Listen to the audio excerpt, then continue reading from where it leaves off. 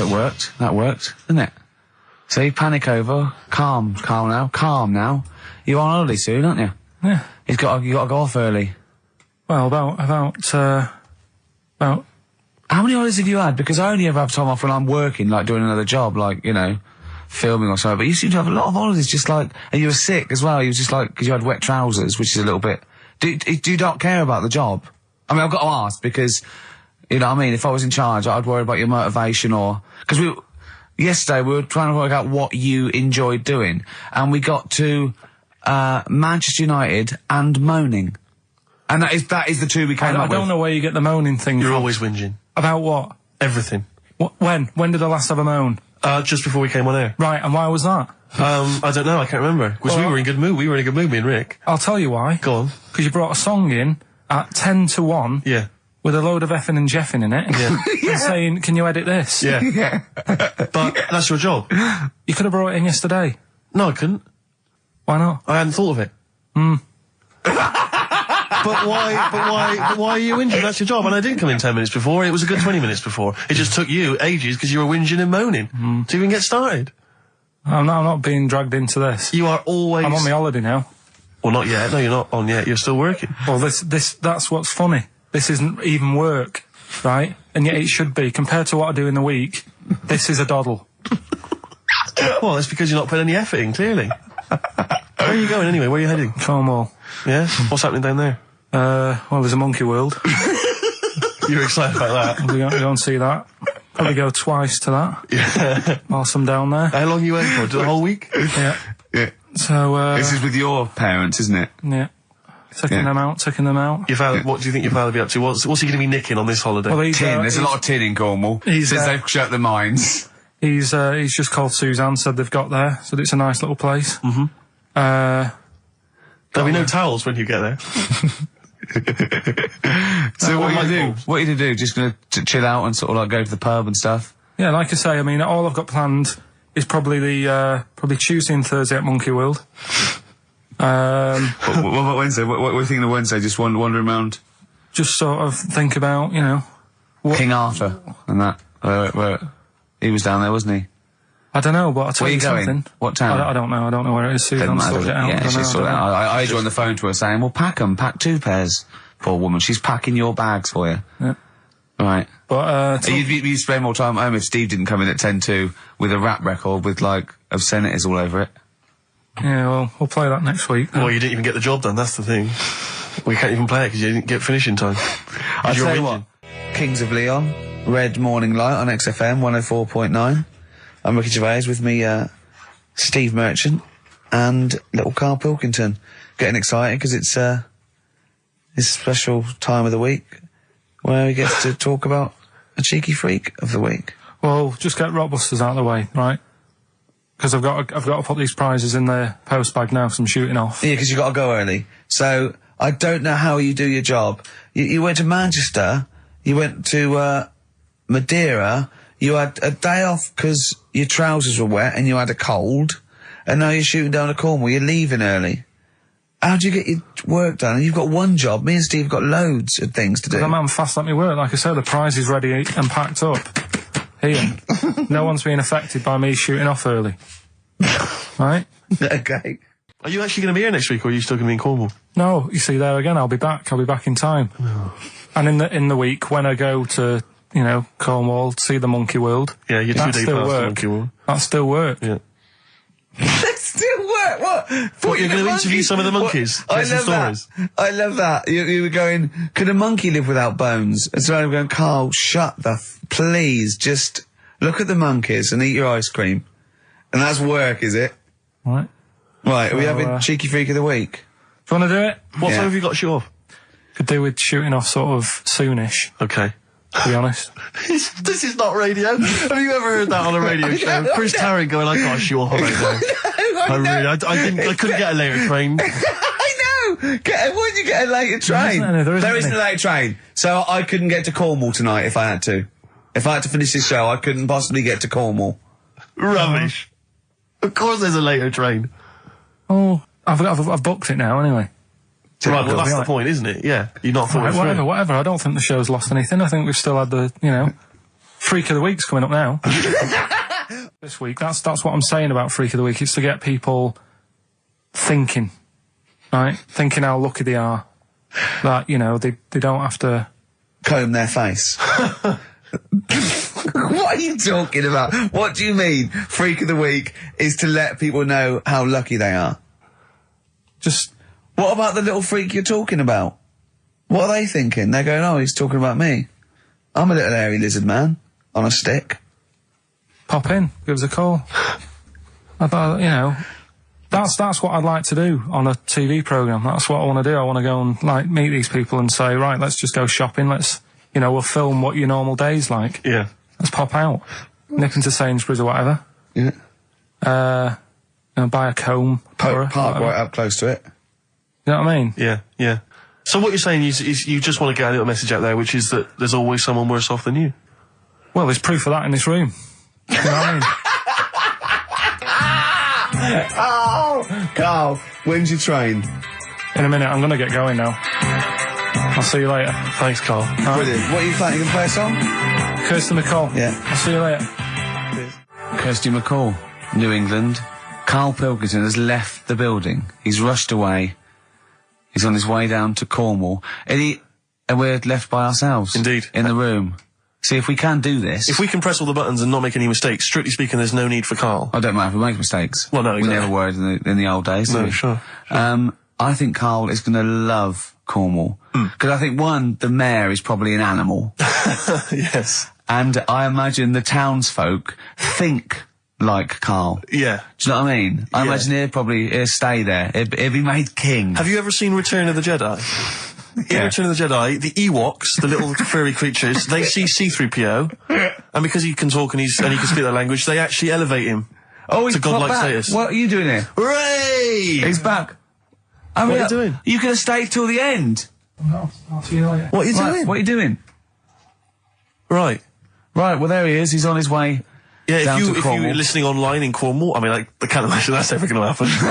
But, you know... on a clothesline with a bean tin at one end and a big bean tin in London. Or if I'm cool in London. Yeah, or if the foil helmet you wear to fend off laser rays from aliens out of space are somehow picking up the show, then Carl's on his way. Look forward to meet the bold one. Because he's got a sort of like, you know, the obligatory sort of red face that would go well down there now. Because I think he's been out in the sun, or he was... pre-boiled when he came in. But he's rushing down to Cornwall now, going from Paddington Station. So, you know... If you're in the Paddington Station area, you want to pop down there and sort of wave him off, then do. Yeah. Don't be afraid. That's not a dirty sexual act. Wave him off. Yeah, I'd love to wave him off. And, call in the week as well, carl.pilkington@xfm.co.uk. Send him anything. Just clog up his email. Yeah. I mean, because he gets stressed at work. So if you can send him 3 or 4 emails each over the next week, so he's got to read them all. But disguise them, don't make them look rubbish, so at least he's got to sort of open them and look at them. Or, you know, some of them might be correspondence, so he will. It's, you know, just phone his line as well. Just ask for XFM, ask Carl, and leave long messages on his voicemail. Yeah. So if you can, just for us, just for me and Steve, remember, it is mine and Steve's show. Carl is merely like, you know, the icing on the cake. Yeah. If Carl can come back maybe next Friday or Saturday or Monday, whenever he comes back, to about 250 emails and 200 voicemail messages. If you put down, when it says what's the name of the message, the title of the message, if you put monkey news or monkey information, he'll have to open it then, because he'll be intrigued, even if it's not about monkeys. Yeah. Do that anyway. Yeah. Voicemail messages. Leave them long. I like this information. Disguise it, so it might be important. Yeah. Just so he has to listen through. I wish I'd give his mobile out, but, you know, that is just too cool. But anyone can get him at XFM, and of course we've given out his email before, so I mean, go mental. There are plenty of ways to torture Karl Pilkington. I mean, we're doing all we can on a Saturday, but we're only 2 people. But we're only 2 men. You know what I mean? So listen, go berserk. We'll be back next Saturday, and we'll leave with song for the lovers, song for the ladies, whatever. It's a beautiful track. A song for the sunshine. Song for the Sunshine. It's Lily White by Cat Stevens. And we've done it. We don't need Carl. Definitely not. See you next week, Rick. Bye. Well, there's the darkness. They believe in a thing called love. Carl, do you? This is XFM 104.9. That is my favourite band at the moment. You love them? I absolutely love them. I think they're funny. I think they're straight down the line with a little bit of tongue-in-cheek. Brilliant. Did you see them on Jules Holland last night? I didn't, sadly, no. Brilliant. Were they good? Yeah, absolutely jumped. Oh, I mean, Jules didn't know what to do. was he playing some Boogie Woogie? They wouldn't let him play Boogie Woogie over their song. That's what I mean. That's why he stayed back. But I can't imagine it was very good. Then. He shook the. I'm surprised you say they were good. It was Jules wasn't thinking. I mean, I thought. Hold on, this is missing something. Yeah. This is missing someone from Squeeze vamping over them. Exactly. But they did well without him. Extraordinary. Yeah. Well, here we are. Then. We're back. XFM 104.9. Carl had to leave early last week, but you stay to the end this week, mate. Or Yeah. yeah. You don't need another holiday. Oh, he started already. I mean, Steve's made you look like a bit of a twat already, and it's Well. only 1:05. But the only reason you don't go on holiday is because you have to spend money. Oh, and he's come straight back. Wow. He's gone straight back. I can't come back to that. Oh, It's just dynamite. It's just absolute. That was Although searing. the last Cut to holiday, the chase. last holiday Steve had, he sort of found a third world country so he could live like a king for a week. It was Cuba, wasn't it? Going to Cuba, amazing. You can almost rule the place. If it weren't for Castro, I'd have been in charge. Kind of cash I was flashing around.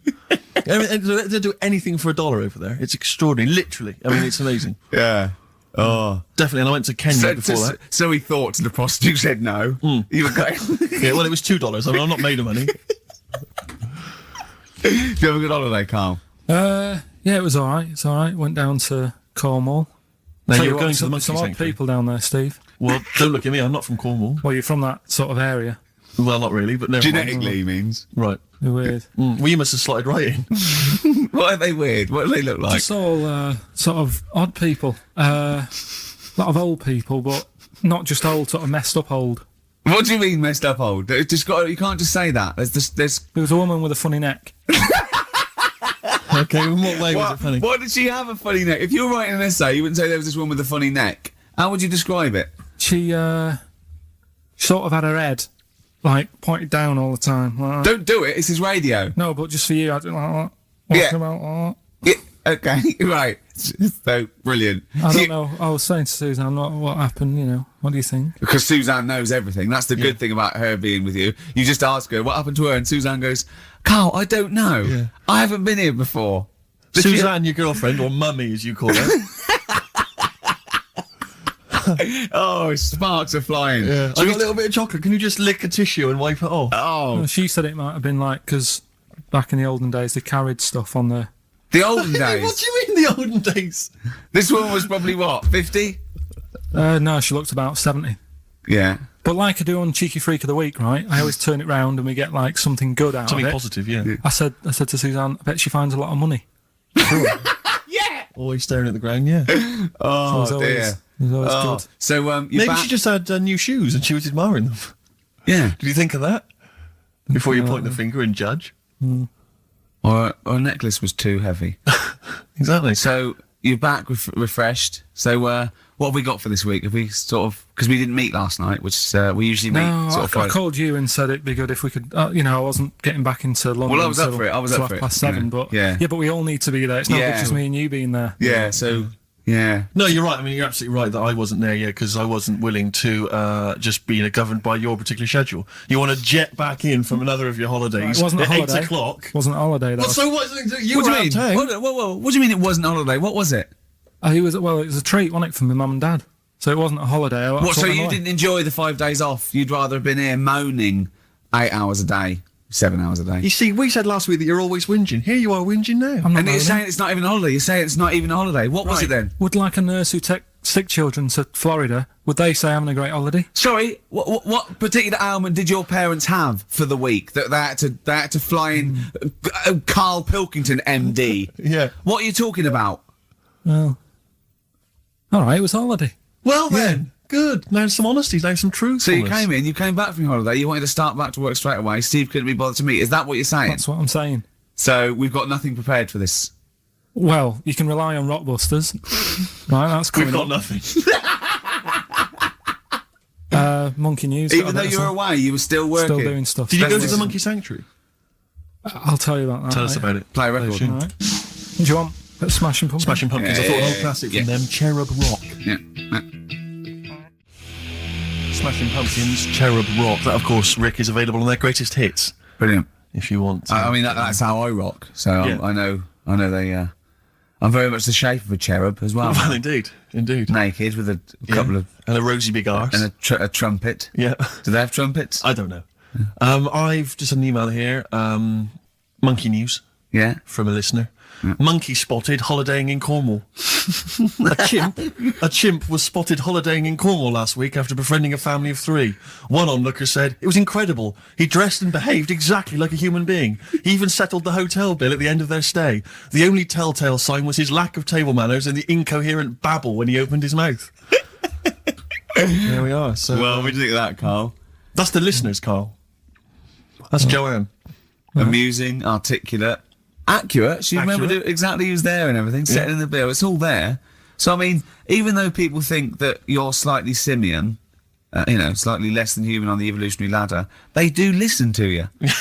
So, I mean, I don't know who's more stupid in the end, you or the listeners. Well, you may recall, Rick, at the end of last week when Carl had to shoot off early, we issued a little request for listeners just to bombard Carl's email with just pointless emails that really weren't about anything, just to clog up his email for when he returned. Yeah.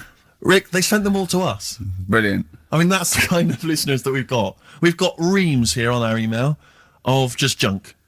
I mean, it's like a Marx Brothers plot, isn't it? I mean, just ludicrous. listen. Listen to what we say. I got one about a shaved cat.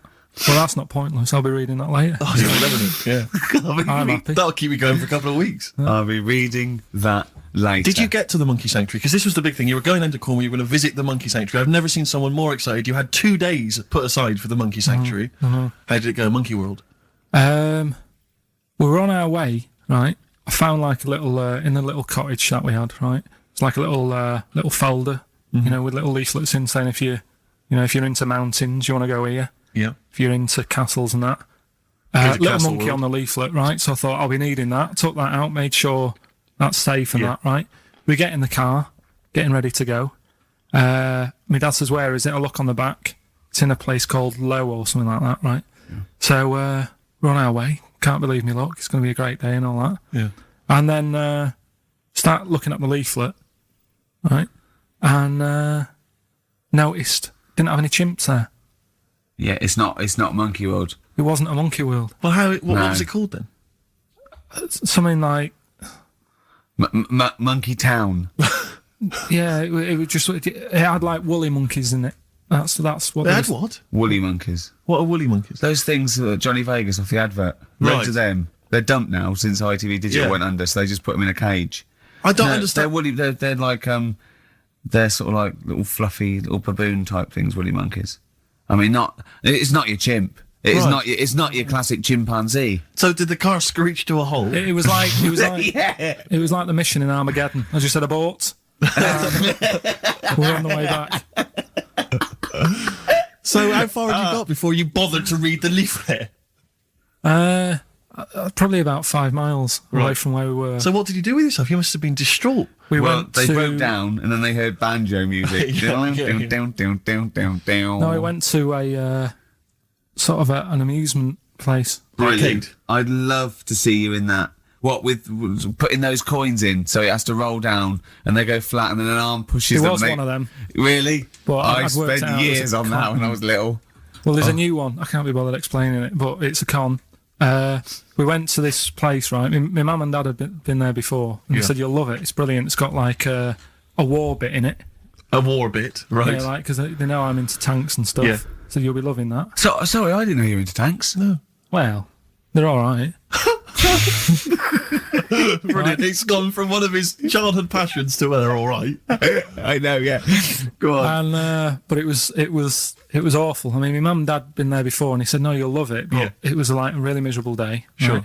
Right? All the rides and that were broke. Yeah. Broke. It just reminds you of Manchester. My dad just ended up. He was more interested. There was a really fat family there. Well, presumably he was breaking into the machines, trying to scoop off the cash. I like the fact that those poor fat family were going, "Why are those people looking at us?" Yeah.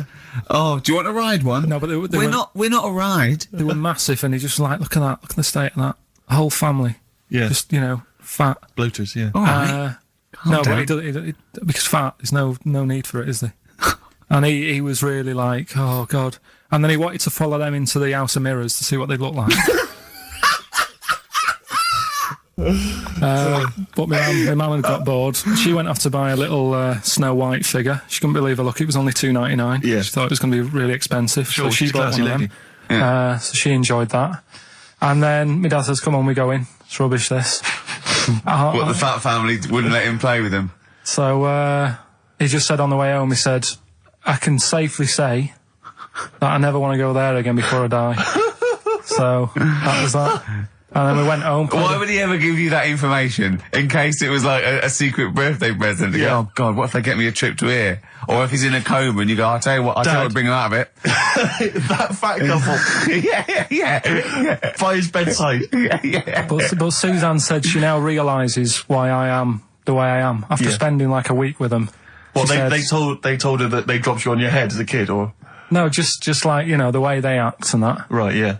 And they were saying things like, Suzanne, so, why is the moon out at night and the sun in the day? Oh, God. Yeah. Oh, God, there's three of them. Suzanne, can you tie my shoelaces again? It was the bit when my dad said, don't waste money on a coffin for him, just put him in a bin bag. Your father said that about himself. Yeah. Oh, that's a great idea. I'm glad you mentioned that, because That is great. that gives me an idea. Saves a bit of money. My dog. Nelly, Ride With Me. That's featuring City Spud. I don't know if you're aware of that, but there we are. Good, nice summer tune. XFM. Carl, tell Steve what you just told me when Steve was in the toilet then. Right, do you know, I'd just been away with my mum and dad and that.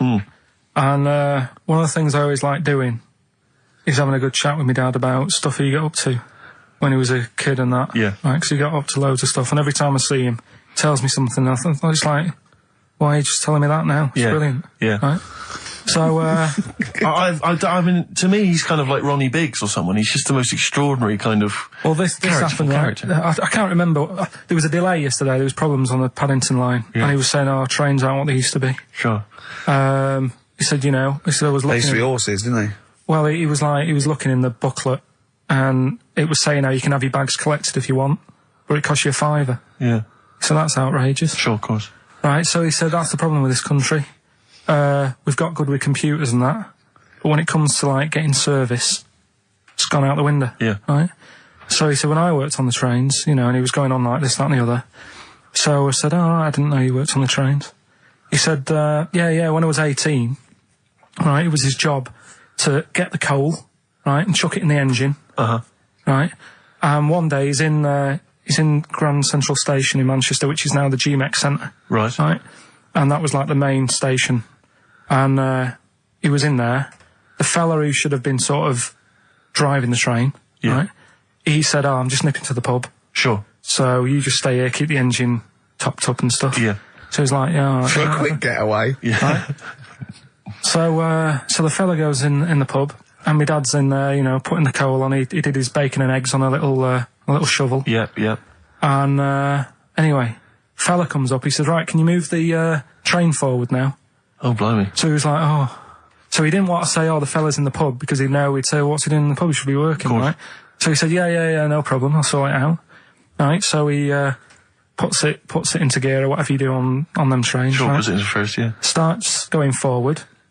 Now, people who don't know about trains, something that I learnt is if you're carrying a load of coal or whatever on the back of it, they don't have brakes on each carriage, right? It's only the engine that has brakes on it. Uh-huh. So when you pull the brakes on the engine, the whole weight of what it's pulling is pushing you forward. Sure. Right? Yeah. So he doesn't realise this, though, because he's just used to cooking bacon and eggs and chucking coal and Of course, things, yeah. right? So you've got to slam the brakes on sooner than you would normally. Yeah. Well, you have to anticipate it, I suppose. Yeah. But he didn't know that, so he didn't, he's pulling in, he's thinking, right, Well, I'll put the brakes on now. Yeah. Right? Puts the brakes on, the train just keeps going, he's going, oh God, it's not stopping. Sure. It ploughs right through the signal box. Right? Loads The of baboon damage. pulling the singles don't know what they're doing. Yeah. Loads of damage done. Apparently, if it was today's money, Yeah. it'd be about £3 to £4 million worth of damage. It shut the station off for 4 weeks. But he didn't lose his job. The fella had lost his job, the one who was in the pub. Yeah. He said the funny thing was, he said like £4 million worth of damage. He did his ankle, his wrist in. He had 3 weeks off sick and got paid. So it's brilliant. So I love your family. It's extraordinary. The Pilkington gene. weird, isn't it? I'd like to see a documentary following you and your family. You'd have to get the family involved. No, the sort of stuff my dad goes on about. They'd never put it on telly.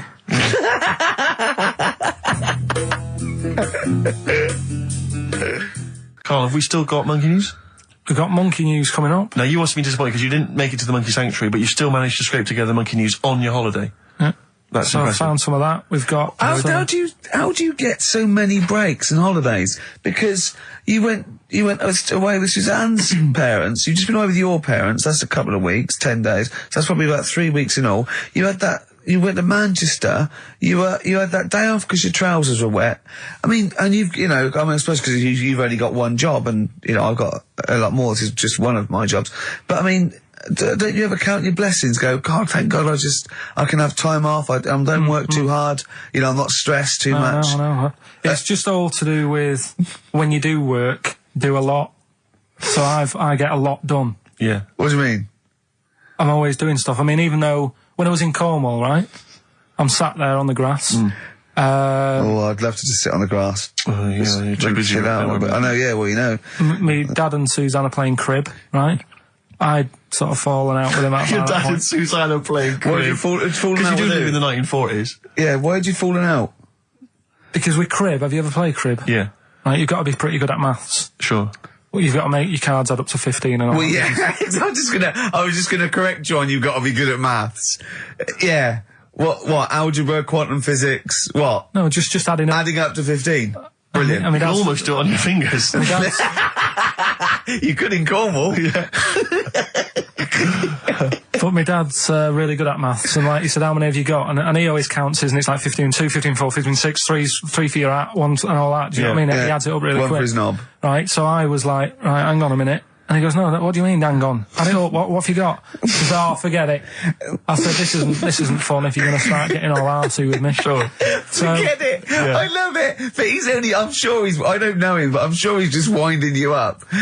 His victory is you going, forget it, I'm not playing. well, anyway, right, so it doesn't matter. I think I'll go off and do some prep, right? Yes. Do some research for Saturday. Found one of Suzanne's magazines, right? Flicking through, because there's always interesting stuff in there. There was something about swingers. Right. And I was like, what's all that about? Yeah. And it had an interview with some people talking about, how they sleep about a bit. Yeah. And I thought, if my wife looked like that, I probably would. Because there was a few pictures of them, and they were all pretty ugly. Yes. I thought, right. So I took that in, soaked that up, thought, there you go. Carried on reading. There was a bit in there about how women still have crushes, right? Yes. And the woman was going on about how she's 38, right?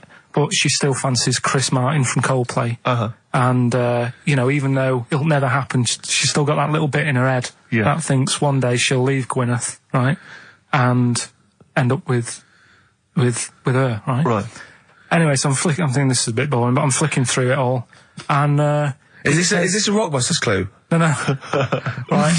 And I read further on, right? And, she said, I like to go out with my mates, and we come up with lists in pubs of people who they'd be nice to go out with. She also came up with a list of unlikely lust objects, I think she called them. Yeah. Guess who was in that list? Ricky Gervais. Think again. Karl Pilkington. Right. Next one. Johnny Vegas. Said, lanky co-writer. Rubbish. Lanky co-writer. What do you mean lanky co-writer? Well, do I need to say any more? He said, hang on, wait a minute. Let's not talk about... I don't know why you're laughing at my expense. I'm an unlikely lust object. yeah, But what was it called? The list? the unlikely lust object Yeah. list. You were in there, right? Who else was? Well, you weren't in there. Richard Madeley, Fine. Yeah. He's a good-looking guy. Alistair Campbell, Brilliant. Another handsome dude. What are you talking about? You think I'm ashamed or embarrassed about that? I'm proud of it. What magazine was it? I need to buy a couple of copies. Yeah, it was. Need to get a t-shirt made. Yeah, and did she leave her number? Yeah. So what magazine was it? I was just out of interest. I think it's called Red. Yeah, sure. Yeah. But now you've dissed those people that are putting themselves in there as swingers because you've said they're ugly. So now we know what magazine it is. People are going to look at that. People are going to look at that poor woman, and they're going to know you think she's a hog. No, but I think they even know. Was there a picture of the woman who'd drawn up the list of unlikely lust objects? Mm-hmm. What was she like? I wouldn't waste my time. Thanks, mate. I know you're on my side. Cardigans. You're the Storm on XFM 104.9. Well, nearly the end of the show, but we wouldn't let them down, would we? You know what it is now, don't you? Oh, chimpanzee that monkey news. All right. Now, whilst I was in Cornwall, I wasn't online. I didn't have the internet, so it was like, oh, what am I going to do? And I didn't come back till yesterday. I thought there's loads going on that I don't know about in the monkey world and stuff. I was hoping to get some from the zoo that I was meant to be going to. Of course, that didn't happen. So I said to my dad, do you know anything about monkeys? Or have you got any stories with monkeys? Brilliant. This is what Trevor McDonald does. Turned out... 9:45, he goes, got nothing. Dad, anything happened? You got anything politics? Anything politics, Dad? No. This isn't monkey news, I'm just giving you this free. Yeah, brilliant. Turned out one of his mates used to have a chimp. Right.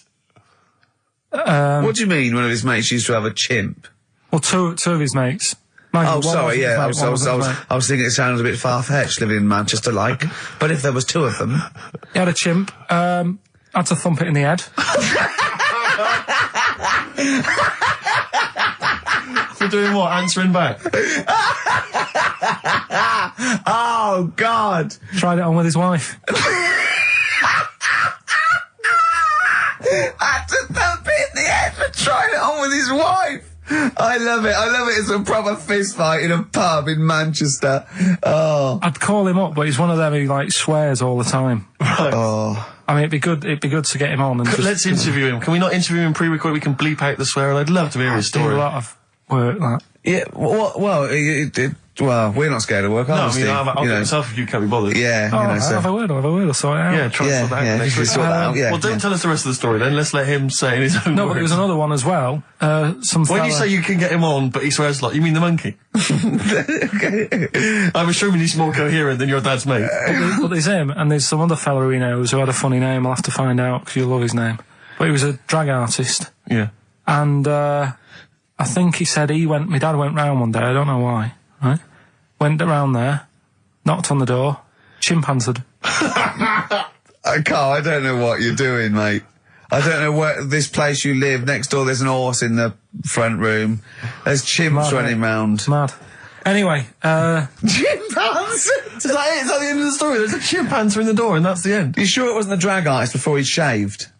no, Sure it wasn't your gran? Because I like the really airy ones that decide they can be female impersonators.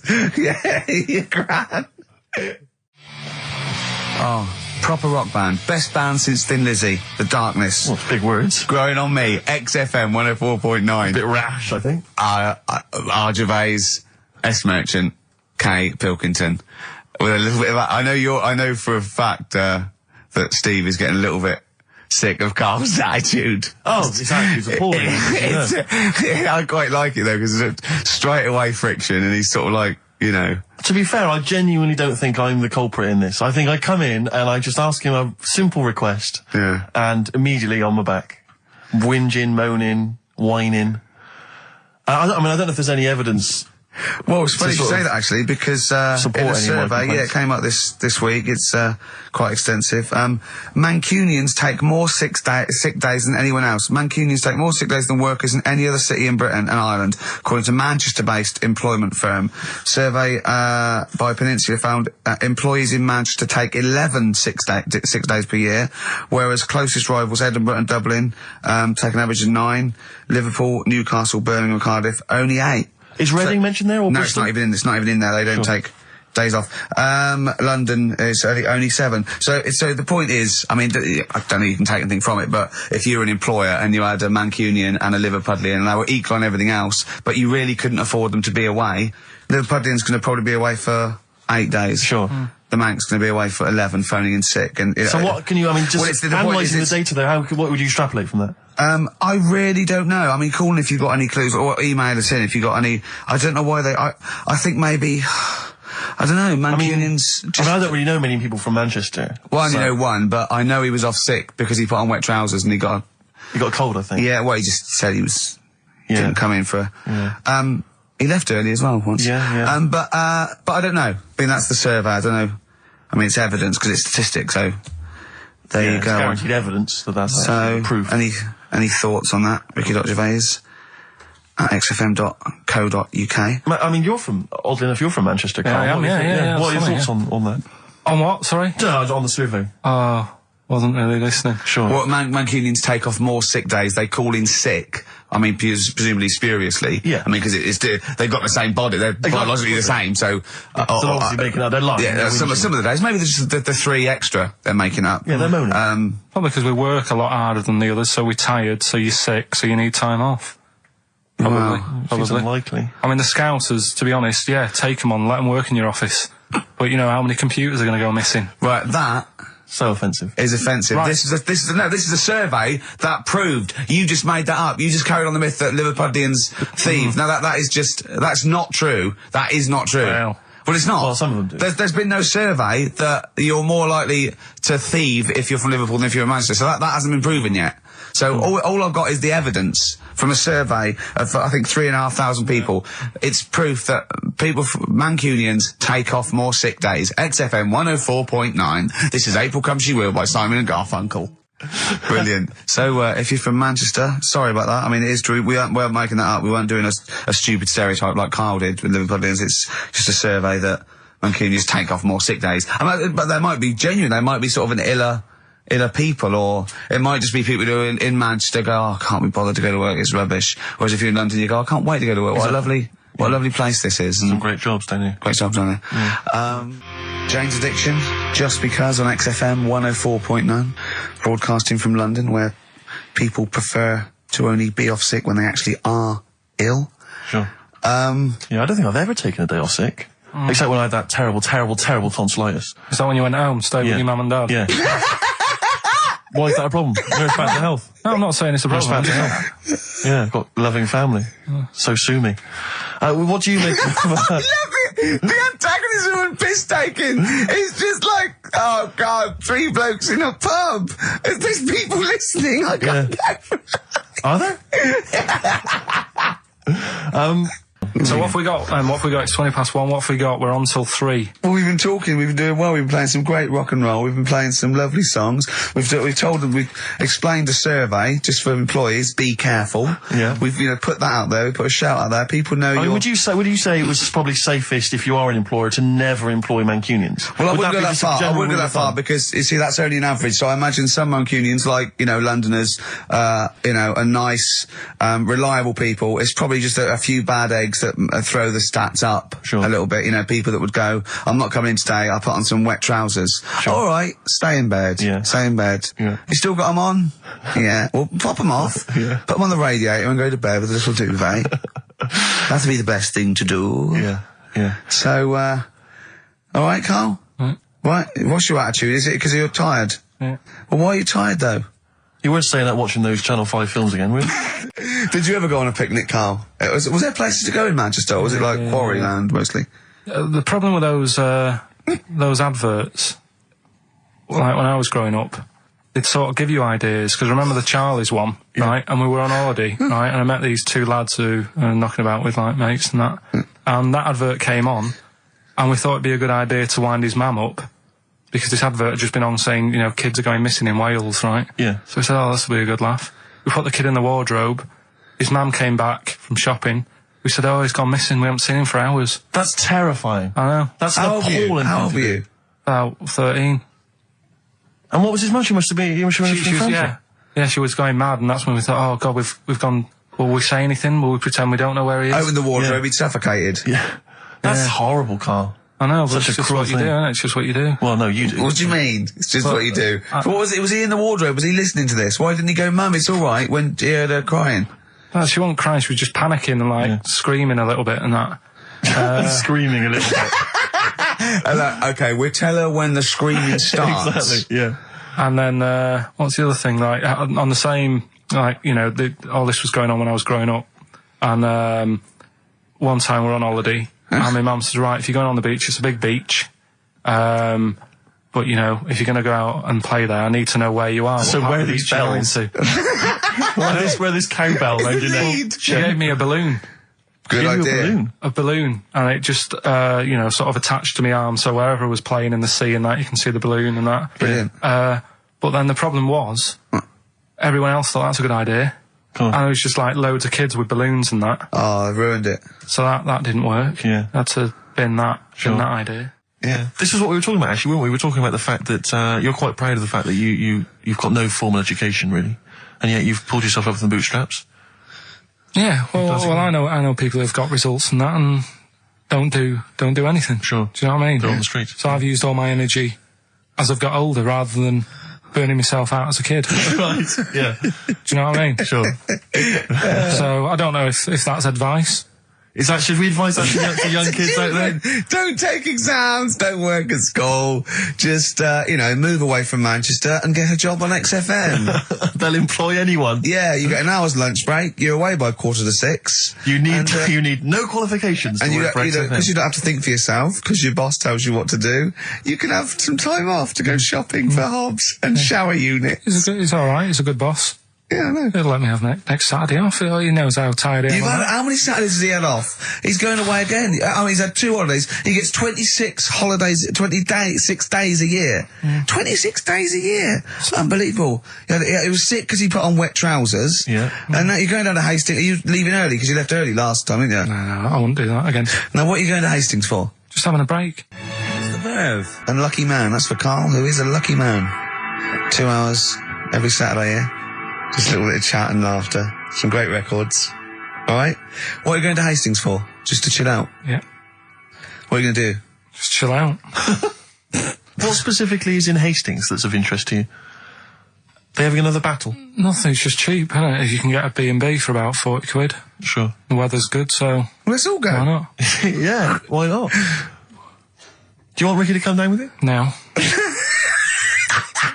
Right, okay. Anyway, Hastings answers soon. for Rockbusters. It's going to Hastings in 10 minutes, ain't you? Can't wait. He's looking forward to it. Lovely day. Lovely town. Nice little trip. Chill out, come back refreshed. Monday. Let's do some work. Ooh, you'll sleep tonight. What does the boss want me to do? He's done you there, Carl. I was letting it lie. And he comes back with that after we were getting on. All right. Off to Hastings. Off you See you go. later. Eminem. Business on XFM 104.9. Carl, can I ask, because after last week's show, when you had your breakdown, you went off to Hastings with your girlfriend, stroke carer, Suzanne. Now, what does she... Because whenever we meet Suzanne, we bumped into Suzanne recently at the BBC, Ricky and I. She's always very nice to us, very polite, we have a nice little chat. But I'm always wondering, what is it that she thinks of us, really? You know, because I'm assuming you immediately go home and whinge. No, but they tortured me. You saw they tortured me on air. Now, what does she make of us? Did she listen to the show last week? Yeah, she did, yeah. She knew I was annoyed. Right. So she sort of gave me a look like... You know what I mean? Like that, because we went to Hastings. That wasn't because you had, like, Marmite or something over your face. No, it was just like, oh, that's good. That's Now then, last week, after your nervous breakdown, you went to Hastings. Yeah. Can I ask, why the hell did you go to Hastings? It's so arbitrary. What do you mean? Why go to Hastings? You lost him on arbitrary.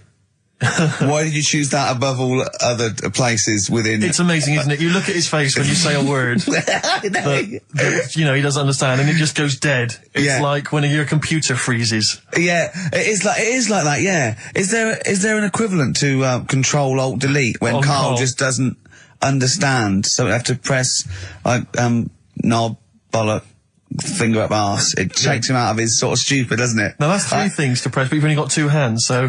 Wow. Yeah, I know. God, what would I do? I'd have, hold on, so I could have the thumb of my right hand, pop that up his arse. I'd have probably my index finger of my left hand on his knob.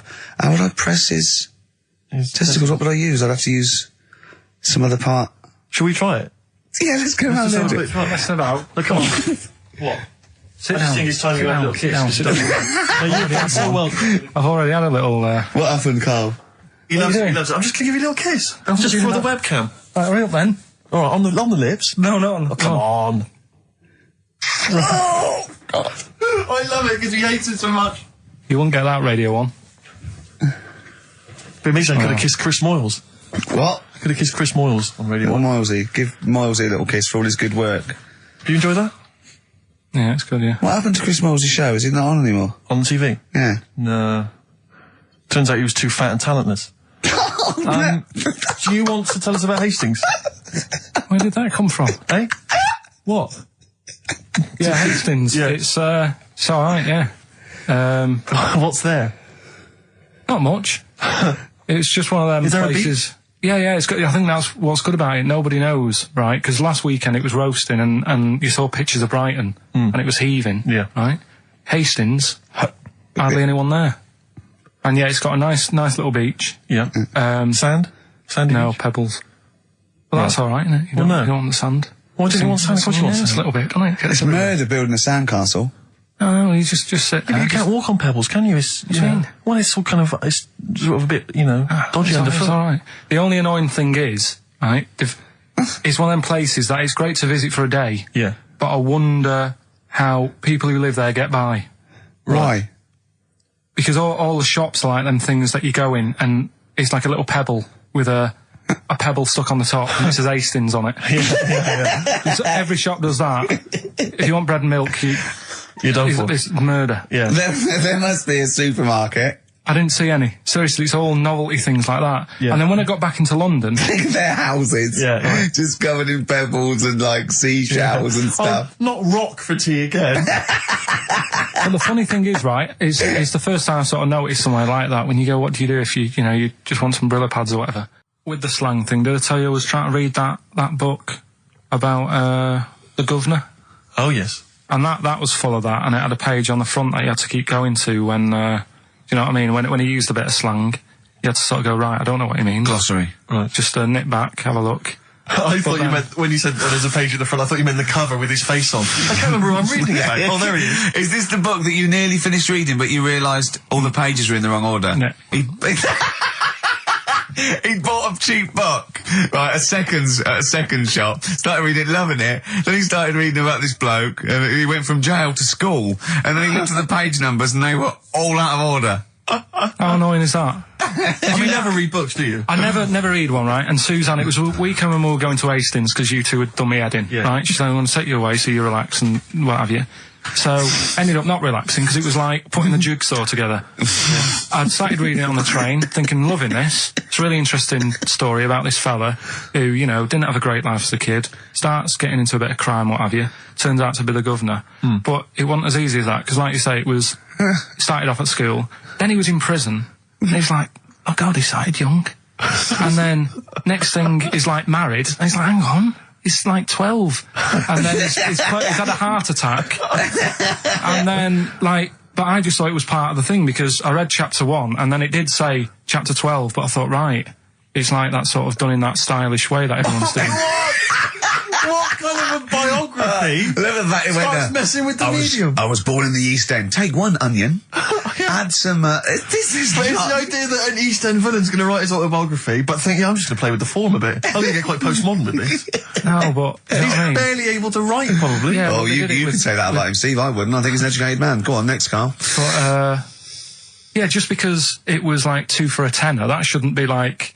Oh well, you got a good offer. So No, that's rare. I'm sure the bloke selling it did not know that the pages were out of order. Let's face it, Carl. You read it and didn't realise. Yeah. So you can't really blame him. You got almost half the way through before you realised. I know.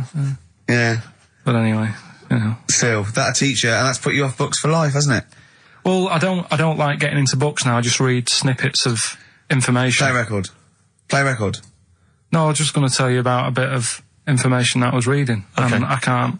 Well, we play. No, I've got time for a bit of drivel before we play next tune. Well, I'd rather hear a tune and come back for drivel, because I think people are tuning in for drivel, so let's tease them. Okay. Let's have a record, then some absolute shite from Karl Pilkington. Excellent. Look forward to that. Roll Over DJ by Jet on XFM 104.9. I'm Ricky Gervais, with me Steve Merchant and Karl Pilkington. All right, Karl? Yeah. Bit miserable today, Karl. Let me explain why. Go on. Steve, and to you, the listeners. Well, we came in to a big bunch of stuff. Dropped off, was it Becky from Marks and Spencer? Just like lovely stuff. Food, presents for the cat, books, just, you know, to Ricky and Steve. Ricky and Steve who do the show, right? Ricky Gervais and Steve Merchant. GQ presenters of the year. Creators of The Office, right? Award winning. Carl's looking over. I go, well, maybe, it's not for you, no. And then he told me why he's grumpy anyway. Go on. Do you know what XFM are giving everyone? How long have you been here? About 6 years. What are you getting for Christmas from XFM? 2 CDs. Is that of your choice, or do they choose them? There's a list of about 30. Right. Tell them what you chose. 30 CDs. I've gone for Kings of Leon album. Yeah. And the best of Bob Marley. Haven't we, given them away in the past or something? Or you could have burnt them off, couldn't you? You could have done copies. Illegal, but you could have done that anytime you wanted. I don't think Bob Marley minds if you bootleg his CDs. It's out of order, though, isn't it? It is bad. Although is that always the case? Has it always been the truth of all the time you've been here? No, it has been better than this. Yeah, although you do get paid quite well and you do have an easier time. Yeah, but don't give me the CDs then. If it was a milkman, you don't go, I have 2 bottles of semi-skimmed. Happy Christmas. Yeah. That is a valid point. Do you know what I mean? Have you complained? Who is it who made this decision? There's no point. No point, is there? Why? Just no point. I don't like moaning anyway, just... Ah! Has it come from up top? Is it from the capital people? Just everyone. That's what everyone gets. Yeah. Yeah, but will Christian get 2 CDs for getting up at 4:30 every day for about 5 years? And keeping this station afloat. Probably. Yeah. So that's why I'm a bit fed up. What you listen to first, Marley or Leon? Well, you have a bit of Marley. I'll tell you what Marley's good for as well. You're going to have a little beach holiday, aren't you, over Christmas, going to Lanzarote? Listening to that on the beach, you'll realise how wise XFM are in the long run. You know, you go, well, look, they could have given me 400 quid, right? Well, I'd have spent that. But this is, you know, the legend lives the gift on. that keeps on giving. So you're probably, you know what I mean? Think how much what you got to think of is how much all his great songs took, not only from the depth of his soul and, you know, all his sort of angst and knowledge and love, and then all the studio time, the marketing, and they're just giving you one like that. They go, don't worry about that, Carl, just have it. And you go, what? But all the time we spent with Bob Marley and everything is there. You know, have it, Carl, have it, Carl. And Practice. Yeah, have that. Thanks, well done. Carry on. We're still going to pay you for the work. Yeah. That's just something on top. Here's a little piece of Bob, free. Yeah, so don't moan, it's extra. So, they didn't have to give you it at all. Play a record, you ungrateful little swine. Some people, like the homeless, aren't getting anything this Christmas. This is my Except to favourite chill. Elvis Costello track of all time. It's Alison. This wasn't on the list. Right. Blur and Out of Time. They're joking, there's 2 hours to go. On XFM 104.9, I'm Ricky Gervais, with me Steve Merchant and Karl Pilkington. A new leaf, bit of a blow at the Sonys. Not like that. I mean, you know, we were taken aback. Speak for yourself. Yeah. And we've got guests. Jonathan Ross won, and he has guests, so we're going to have guests in. One of which is sort of a tie-in. He's going to explain himself. It's Dr. Neil Fox. Popped in for a chat. It's a pre-record. We got that.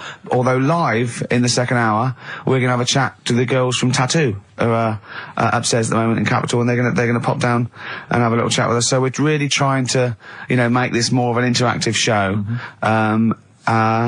We don't know yet whether we're gonna give up or not. It depends how this show goes. Yeah, look forward to that. But we got some great. We went down to the big library, so we don't have to rely on 4 Non-Blondes and the the 2 jam tracks that are up here. We went down to the big library, and we've got some great tracks, Steve, haven't we? We've got some classics. Should we play one now? Well, before that, I just remember that some of the criticism we received, I think, was that we're perhaps not taking into consideration the listeners. A lot of shows, a lot of radio shows, they cater very much to the community, to the area which they're broadcasting. They interact with the listenership. Where's the fun in that? I agree. Well, for me, really. I'd just like to justify why we don't tend to correspond or interact with the listeners. Here's a typical email from Vicky, age 25. She asks, do you ski? Rick, that's her question. No, do you ski, yes or no? No, I don't. No, you don't. Right, there you are. Thanks, Vic. Brilliant. Keep those coming in. See, he's turned him against us, Carl. What do you think, Carl? What do you think of Steve's attitude there? It's alright. More insight like that coming later. Black Grape, Kelly's Heroes on XFM 104.9. I'm Ricky Gervais, with me Steve Merchant and Karl Pilkington. Okay? Proper radio. As you know, we're a bit gutted that we won nothing at the Sony Awards. We found out that on the panel was Dr. Fox, probably one of the greatest DJs in the world. One of the great living broadcasters. I certainly think that he's up there. Yeah. With Tarrant, John O'Coleman. And so... And Chris Moles. Great Chris Moles. We asked him to... He's also on the Pop Idol panel, so he can make and break people. So we asked him, basically, to explain himself. Why did we win nothing? Why were we so bad? This is what he had to say. The award, guys, was called the Entertainment Award. All right, now, in itself, I think that should probably tell you something about what should be on the tape. There should be some entertainment. And it just wasn't very entertaining, actually. I don't mean that sounds quite horrible sitting here in front of you now, but it just wasn't very entertaining. But fundamentally, what elements did you not find entertaining? The fact that it didn't seem entertaining me at all was part of it. I mean, it's a bit of like, how long's a piece of string, isn't it? What is entertaining? We have talked about string on the show before, though. Then there were loads of people I'd never heard of in my life, and some of those were perhaps a bit more entertaining than you. The people that got silver, I think they were called Joe and Twiggy. They worked for a station in the Midlands. I think Trent FM. They were actually pretty funny. Funnier than ours. Stuff. Yeah, yeah, they were actually. Yeah, they were funny, and they seem to sort of understand their local. They seem to understand their market a bit more. And then I got onto yours. I think, oh, great, Ricky Gervais. Yeah, he's really funny in that program, isn't he? I must watch that. I'm going to absolutely die laughing here. And oh God, it was painful. How would you have improved it, just listening? Bit of humour, be quite good. Bit of humour, essential, I would think, for an entertainment show. A bit of prep, you know, a bit so get in there and actually think about what it's going to do, perhaps. Right, okay. Well, thank you, Dr. Fox, for your honesty. We've got to the bottom. While you're here, can I just show you this? That lump. Do you still do prescriptions? Dr. Fox there. He was, you know... He was honest, he was blunt. He was blunt, you know, I'd like a second opinion. I'm only joking, he's not actually a doctor. In fact, well, he used to be called Dr. Fox, and now he just calls himself Neil Fox. I think he's been struck off. No, he's Neil Fox MD. Right. He's just... I wondered if there was some malpractice, that something happened. I mean, we Someone was under, and he sort of, you know, he went a little bit crazy. Let's leave it there. Yeah. Because Froggy will not take that lightly. Who? Froggy. What do you mean, Froggy? He's Dr. Frog now, he's changed it. He didn't like Fox, right. He hated Fox.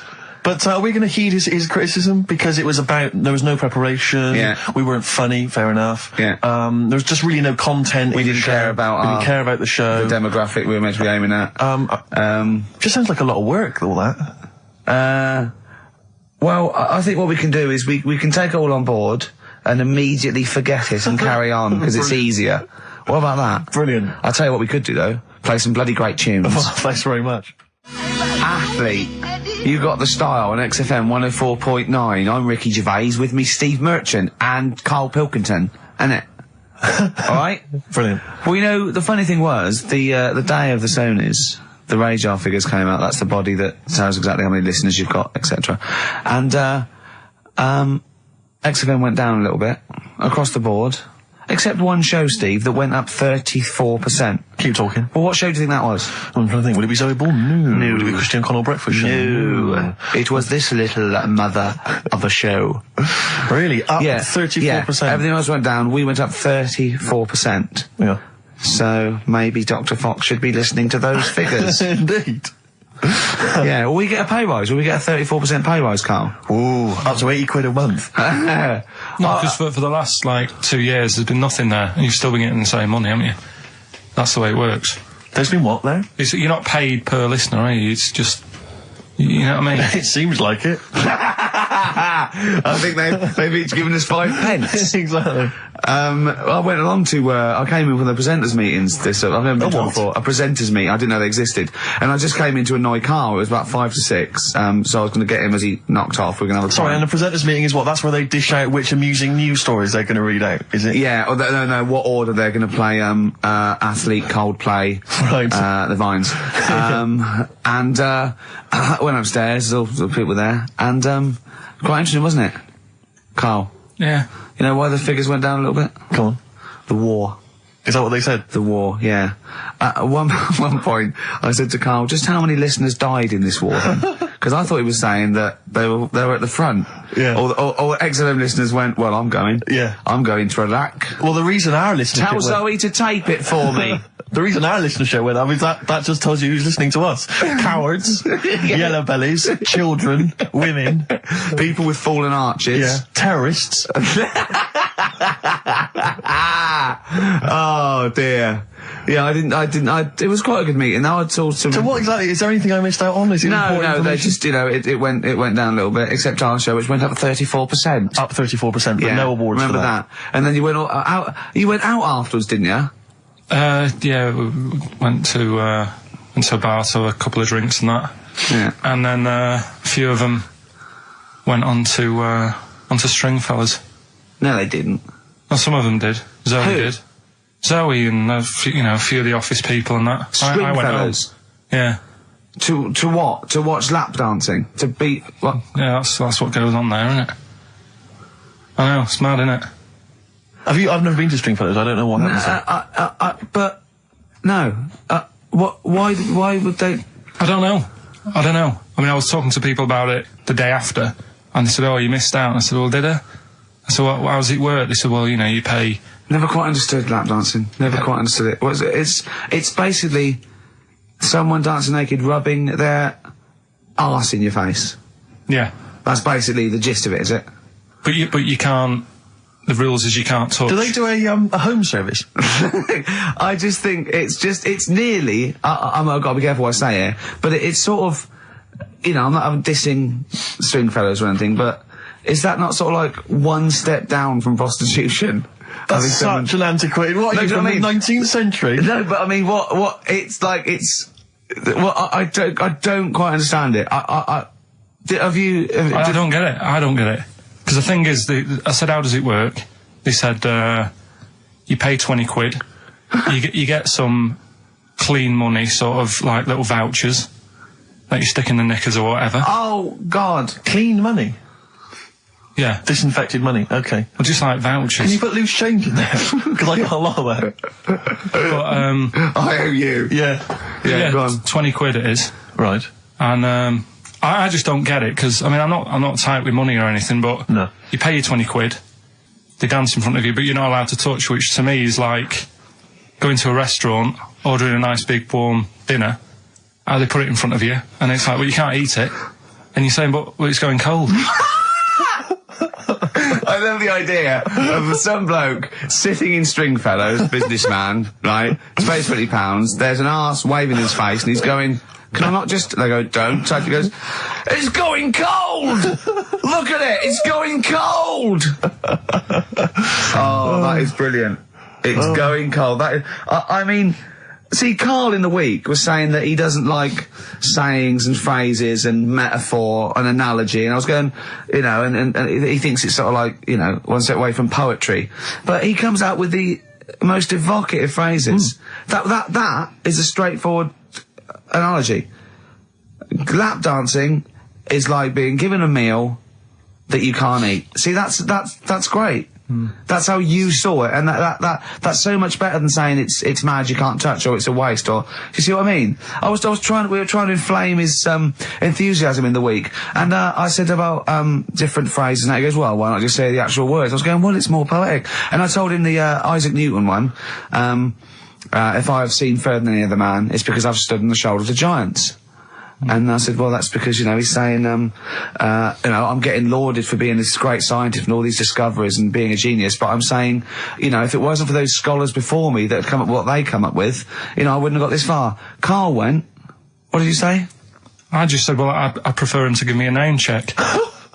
Do you know what I mean, though? If he stood there and he's saying how good everything is, don't just class me, don't sort of put me in with a load of other people. Give me a mention.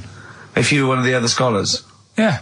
Yeah, I think there were probably people that died sort of years before him. I think he's saying more that he's thanking the body of work these scientists and these great men had handed down, you know, through either books, material, teachings. He's not giving a big shout out to the collective science posse. Yeah, yeah. You know, thank you. Actually, I copied Nigel's. He's not saying that. I was like earwigging. I heard what Nigel said about it, about the third law. Do you know what I mean? Yeah. I mean, I look into science and stuff a lot more and see if they work. Well, one that happened a couple of weeks ago, right? You were talking about the you can't have your cake and eat it. Yeah. What you said? Well, I never understood that because I thought, well, what's the point of having your cake and not eating it? Rather like your lap dancing analogy, but it actually means you can't have eaten your cake and still have it there. Yes, obviously. Exactly. Well, the time that I saw that saying work, right? I was in Asda with Suzanne. Yeah. And you know those big binders you get with nice cakes in them? Yeah. For birthdays and that, you can get one with like David Beckham on the front of it. Yeah. You can have one with, you know, Thomas the Tank Engine if you want. Ricky Gervais. Yeah. You can have one of them. And I saw one of those comedy ones where it is like a big pair of breasts. Yeah. And that is when, you know, you can have your cake and eat tit. Play record. No, but you see what I'm saying? Play record. I want to talk to you about it. About puns. Just XTC and senses working overtime. In the present climate, they should be happy with the work. On XFM 104.9, I'm Ricky Gervais, with me Steve Merchant and Karl Pilkington. Karl, you're poised there. I know what you're dying for. I know what you're dying to do now. You're dying to play some adverts, aren't you? XFM. Placebo. This picture with the androgynous vocal talents at the helm there of Brian Moloko on XFM 104.9. Informed broadcasting. Excellent. Did you see, I don't know if Carl saw it, I know you watched it, Rick, it was extraordinary, it was a Sky One TV show the other night. It was something like reality TV. Oh, I don't know what it was called. Yeah. Excellent. And it was about basically what the fortunes of various... I cannot get enough of it. The fortunes of various reality TV stars since they've come out of the show. Christine Hamilton coming out of the jungle. And obviously, once again, always a pleasure to find out what Fats Waller is up to, Rick Waller. I mean, he's in a band now. He's got his own band. He was playing in some club in Rochester. There was about... It's 20 sort of people gospel, in the sort of audience. gospel rock, that sort of soul gospel rock thing, like somebody see in the Commitments or something. And when it cut to the audience, it was like it was in Butlins. It was just a big dance floor, and it was just people that watching it differently. And he went, the people that were here loved it. I mean, it's a bit and sad. I have to say, I know. the size of the man, his leather jacket, Carl, was extraordinary. I don't know how many animals had to die to make it. It was like... You know, it was. It looked like if he'd have fallen off, it'd have been like the Hindenburg. Yeah, because it was like a Zeppelin. Oh, the humanity! It was extraordinary. I still think when I see him wearing a coat like that, it looks like he is stood on the shoulders of two other people, and it's just a joke. It's just like a circus act or something. Yeah, because his head doesn't make sense. It looks like it's one of those things that you steam yourself in. You put your head out that. Is that a machine you're in? No, it's a coat. One of those old-fashioned iron lungs. Oh dear. There were some magic moments. But there was a great, because once again, I mean, I missed a lot of the first series of I'm a Celebrity, Get Me Out of Here, but it showed once again the moment with Darren Day. Darren Day, a lovely guy, but that moment where he went off and sat on a rock and came back and he'd written a song. I know. Which he just, and I can't, it was sorts of things like, I'm in a hotel room in another town. I know, don't. And it was like something you'd write when you were 14. It was unbelievable. They showed it again. It's just stunning. I love songs you write when you're 14. It's like your first sort of like song where you know 3 chords, and it's always stuff like, there's a man, he's a lonely man, take a look at him, he looks a bit like me. Yeah. It is me. It's that sort of thing, like when you want to play it to someone and you want them to go, my God, you're deep. Yeah.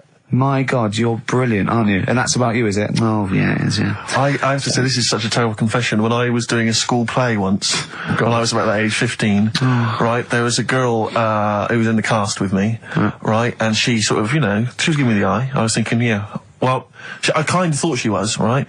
And it was class. But there was another guy there as well. I was sort of competing for her affections. Oh, no. And he was quite a witty guy. His name was Scott Hansen. He had long blonde hair. Exactly, yeah. And, And I thought, well, the way to impress her, because I was 15 or whatever, I thought I was pretty smart. I sat in one of the adjoining dressing rooms, reading a copy of the philosophical book, Zen and the Art of Motorcycle Maintenance, which I didn't understand, but I sat there reading it in the hope that she would walk in and think, my God, you're reading Zen and the Art of Motorcycle Maintenance. You don't go with the crowd. You don't want to come next door when we're talking about nonsense and people are flirting. We're talking about the bangles and curly whirlies. You're in here saying, look, just, if you want to come and talk to me, you're welcome, but I'm not... I'm a thinker. I bet you thought you were Kwai Chang Kane, didn't you? I thought it was like she'd think, Jesus Christ, I've never met anyone like him. That is genius. And I remember the one time she accidentally walked in, she went, oh, sorry, wrong room, and left again. And that was it. Sorry, at 15, so this is about the time you took to wearing a bow tie to impress slightly people. younger wearing a bow tie. I love that. No, I used to watch a lot of Harold Lloyd films, and he always seemed to do very well. I love it. I love the idea of at 15 you going, well, it's time I went to wooing. Right. Right, on with the bow tie. Where's the Zen? Where's the pipe and my bow tie? It's a time I got me a bow. Yeah. I love that. But songs are great as well. And the other thing you do, sort of when you're about 15 and 16, is start writing songs about, like, the world's trying to take a piece of me. Hey, you think I'm going down? I'm coming back. I'm against the ropes. They try to drag me down. It's like you want to be Cool Hand Luke. Yeah. They put me in this emotional prison. The man's on my back. Who? They try and take a piece of me. Who do? Well, you're 14. Parents and that, don't they? You're really comprehensive. The teachers. Yeah. I absolutely love it. I still remember a poem. I'll not say his name. We're about 14, 15, and we had to write a poem, and obviously everyone's was pretty rubbish, but we mercilessly took the piss out of this bloke because I still remember the poem, and how he did it is he went through a dictionary and found things like that. And this is a poem, right? Okay, remember? I've remembered this for 25 years, right? The reason why I had to die. Did I bleed the blood of greed? What was my destiny? And when we hear this, we were laughing. I mean, for a year, we would go, what was my destiny? It was just great. I hear it again, I enjoyed the reason why I had to die. Did I bleed the blood of greed? What was my destiny? That's almost as catchy as Monkey News. Oh, God! Oh! I've got some monkey news for you. Let's play a record and come back, and I've got some great monkey news for you, Carl. That's from the R.E.M. album that people tend to forget about now because it was so kind of poppy and such a massive hit, Out of Time, but there are some good tunes on it. And there's one of them, Near Wild Heaven. Excellent, on XFM 104.9. Carl. Go on. Watching a programme yesterday, and it was about these Japanese snow monkeys. And it was all about how animals learn things that aren't instinctive, particularly sort of primates, because they see other people doing it, and they start a culture. And they can pinpoint when one monkey first went down and got in the hot water springs and stayed there because it was hot, and the others copied them, and now it's part of almost a culture, that won't be handed on because it's not instinctive, but has to be learnt each time. And, they groom as normal, like other monkeys, right? But they're really intelligent. And, obviously, the reason they groom other people, other monkeys, is because they eat the mites. But also, the monkeys have learned they like being groomed. Okay? So they showed this one monkey, it went to a deer, okay, and it was grooming this deer to get its mite off it, right? But then it didn't eat it. It held it in its hand, it went over to a monkey, put the mite on itself to show the monkey it had a mite, and got a free grooming. That's extraordinary. That's extraordinary. That is extraordinary. Because it gave up the food, knowing that if you put one there, this monkey would look for mites on it, and it would get a free grooming, and it was like having a little massage. What do you think of that? It's not bad. I've got some better stuff coming up later. On Monkey News, on the official. Yeah, do you see what mine though? Mine's true. I mean, that's an interesting and extraordinary... It actually happens. It's social behaviour amongst primates, actually. So I saw it.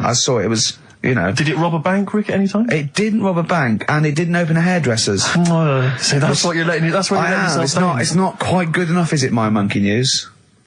No, I got some... See the difference where I named the species, explained it slightly, told you an interesting fact, as opposed to, there's this monkey, right? And Look at him looking at you. Yeah, He's not interested, Rich. Can I tell you now? Can I try and describe for people the face that Karl has? I'll tell you what it's like. It's like if you draw some eyes, a nose, and a mouth on a balloon, and then inflate it to about half full. That's what Karl's face looks like. That's what his head looks like. It looks like a face you've drawn on a balloon. Very small, the rest of the head huge. It's just that today I'm a bit tired, right? That's one thing. Why are you a bit tired? I just haven't been sleeping, right? Why not? I don't know. I've got a lot going on in my head. Oh, this would be like The Simpsons. If we could actually look in there, there would be two monkeys grooming now. Plus, you've been talking about, like, stuff that I can't relate to and that, so I'm... What, writing poetry? Like what? Reading books? Yeah, doing poetry and stuff. I never did any of that. What did you do? Well, at school, they didn't bother. They tried to get us to write more, right? Right. By, Giving you a pen? No, they used to give us these school diaries. Yeah. Little red book. And it was a way that they kept an eye on what you were doing out of school hours. Right. So some kids would write down, you know... Stole a bike. Yeah. Burnt a house down. Yeah. But when I was at school, around that sort of 12 age, I didn't get up to much. You have no money, there's no what you can do. So every night it was the same thing. I'd get home and I'd have to go to the shop, right, and get some potatoes and some bread every night. Right, and I kept taking this into school. Sorry, what was it? Dublin in the 17th century? Yeah. What do you mean every day you went to the shops and got potatoes and bread? That's kind of what I had to get all the time. That's what we had. Why? What did you have? Chip sandwiches? Yeah. Right, so you went to the... Yeah, you went there. So I kept putting stick. I kept putting that in the diary, you know, every night saying, went to U-Phase. That was the name of the shop. Yeah. U-Phase. What is it, you or you? Like H-U-G-H. Phase. H-U-G-H, yeah. Oh, that was his name? U-Phase, right? Used to go there, get the potatoes and bread and that. I love the fact someone who's named a shop after themselves. I'm not going to say what we sell, it's named after me or nothing, or I'm not owning. Mainly potatoes and bread. Yeah. White sliced loaves, King Edward's. And the teacher used to always say, just write something different in there, make something up. Because, like, you know, Monday, Tuesday, all the way through to Friday, every night, it was just, went to U-Phase. Went to U-Phase? So you sort of, you came Are you sure it wasn't an advert? Sure he wasn't paying you to say, get my name in the book? Yeah. The only time that it changed, and she said, oh, that's made it a bit more interesting, was when it was my birthday and I had to buy a cake. Potatoes and a cake. And she said, oh, that's good. Yeah. That was my 13th birthday. My mum said, I got home from school, she said, oh, you're 13 today. Teenager, big turnover. Go and get a cake. That's your experience of writing? No, what? Well, no, that's your experience of your 13th birthday. Oh, by the way, you're 13 today, go and get a cake. Yeah. Brilliant. Big surprise? Was it a big surprise? Yeah. Yeah, that is brilliant. I love it. That's the only sort of writing. Well, and they never asked you to write essays or stories? Did you never write a story or a poem or The stories I did earlier on were, you know, you made them up, but it was that thing that I'd always end them with, and an alarm went off and it was all a dream. Every single one of them? Yeah. But they didn't, I mean, it was a bit of a... I bought some potatoes and some bread, then I went back and it was all a dream. No. Then I went to shops and bought some potatoes and bread. But did you ever do anything that write about an adventure when you were a spaceman, or you were you were a cowboy, or...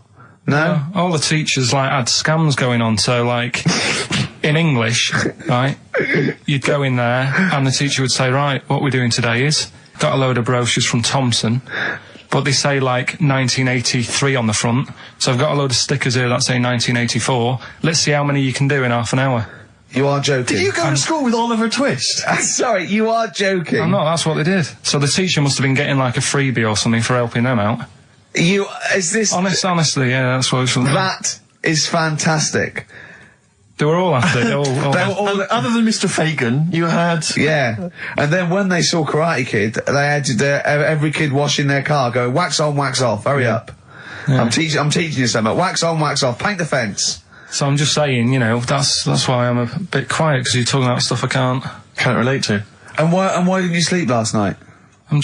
I haven't slept well since I was about 12. Do you sleep well, Steve? Oh, wait, you can't let that go. I haven't slept well since I was 12. What do you mean? Do you know, like, a proper I used to love going to bed as like a kid. Yeah. Whereas now it's like, oh, am I going to sleep tonight? And I sort of wake up about 4 times. Whereas when you're a kid, I remember really loving, like, going to bed. There was one time where I actually laughed myself to sleep because I couldn't believe me luck. There's something wrong with him. What do you mean you laugh Have you ever had it when you're really tired and you get in bed and the pillows feel it's all cold. Yeah. and it's like, I can't believe this. Yeah. And it happened twice. Once when I just went to bed and I was really looking forward to it, and also when I helped my dad out once, like through the night. He worked at this paper company, right? And I helped him out, and I got in at about 4 a.m. with him.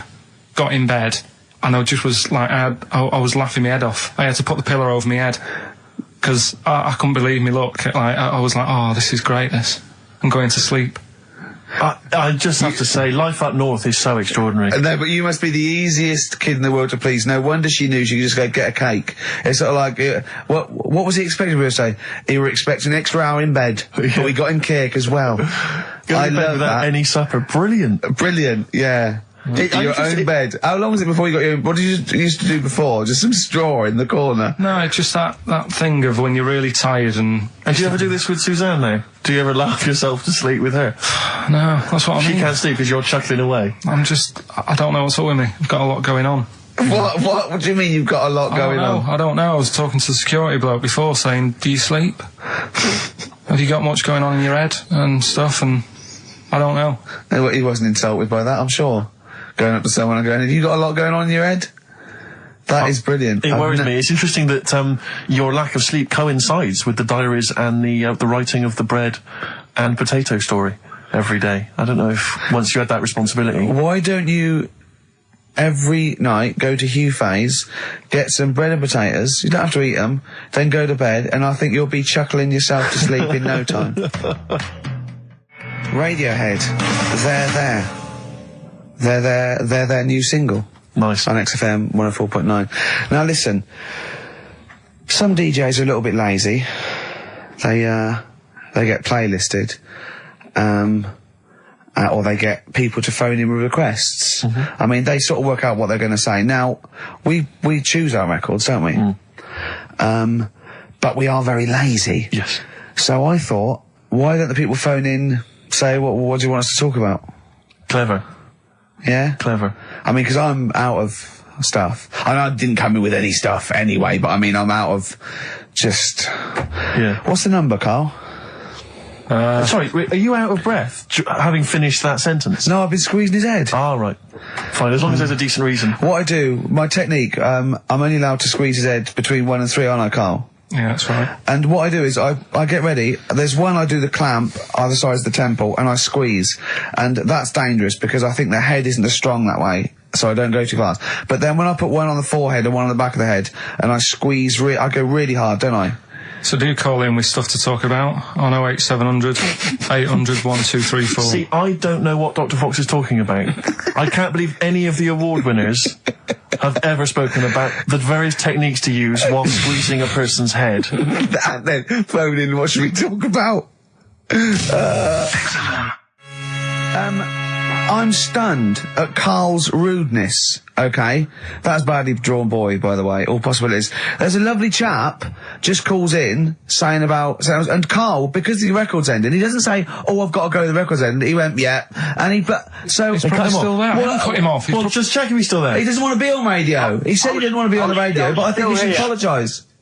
I'm still here. Hello? Hello. All right. I'm still here. I did ask not to be put live on radio because I get very embarrassed. Don't worry. All we wanted to do was we just wanted to apologise for Carl's curtness and his rudeness. Now, all I want to say is the station is good because you couldn't have a worse slot on a Saturday afternoon, right? Because the youngsters are in the boozers, the older fellas are doing the punting, the racing, the football and whatever. The thing is, the state you play, if you want to get number one... This is XFM, not Radio 2. If you want to be the top, all you got to do is start playing Natalia Umbraglia, this and that, and have your audience with one puke of hair between 4 legs, okay? Thank you. There you go. No, that's why I don't want to go live on radio. But you are dead, when Christian got a little bit sick about being 13, then he got to go, whatever.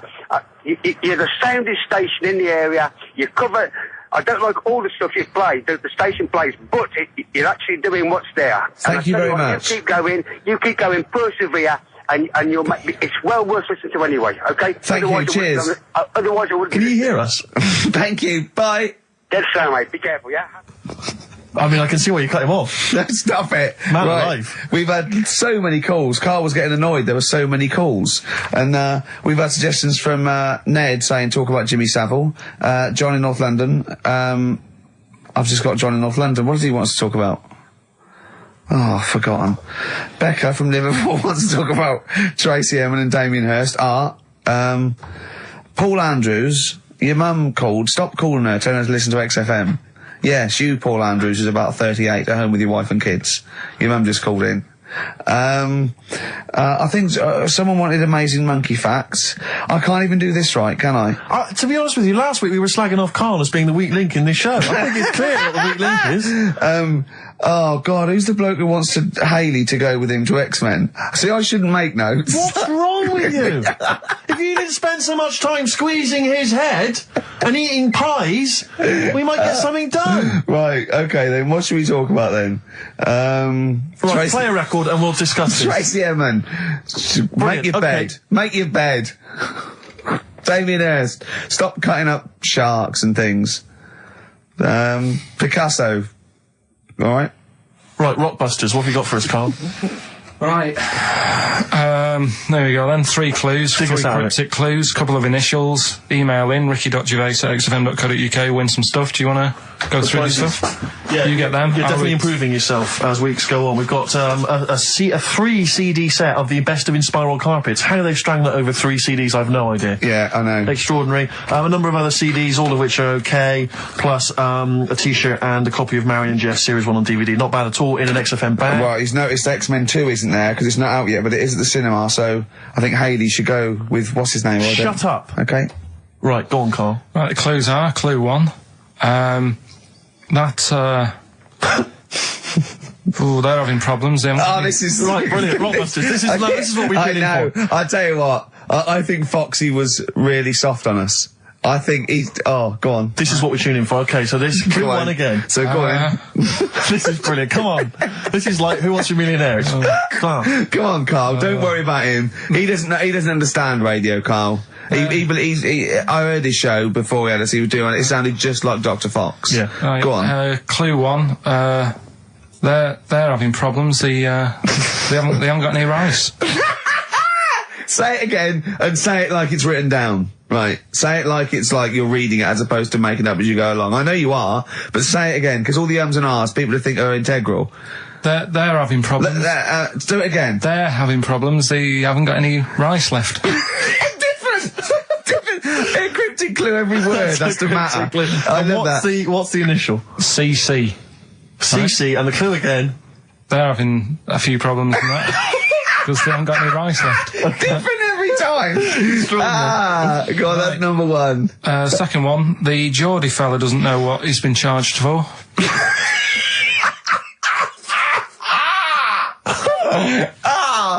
Okay, and what's the initials there? DW. The Geordie fella doesn't know what he's being charged for. Right. And the final one, if he had 2 bricks and he had to throw them at 2 women, right? Stop! Right, you've got to go through this without going, right? Oh, just do it again. Just say it again. Think what you're going to say, then say it. I had 2 bricks. Oh, no, it was if I had before. Well, I've got to put... Stop it a minute. Stop, because I'm going to burst. Right, Karl, work out what you're going to say and say it. Right. Okay, just calm down. Can we just everyone calm down? Okay, right. I had 2 bricks to throw at 2 women, and I didn't hit either of them. Right, okay. The initials MM. Right, so quickly again. They haven't got any rice. I've got that, and it's brilliant. That is a brilliant one. Okay. Right. They've run out of rice, they've got problems on their hands. CC. Right. The second one, Geordie fella doesn't know what he's being charged for. Right. DW. And I had 2 bricks to throw at 2 women. Didn't hit any of them. Right. That's MM. Email in, ricky.gervais@xfm.co.uk. Brilliant, play a record. Win some stuff. It's email only, ricky.gervais@xfm.co.uk. Oh. Evan Dando and the Lemonheads. That's a track called Rudy with a Flashlight. Of course, Evan's got a new album out, but working for an alternative radio station, Rick, it would be ludicrous to think there was a copy of that lying around. Oh, do you know what I mean? But email only the Rockbusters. That's what this is all about. Rockbusters. Coming up soon. Monkey news. Indeed. Plus, of course, I have very special guests this afternoon, Tattoo. Oh, yeah. Be in a minute, won't I it? look forward to them. Adverts? Yeah. XFM. White Stripes. Seven Nation Army. On XFM 104.9. Carl, are you thinking of starting a family? Only if, like, an accident happens or something. Yeah. Were you there, Rick, when we were chatting about this the other day? Oh, yeah, no. What did you say, Well, Carl? we were talking about his career and because he's on MTV and I was going, oh, you got to do this now. He's going, look, if it happens, it happens. I've said to Suzanne, if it happens, it happens. He goes, well, what are your plans? I was saying with Gervais, she said, are we going to have kids tonight? I go, look, if it happens, it happens. I go, well, how will it happen? He goes, if a condom splits. Amazing. I love the idea that that's the way you plan for a child. Imagine telling them that. Where was I conceived? Can't remember. The condom split. Yeah. You're an accident. I love that. The romantic nature of that is Well, I was just told I was an accident, but, you know, it doesn't matter, fair does it? enough. Yeah, it doesn't matter. That makes a lot of sense. Yeah, but it doesn't But matter. do many people sit down and say, right, do you think we should? Yes. Well, they lay down. Yeah. I'm busy. You can't sit down, you haven't got time for that discussion. No, it doesn't mean the conception. I think it means bringing up a child till it's 18. But the thing is as well, it's one of them, innit? It's like, if you think about having one, you go, well, the sort of negatives, you know, outweigh the positives, Yeah. I think. Right? Go on. But if you have one, you go, oh, it's not that bad, is it? So what are the positives and what are the negatives? Like I say, the negatives outweigh it. I can't think of that many positives. They get in the way, don't they? Cost you a lot. Cost a lot of money. Same with marriage. Like Suzanne's saying, we'll get married, so what for? Well, marriage doesn't cost anything. Well, it does. Well, no, if you go to the registry office and then buy a house. But then what's the point? Well, tax breaks, you know, presents. I don't think you get them anymore. Do you? I looked into that. You old romantic. Would you rather have a ring or a 3% saving? Yeah. Oh, I love it. I love it. Well, I don't see the point anyway. I got down on one knee and presented with some inland revenue forms. yeah. Just to show the benefits. That is great. I mean, if you are planning it, I think you got to involve me and Steve in the radio station because it'll be. I mean, you take quite a lot on, don't you? So if you've got a kid at home and you're not sleepy, you haven't slept since you were 12, you've got this, you've got MTV, you've got a kid. You know, it might be one step too far because I wouldn't want to push you over the edge. Well, Now, see, go on, sorry. No, I just was going to say, I was talking to Suzanne last night about it and saying, you know, about earning money and that. And she said, well, you're already sort of earn a little bit more than me. So, you know, if you get loads of money, she said, I'd be happy staying at home and doing nothing, maybe looking after a kid. I said, oh, so that's not happening. Right. I said, I could have a load of money now tucked away. I could have won some money and I wouldn't tell you. I still want sort of that check offer every month. Because I get a check offer to sort of pay the bills. Yeah. And I think you need to keep that in a relationship. Sure. Do you know what I mean? Work as a team. Yeah. Yeah, that's not working as a team. Of course it is. Well, no, you share everything. Sharing everything is working as a team, whether you earn most or whether stashing some 35 grand back. It's not like you think that, oh no, I won the pools, but I give her half, she'll get lazy. She'll just sit around the house doing nout. So she's still got to go to work in a job she hates. Yeah. I'll tell you though, she thinks that it'd be the worst thing that could happen if we got a load of money. Because she'd want to go to Egypt. I'm not going. Why would she want to go to Egypt? I don't, that's what I said. No, why would she? Why does she want to go to Egypt? She wins a lot of money. She said it's meant to be pretty good. So the incredible wonders of the pyramids and the Sphinx and so on, that's not of any interest to you? I've seen it though on the telly and that. I don't want to go all that way just to see it. Exactly. Right. Yeah, exactly. That's To experience other cultures, other lifestyles, travel broadens the mind. Well, you don't. No, not really. You've seen enough different ones here, haven't you? Yeah. There's parts of Wiven. Oh, you haven't seen yet. Yeah. Okay. Well, you don't want to make enough money. You don't want to make a lot of money because you're worried that Suzanne might want to go to Egypt. And then that'll be. No, and that's going to tear you apart. I don't want to tell her that I'm making a lot of money.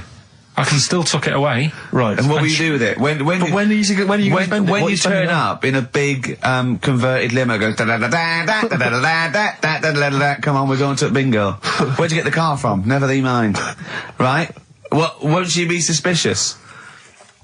When you've got a pet chimp You know what I mean? What are you? I mean, yeah. What would you spend it on?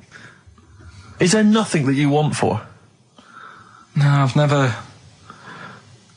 No, there's now at the moment. Honestly, it's. I'm quite happy. Do you know what I mean? I don't ask for much. But you're not happy. You're always whinging and moaning. Always whinging. Clearly, there's something wrong. What if someone gave you? Okay, right. Let's be serious. We're not talking about billions, right? But if someone gave you a cash injection, just a one-off cash payment of £250,000, okay, what would you do with it? I mean, that's too easy because that should obviously be a house. That should be the best house you can find in London. I'd probably want to go and see a tornado. Right. That's on your list. Okay. In many ways he's so sweet, but I want to shake him. Can I just point out to you, Carl, I don't know if you know this, but if you get caught in a tornado, you do not whisk off into the magical land of Oz. And land somewhere nice. Yeah, and crush a witch. Still in your rocking chair. Yeah, it doesn't happen. It's quite dangerous. But you'd go and see a tornado, number one, fair enough. Number two? What brochure is that in? That one? It's Texas, isn't it? Okay. Oh. Number two? Texas. So he's got tornado number one. What brochure is that in? Number it's two. Texas, isn't it? It's Kansas, I think, mainly. Well, I noticed someone's emailed here a link for, can you believe you luck, Carl? Monkeys for sale. Now, I don't endorse this in any way, but here you are. Here's a monkey for sale here. Oh, that's terrible. $2,500. It says male, very smart little guy, loves to play and gives kisses, wears diapers and clothes, has been around lots of people and loves them, healthy and loves to eat. Sounds like Ricky. How much is that? Well, it wasn't Carl, because it says loves to be around people. Yeah.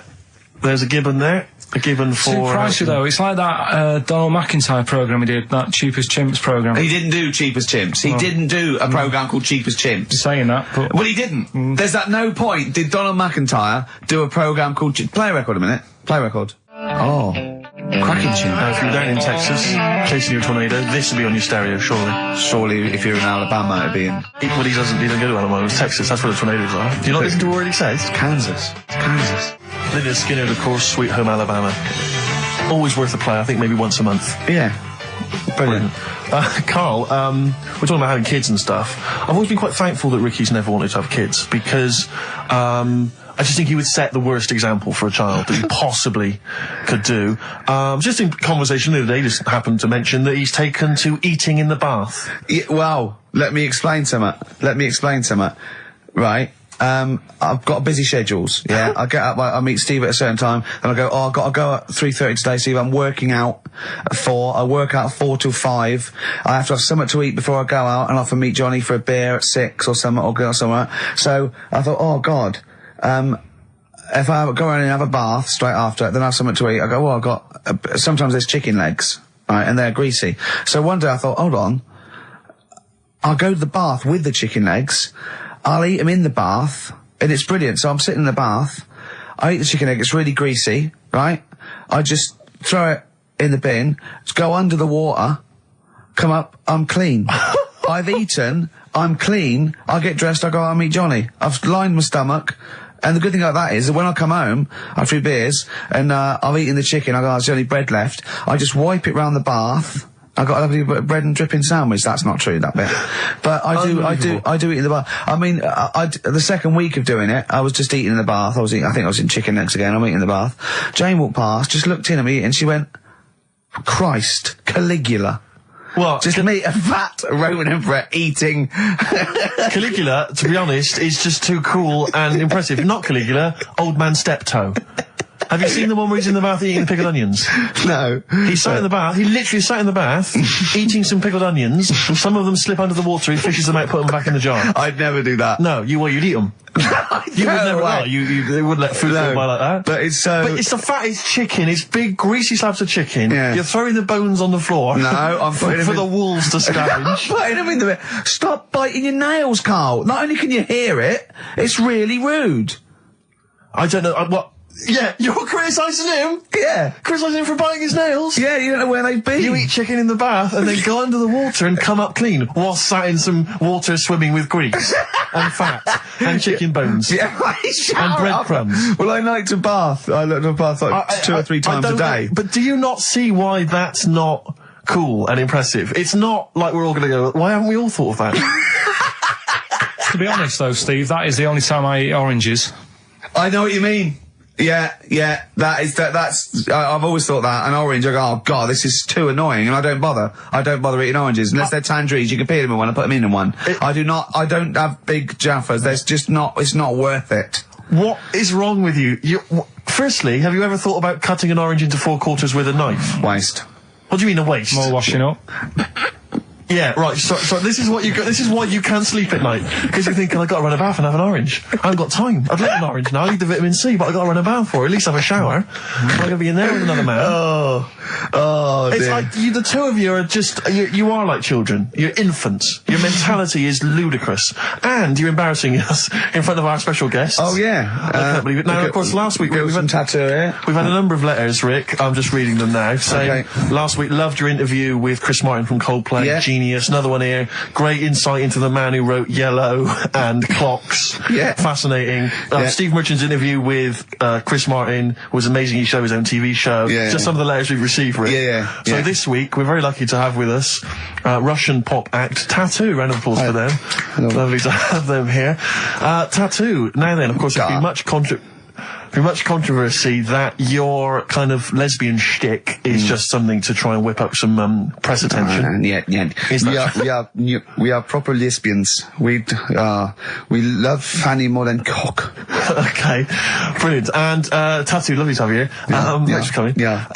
Now then, you've got some live gigs, I understand, planned. Yeah. Duh. Okay. I can't help but notice that you sound, dare I say it, Tattoo, you don't sound so much Russian as German. No, we cannot do the accent properly. Okay.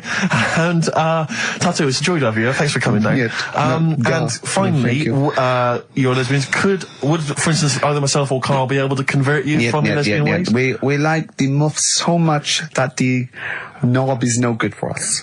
All right, well, thanks very much, Tattoo. Yeah, thanks, Tattoo. Thanks very much. Cheers. Extraordinary. Next week, share. Brilliant. So if you've got any guests, special guests you love us to interview, then let us know. Ricky.gervais@xfm.co.uk. Look at Carl's face. And we'll try and get there. Oh, dear. Play a metal, Carl. Rockbusters answers next. I was going to say, well, do you want to do that? No, let's do it next. After the record. Just going to say something.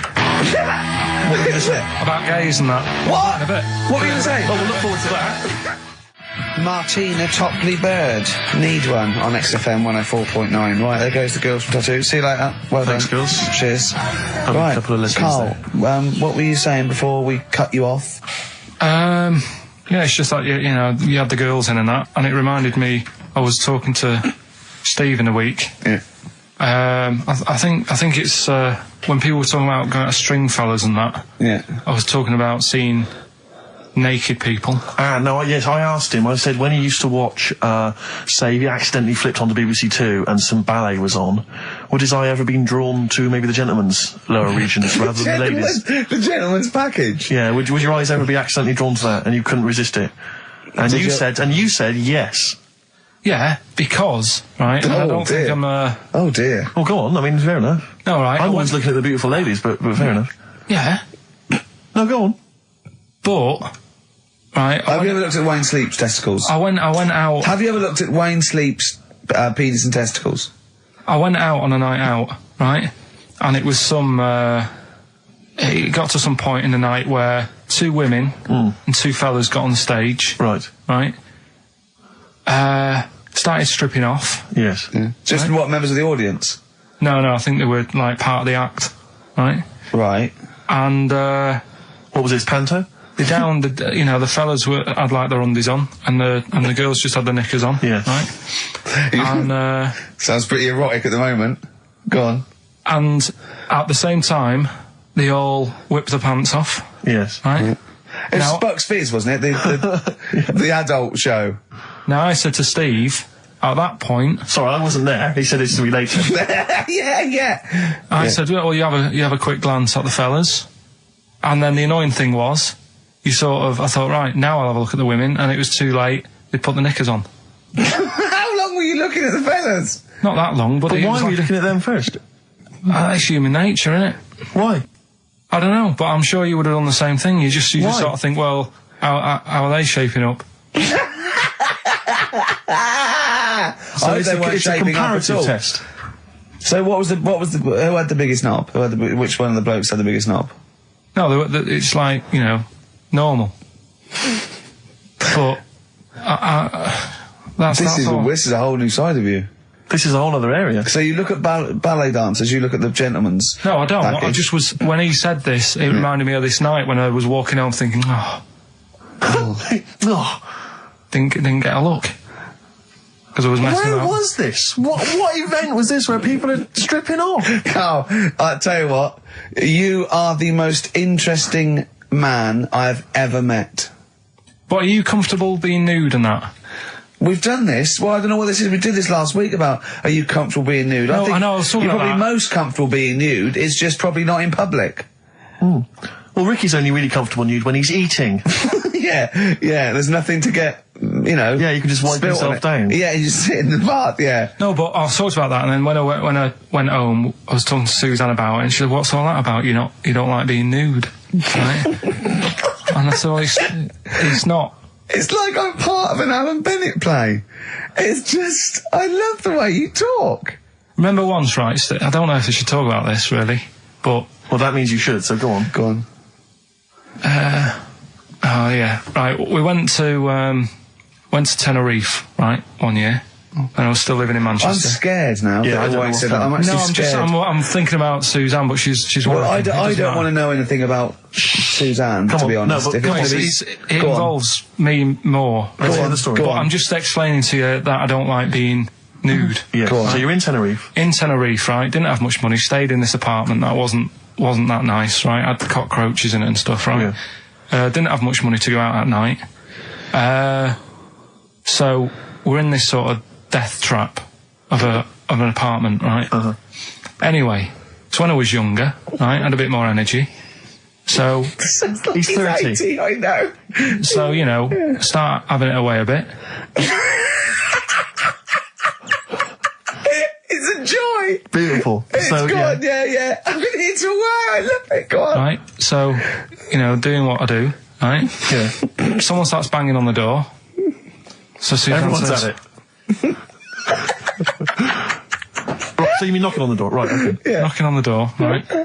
So Suzanne said, "You better get it." So I said, "Oh, I can't get it now. Can I? I'll have to wait a bit." Right? I can't go to the door. Go on. So the banging's getting louder. Yeah. Someone at the door, Yeah.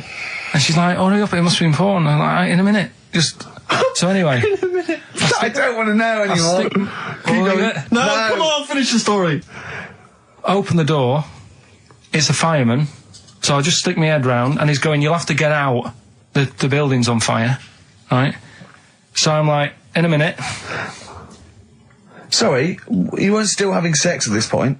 No, but, you know, Right. still sort of got to wait a minute or I can't get my pants on. Oh, Carl, I wish I'm so sorry. Right, go on. So So now So the place is burning down. So it could be a serious big fire going on. Yeah. I'm sort of waiting.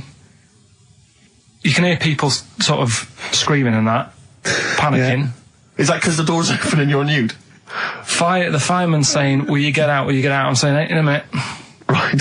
And Suzanne was saying, you know, think of something that's not sexy. Sure. So I was thinking of people, you know, thinking maybe dying in a fire might sort of calm you down. Yeah.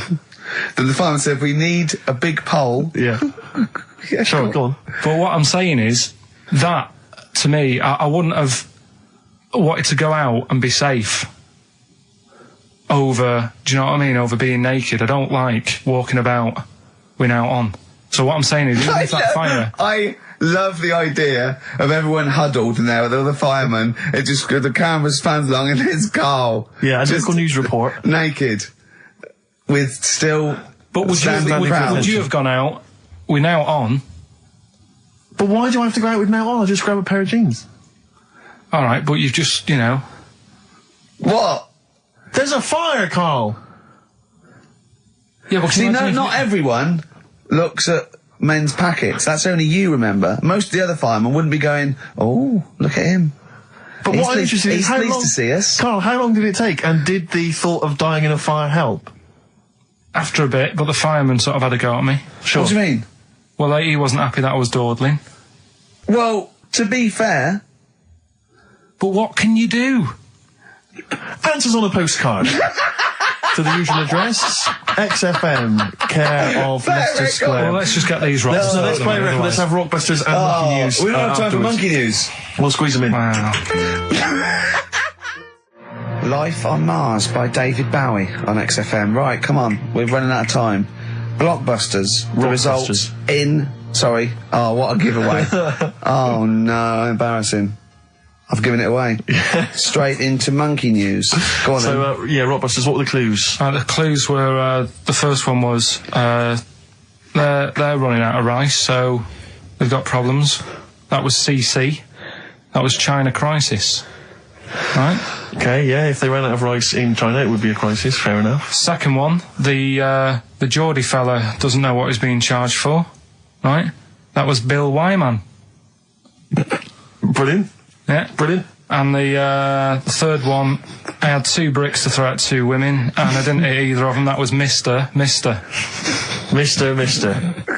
let him up. Those were alright, those. That's extraordinary. The winner, Gina. I think Gina Ferry. Well done, Gina. And the reason I gave it to Gina is because she's included, and this is a wonderful segue, some monkey fact information of her own. She says, apparently, that the group Chumbawamba got their name from one of those monkeys in a room with a typewriter experiments. Someone did it as a joke, and Chumbawamba was a word that was typed out, and that's where the group got their name. And apparently. their lyrics.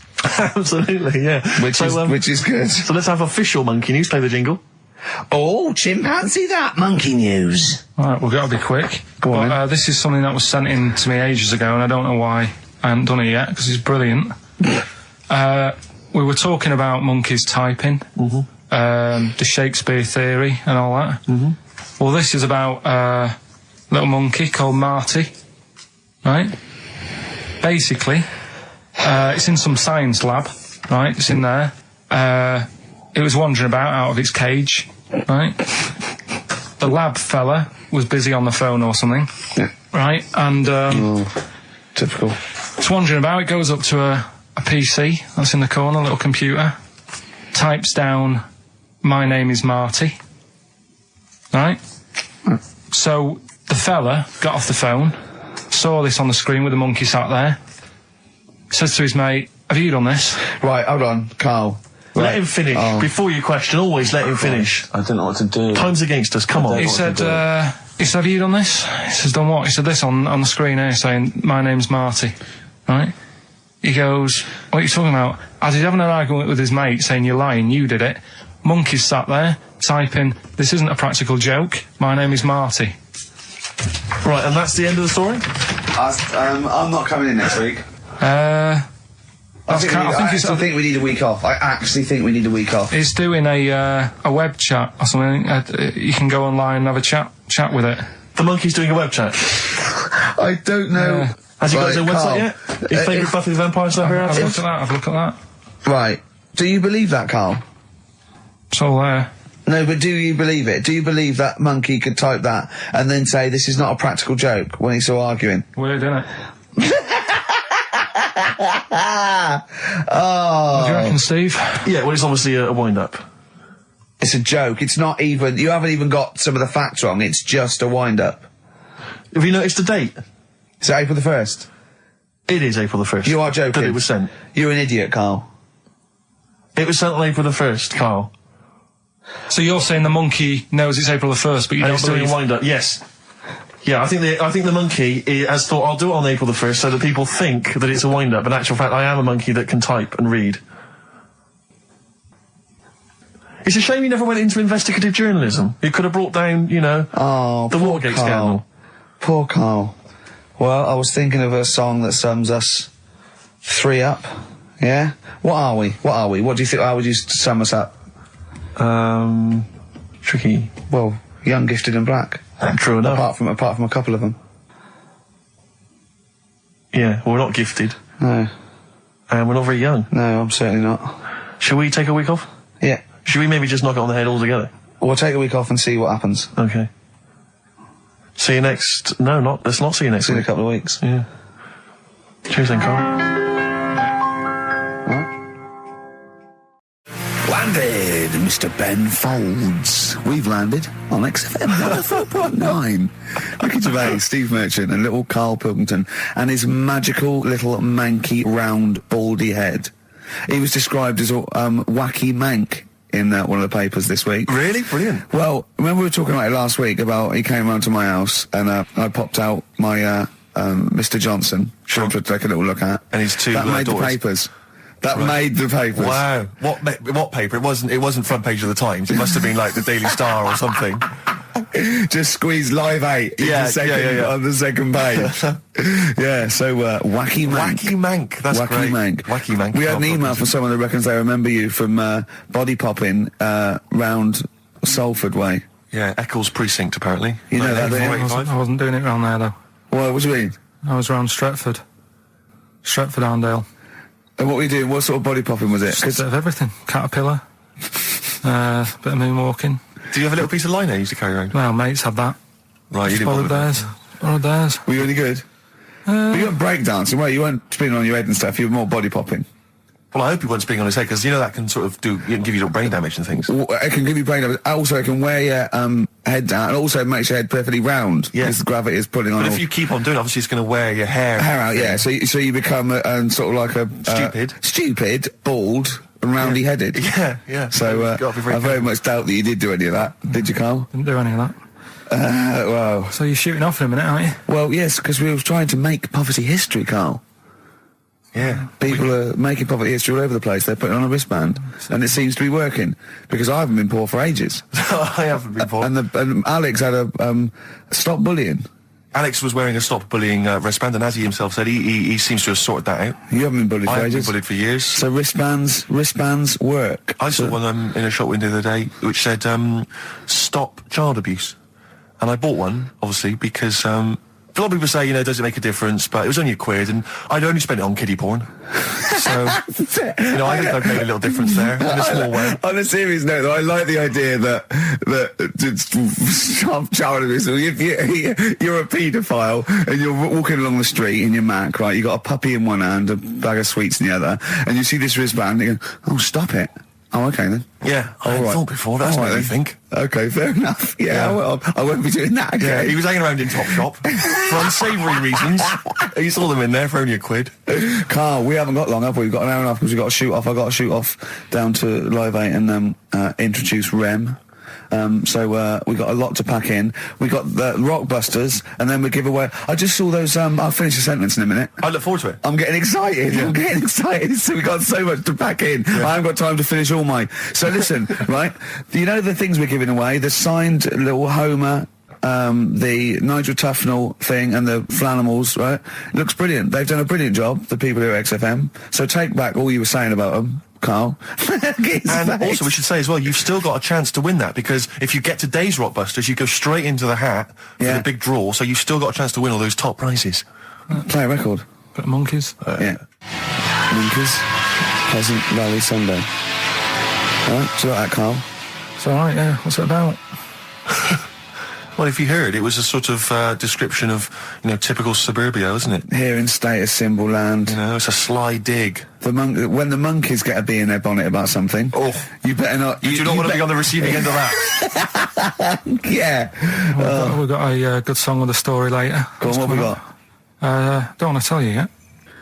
All right. Now, is it as pitiful as last week's, where you somehow misheard that Eric Clapton song? What was the Eric Clapton song? Well, Wonderful Tonight, and he was convinced it was about a bloke in a wheelchair for no reason, no evidence at all, other than she's walking around with me. Yeah. Well, yeah, walking around with me. No. I walk into a room and everyone's head turns to look at her, which you didn't seem to Helps hear. him to bed. Is he drunk? He's had a few. Never mind. Yeah, well, you're totally wrong. Big day, Karl, though, isn't it? Because there's lots going on, and I know Karl's it's very, very important for him that he champions Live 8. I don't know what's going on. I don't know what. I am sick of it, to be honest. Sick of what? Just sick of reading about it. Sick of this Live 8 thing. Sick of it all. Brilliant. Fed up with it. What annoys you particularly? It's not only that today, though, is it? On the way in today, right, saw a gay fella on a bike. Weird? On a bike, rushing. What time did the gay march start? What time did they have to be? Why are you looking at me? I don't know. No, but he was rushing, left it late, so he'd had a late night again. So my point's right about him. What Right? was your point about, just to people who've just tuned in? Well, the fact that they go out late, so, you know, they sort of have a nice night out from about 11:30. They're riding in the jeans at like 10:30. In their jeans! At 10:30. Their leather trousers. But anyway, right, so They're cutting the back out of their leather trousers about 10:30 at night.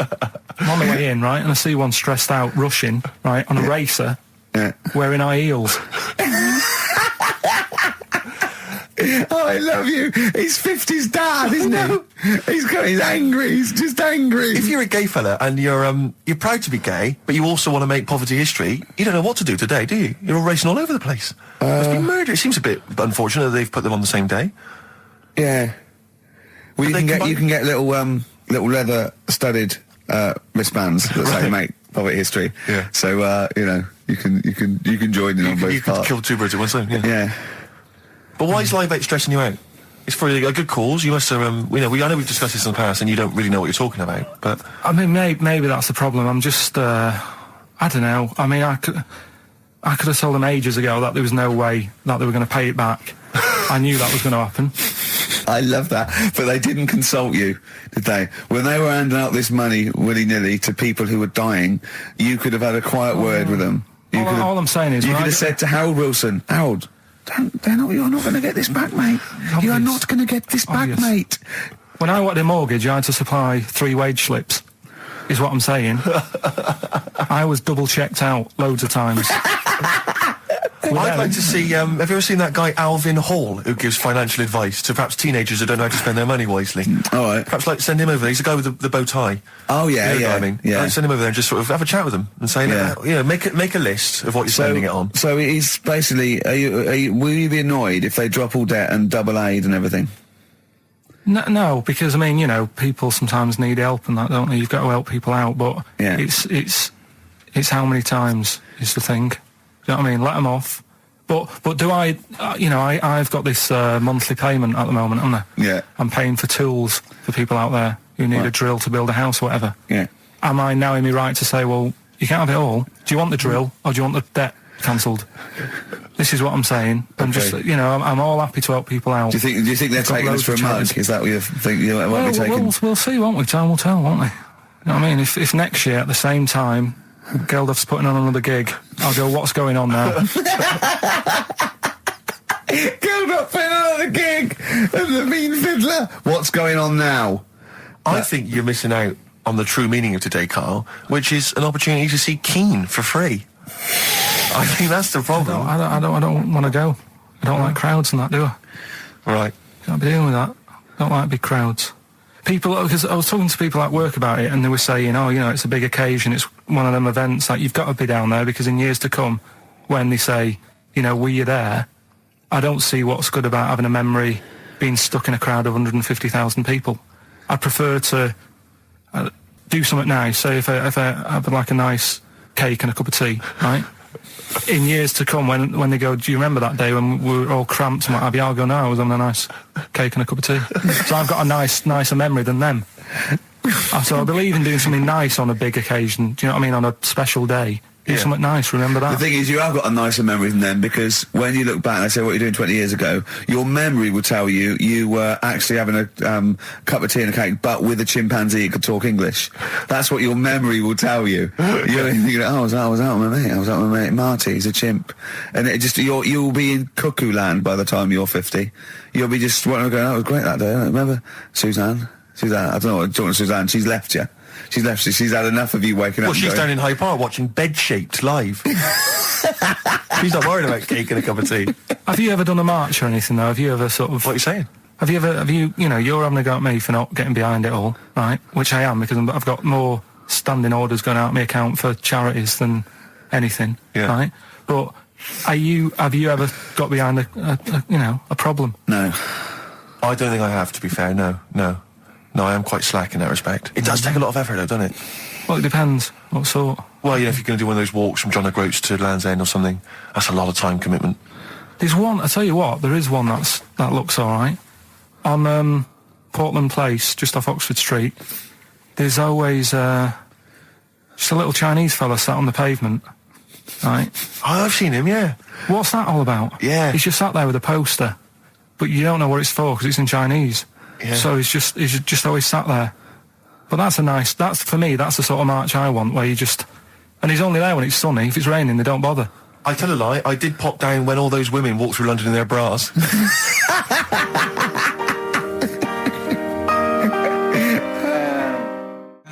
Embrace and Gravity on XFM 104.9. We've had a couple of texts. People obviously can text in 83XFM. That's the text number for the big quiz that's coming up shortly. Rockbusters, still your opportunity to win some of those cracking prizes. Enter your name in the draw if you can unravel the, I don't know what you call them, conundrums that Karl set. Sort of. We've had a couple of texts. Obviously, we're leaving early today. This is a shortened show and our last show of this run. But we've got to leave early. We've got to go down and try and make poverty history. But Rob's texted and he says, only an hour and a half today. Well, poverty does have some benefits then. He's a fan. He understands the show. Who was that little fella that used to write in who hated the show? I forget his name. I haven't heard from him for a while, actually. I don't know what happened.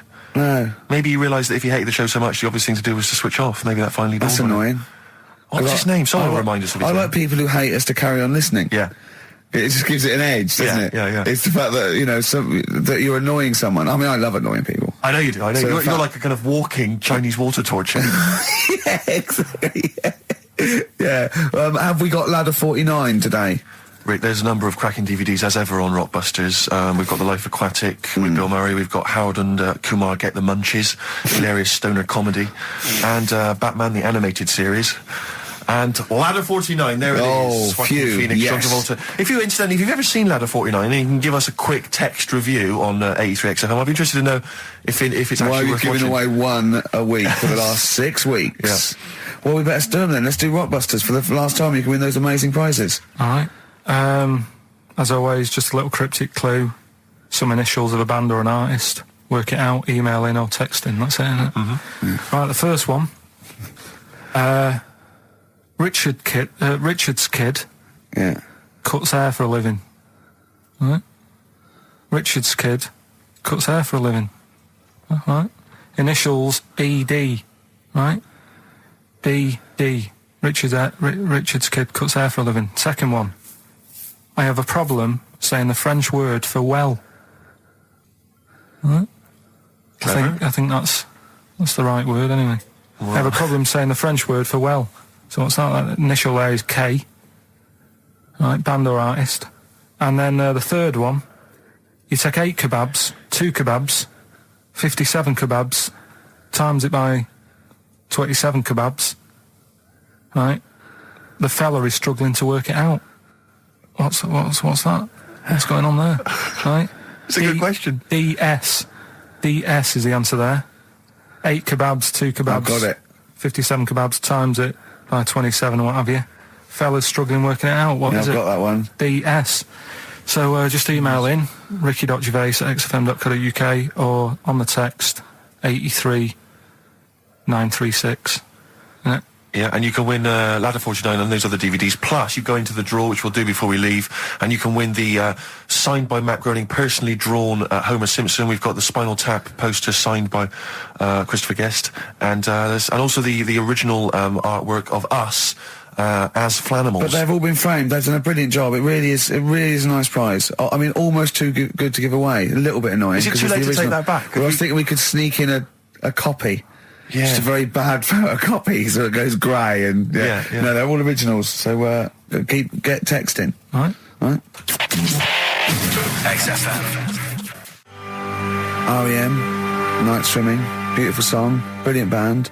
I've got to introduce them, and I'm actually nervous. Yeah. I never get nervous. You never get nervous, do you? I never get nervous, and I get a little adrenaline rush. It just takes, 80% of the world's population to be watching you, and then you get a little bit jittery. And I don't know what to wear. No, this is interesting, actually. I don't know. No. For a moment there, I was thinking maybe Ricky's got to pop home first before he goes down to bring on the band. But if you are watching it, or if you're there, obviously not there, if you were there you wouldn't be listening to this, but if you're watching it on TV, do check Ricky out, because how do you describe that particular look? Ricky's wearing sweatpants. I assume they're sweatpants. They're not pyjama bottoms, are they? They're sweatpants. They're sort of. And yeah. you've got just a white t-shirt, cheap and plain white t-shirt. Yeah. And basically Ricky is wearing It's like he's made so little effort. The only way he could have made less effort was if he wasn't wearing any clothes. If he was just wearing his underpants that he slept in. But he's actually bothered to put on a t-shirt and a pair of sweatpants and some trainers. Yeah, well... Jonathan Ross is going to probably be wearing a suit, one of his, expensive suits or whatever. And, yeah, but he won't be as comfortable as me. Well, true. Did it not occur to you for a moment to maybe make slightly more of an effort? Perhaps put on a jacket? A jacket looks silly with tracksuit bottoms. Well, again, you could have changed the tracksuit bottoms. I mean, they're a mainstay of the outfit, are they? It's like they're not changing for anything. Yeah, I've got very little things that I haven't got a drawstring or elasticated waistband. No, sure. I don't want to be bothering with buttons and zips and hooks. There's going to come a point, isn't there, where you're just going to wear, I don't know, smocks. A baby grow. A baby grow with a flap. Yeah. That'd be great, wouldn't it? Those little mittens. That'd be great. And then a little oven glove, so I can just get stuff out of the oven, eat it, let it drop everywhere. Yeah. Right, and then just get out of the baby grow, put a new one on, a clean one on. Or those kind of red flannel things with the which cowboys wear. Yeah. The kind of buttoned up bit at the back. The old cowboys. Yeah. Grandpa, he comes out with the shotgun. Exactly. And Exactly. the long johns. Well, how's it going with Rockbusters? Anyone got the answers? Actually, one guy has texted in, James in Deptford, he's offered some answers, and he says here, the guy that hated us, famously, of course, we should have remembered, Dickie Anderson. Dickie Anderson? Richard Anderson, of course. I don't know if Dickie's still listening. If he is, obviously email in ricky.gervais@xfm.co.uk and tell us what you've been doing, how you've been keeping busy and stuff. Yeah. Nice to hear from him. Chris Campling hasn't called, has he, either? No, The one that thinks that not only is this whole show scripted, imagine that, right, but that Carl is a character created by us. Yeah. He's actually an actor. Oh, if only we Look could at take credit that, for a that. shaved monkey we got. I'll tell you, you're going to go along later to the Live 8 gig and you're probably going to see some bands that are going to make an effort to entertain you, but if you want entertainment, Rick, you know it. There's only one person to book. Go on. Me. If you you're perhaps going to do, because I'm obviously a top DJ on the radio, but where I really come into my own is DJing in any kind of club environment. Well, you told me you were DJing, I didn't go to it, DJing at a party, and you said the place was rocking. The place was roaring. And I loved it. Carl just said he was there and they weren't. Well, that's nonsense, Carl, They because weren't, you know so- very well that when I'd put on a tune, they'd cheer. Yeah, but it was late on in the night. They would have done that, whatever you put on. That's nonsense. No, they were happy and everything. I'm not saying they weren't having a good time. It was your party. It was all right, but they weren't going mental like you're sort of making up. They were definitely going mental. When I put on the Proclaimers, they could not believe their luck. They would have walked 1,000 miles. Was it good though? Were they really? What were they doing? They were dancing, were they? Dancing and that, but they weren't sort of cheering, going, more and all that at the end. What are you talking about? Oh, Take On Me wow. came on, the big cheer went up. Oh, I don't know who to believe. I've been there, done it, Steve. I've been the DJ as well. Oh, it might be jealousy. It might I think be there's like professional jealousy there. Yeah. I think it's because my fortunes are on the up and his are on the down. We all know famously that he had Pilkers making music. his Didn't DJ happen. outfit. Didn't happen. I did enough. I just wanted to do enough to pay for the equipment, and I did. And that was that. But I don't like crowds, do I? But you're safe, aren't you? You're behind the little thing with the flashing lights. But there's still a lot of people and that forced fun. Don't like that. Forced It's fun. not forced fun. They haven't got to It dance is. if they don't want to dance. Yeah, don't like it. What do you mean your fortunes are on the up? Anyway, DJing. Where were Well, you? I'll tell you, I was hired. Well, I say hired. I did it as a favour to a friend. His wedding the other week, and I got there. I was thinking, because everyone had their little role to play, and then people were doing a good job. I love you taking it seriously. And I going did. I to a spent wedding. ages putting together some CDs, special selection CDs. I love that. Because what I did was I burned them on iTunes. Did you turn up with your own headphones round your neck? Own headphones, wearing a suit, but headphones. Metal case. Didn't need it. Just had them all in one small box. Brilliant. Boom. I thought this is good stuff. I got some classics here. Give me an example. Give me an example of that, like the first hour, the warm up hour. Rick, I'm coming straight in with Frankie Valli. Oh, what a night! Brilliant track. I mean, when those beats start at the beginning, who's not getting on the dance floor? Wait a minute, what's this following up? Go on. It's the Jacksons. What, I Want You Back? I Want You Back. Brilliant. It sounds good at the moment, Carl. Yeah. So I'm thinking, at least I'm gonna roar this, because they laid on a good spread. The ceremony was nice, food was nice. I'm thinking this is going to be the piece de resistance. Yeah. Alarm bell started ringing. Why? When I realised there was a marquee outside. Of course, it's a balmy summer evening. I'm stuck inside on the dance floor, so I'm thinking I'm going to be struggling here to get them in. Even with flavours like this, I thought I'd struggle, Rick. So I'm sat there in my suit. I'm sat behind this little DJ console. I got to all the big numbers. There's one or two people making some token effort, but frankly, most people are outside everywhere at the time. I was livid. Of course, they couldn't hear it out there.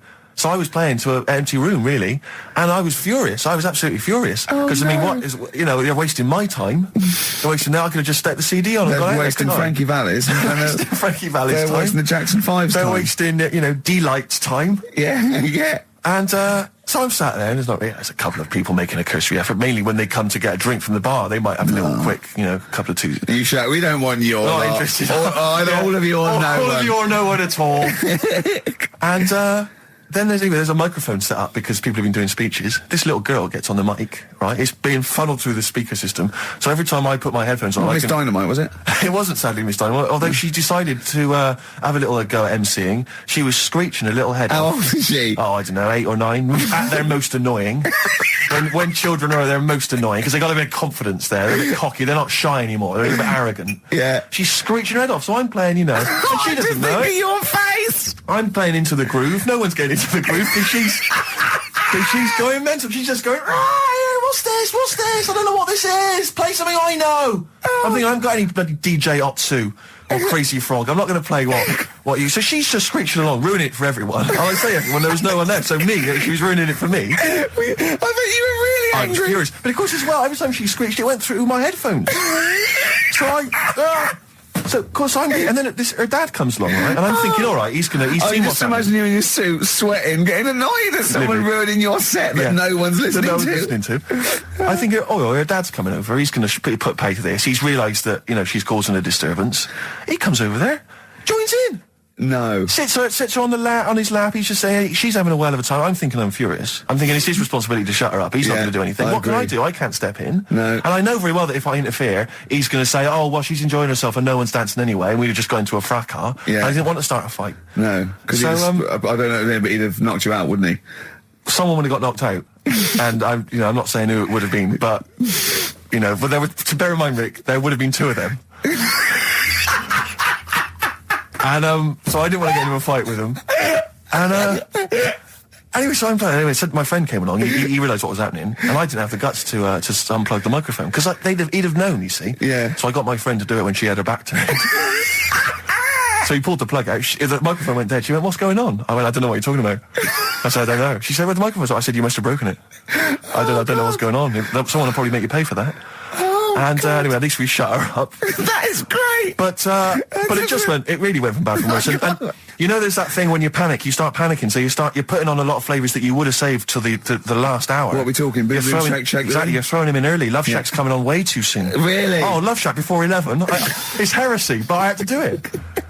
But anyway, in the end, I made the bride go and get some people in. I said, look, it's your special night, all right, and they're going to enjoy this. I'll be honest, love, this is a washout, and it's up to you Exactly. to turn this wedding around, or I'm walking. I'm walking, and I tell you, they're going to have a sour memory of this evening unless you bring some go people and in. get everyone in dancing. So she got him in at the end, and Brilliant. And I'll tell you this, Carl. I mean, I don't know what you say, but they were loving it. They were absolutely loving it. A bloke came over and said, "Have you got Amarillo?" I said, "No," but I put on something even better, Delilah. Wedding crowds always go for Delilah. A song, of course, about old man killing his wife, but it always goes down very well, strangely, at weddings. They get into a sort of hokey-cokey thing. They went berserk for it, and I was following it up with, I had the monkeys, I had all sorts going on. Brilliant. Of course, you know what happens. I'm going great guns. People are absolutely loving it. They're rocking it. I throw in, I had something cracking on at the end. Come On Eileen, of course, was on. People were going berserk for it. Which is unfortunate because the bride's name was Eileen. Yeah. And then the bride pipes up. I'm throwing the bouquet. So they all traipse off outside again. I was furious. Oh, no. I plugged the microphone back in. I said, "What are you doing?" We got, but they went out there. And, of course, you can't get them back once they've done that because all the women are running around. I got the thing. And then they got to wave everyone off, throw the confetti. They ruined your day. I was having a great time and they ruined it. She ruined your special day. She ruined my special night. Oh, no. It's on her head. What would you put on about now, Carl? What if I was DJing? Yeah. Probably about a world party. Go on then. Interesting. Put the message in the box, put the message in the car, drive the car around the world, and I'm imagining, Rick, that message is make poverty history. That's world party, put the message in the box. Yeah. Can I just say quickly while I think of it, we get a lot of emails from people, a lot of texts saying, can you send a big shout out, stuff like that. I've just looked at one now, Scott and Julie in Australia listening, they want a big shout out, big shout to them. But there's so many people that do it, and I'm obviously, just want to say sorry we never get to your emails. We're very, very lazy. We never really get to look through them.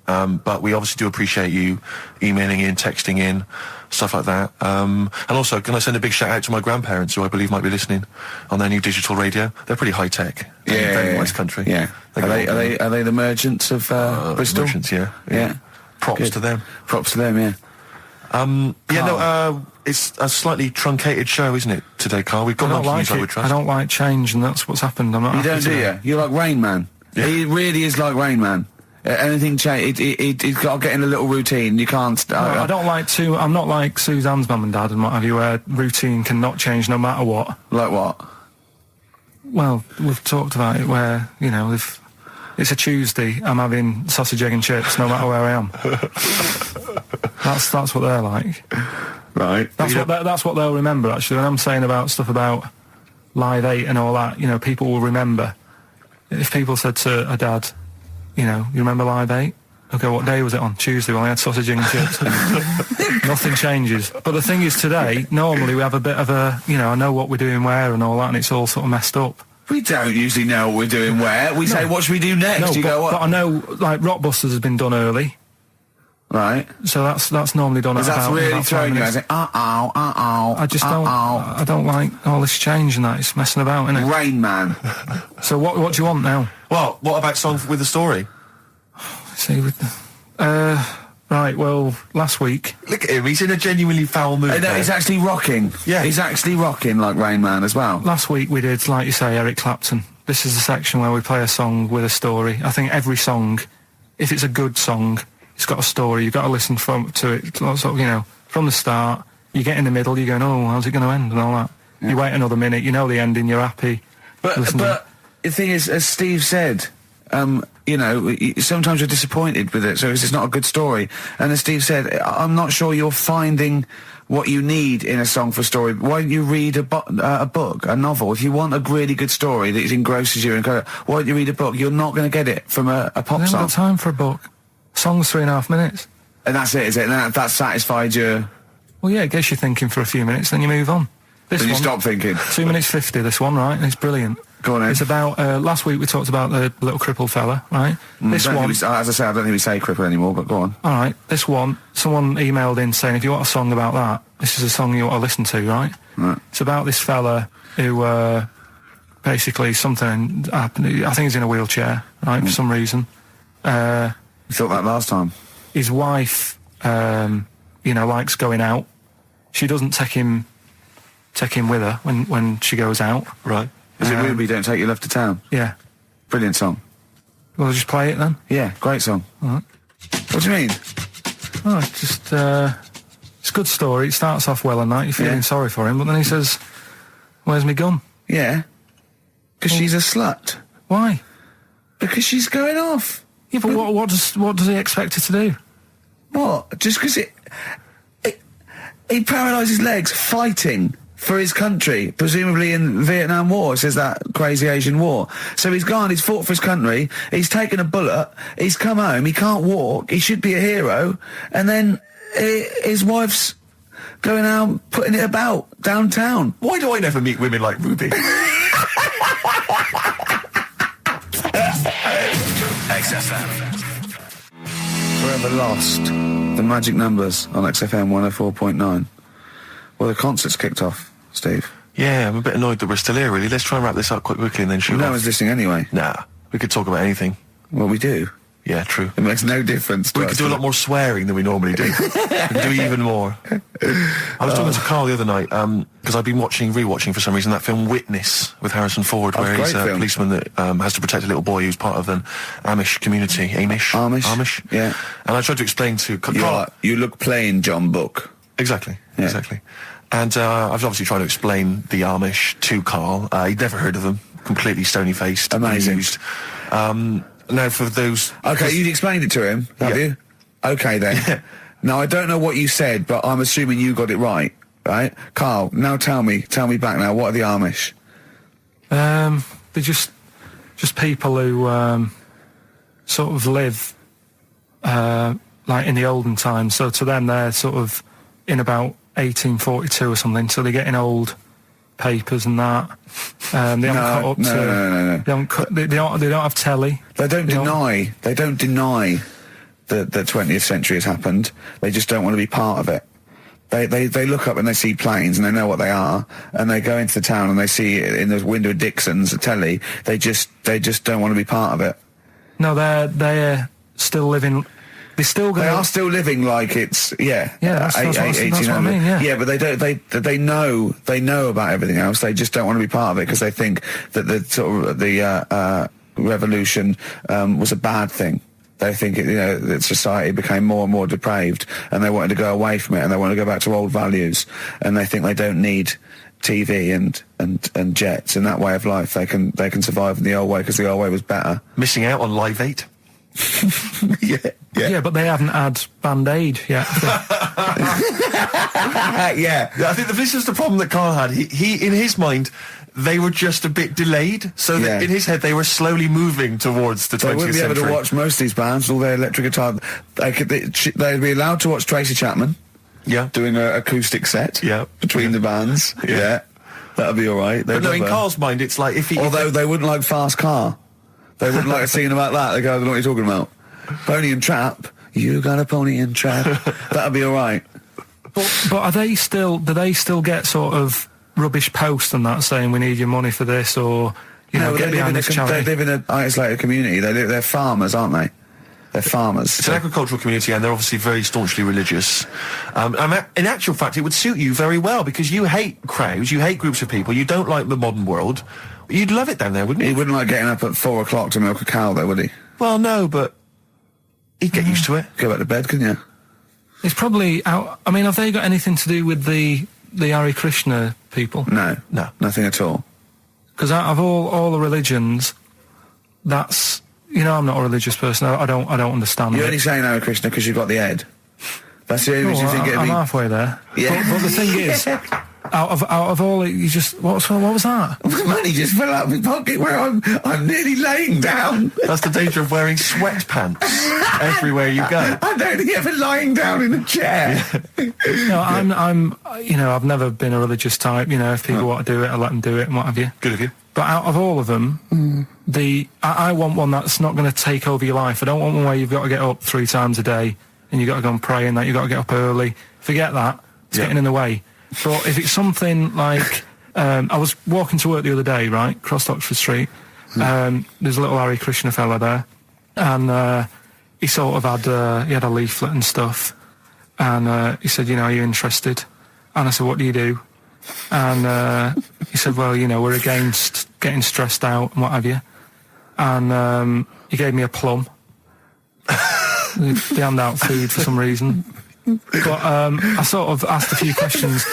It's just the imagery. These 2 bald people, one of which is wearing an orange smock, holding a plum in the middle. He hands the other one a plum. It's almost like you can imagine some kind of religious painting. Yeah, exactly. Yeah. But what is their sort of main thing? Because he didn't really tell me that much. He was a Japanese bloke, so I didn't know what he was saying that much. Why? He wasn't speaking English. Not very well. He wasn't the best sales bloke to send out for them, is what I'm saying.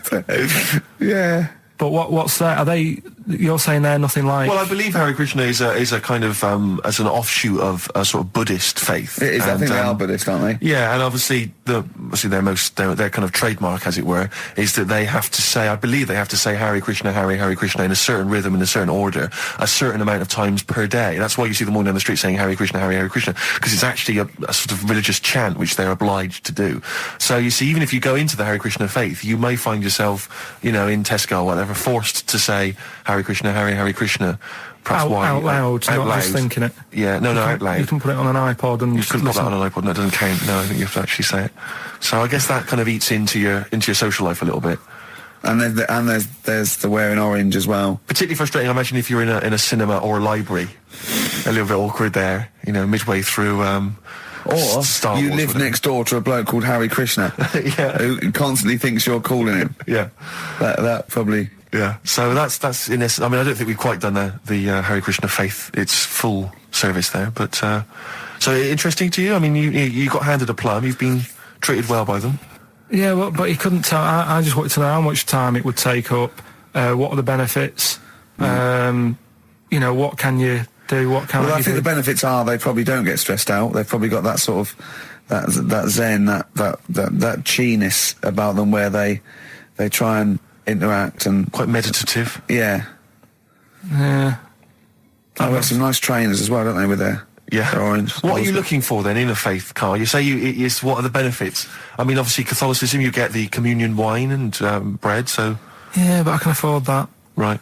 Probably, just, I like the Crusaders. I was forced into joining that as a kid, because a mate sort of joined it, and he sort of said he'd join in. I sort of swore at him. I said, I'm not doing that. Right? Yeah. He said, right, if you don't come with me, I'll tell your mum that you just swore. So I was like, oh.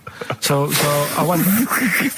So I went along, and I used to just go on the Friday when they played, you know, Sabutio and stuff. And then I went on one Sunday, and it was totally different.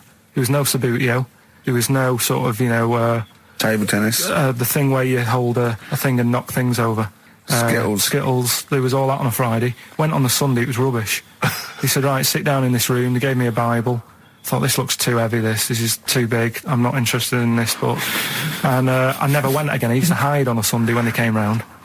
And that's been the only sort of... I suddenly, why did it suddenly turn out to have to hide on a Sunday when they're coming round? Because they wouldn't leave. They wouldn't leave. Who was it? Were they adults? It was well, he seemed like an adult to me at the time, but he was probably about 27.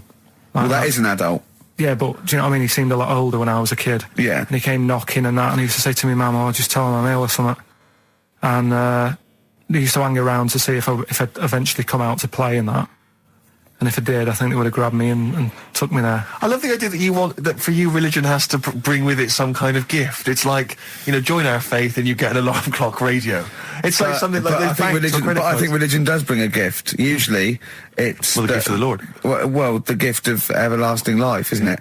And that's the problem with it, you know. A lot of people believe in it because they think. But for Carl, his feeling is like, that should be a given. That's safe. I'm definitely going home with eternal life. But what else can I have? Is there an iPod? You have to have a religion? Because obviously I don't have a religion. I don't miss it, and I wouldn't want one. I'm an atheist, and that's out of belief. That's out of logic. And we don't get into the politics or the morality of it. Why do you feel you need a religion? Why don't you just get a hobby? Well, I didn't want one. I don't want one. I just was saying that, you know, if I was to get one, which one would I go for? Is what I'm saying. I'd like to see you perhaps as a Jew. I think Judaism would suit you well, I think. What are the hours like for that? Tough. Can be tricky. That's what I mean. I don't want anything that's, you know... And they have a day where they don't eat and stuff. I couldn't be doing that. So they have days when they eat too much. Yeah, but what happens if I'm not that hungry that day? Like I say, I don't like change. You know what I mean? I like my Cheerios in the morning. I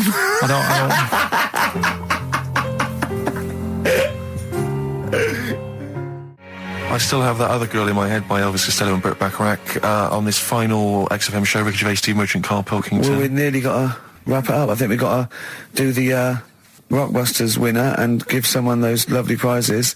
Monkey News, then we're out of here. We'll maybe come back, maybe do some Christmas specials. I don't want to make any promises.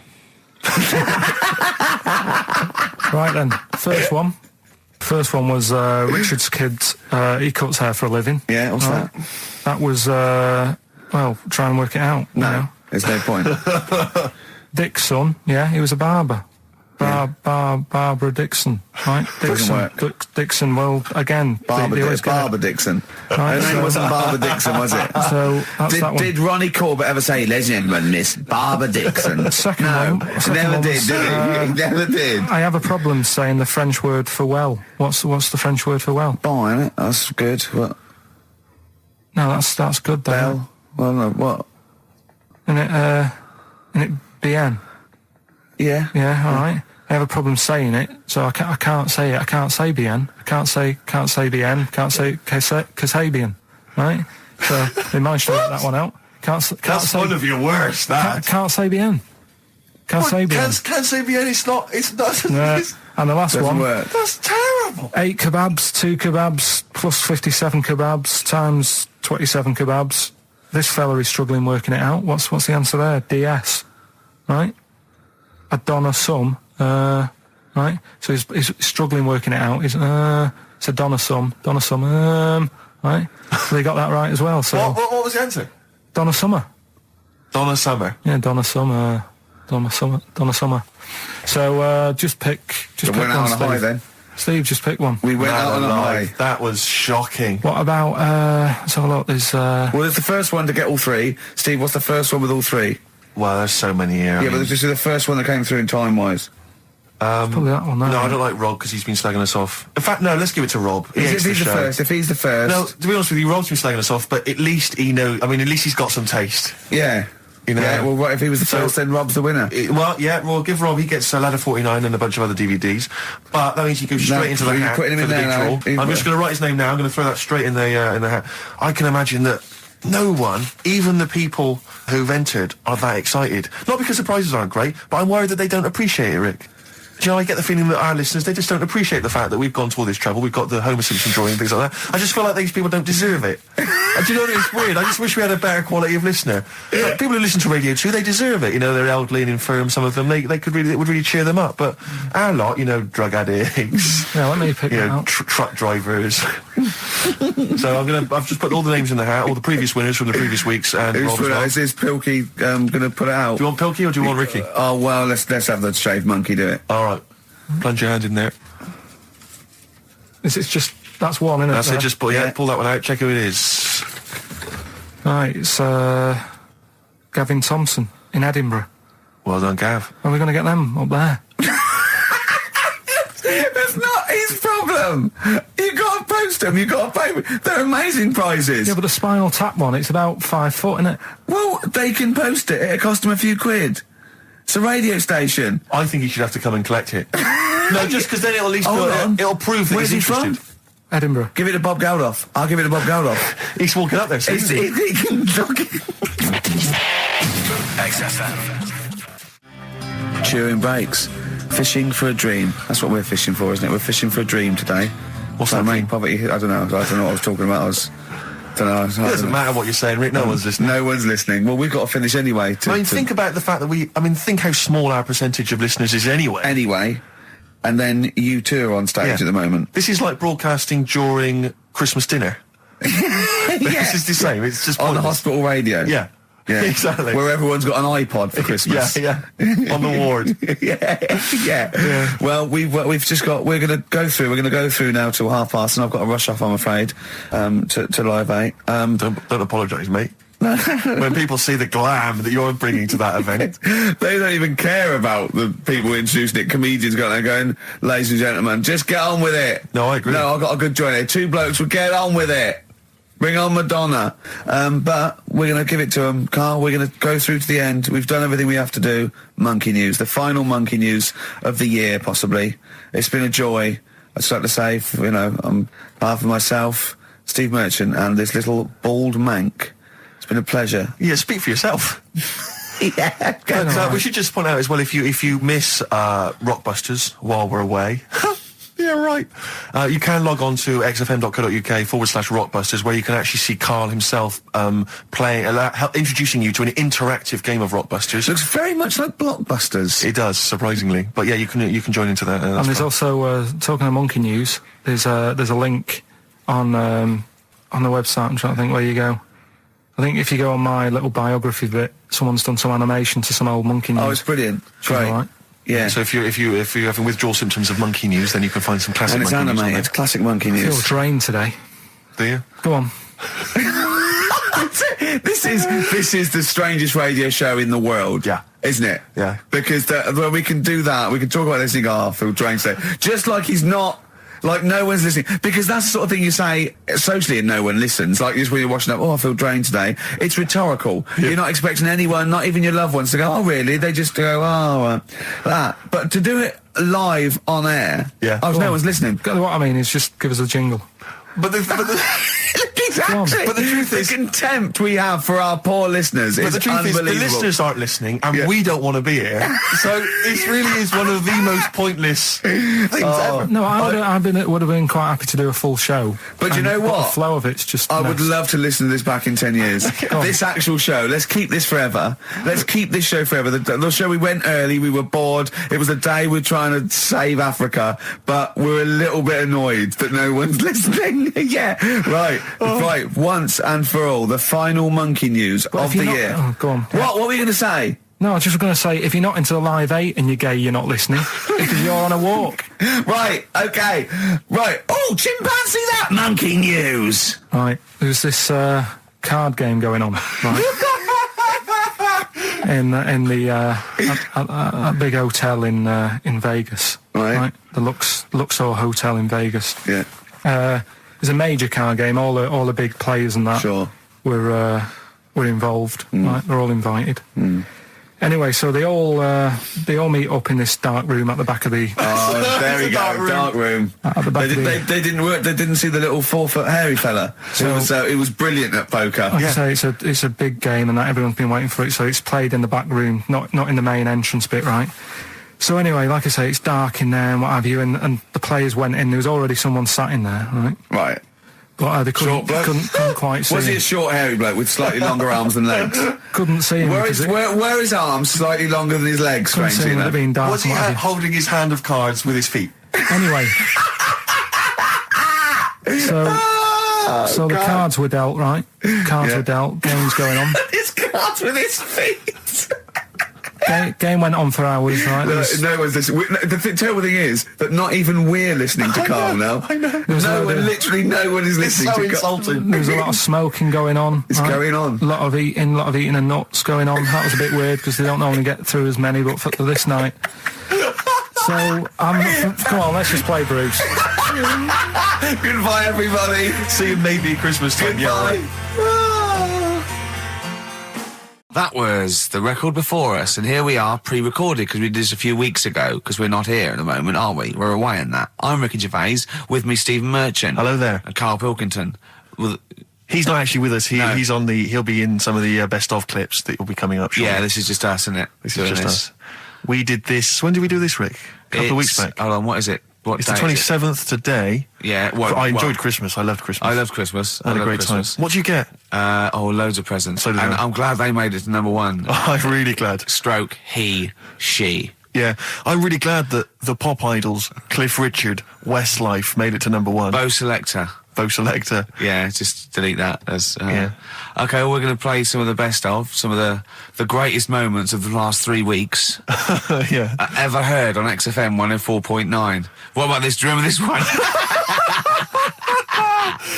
Oh, which one is it? All right, so here's the first bit. Right, there was this.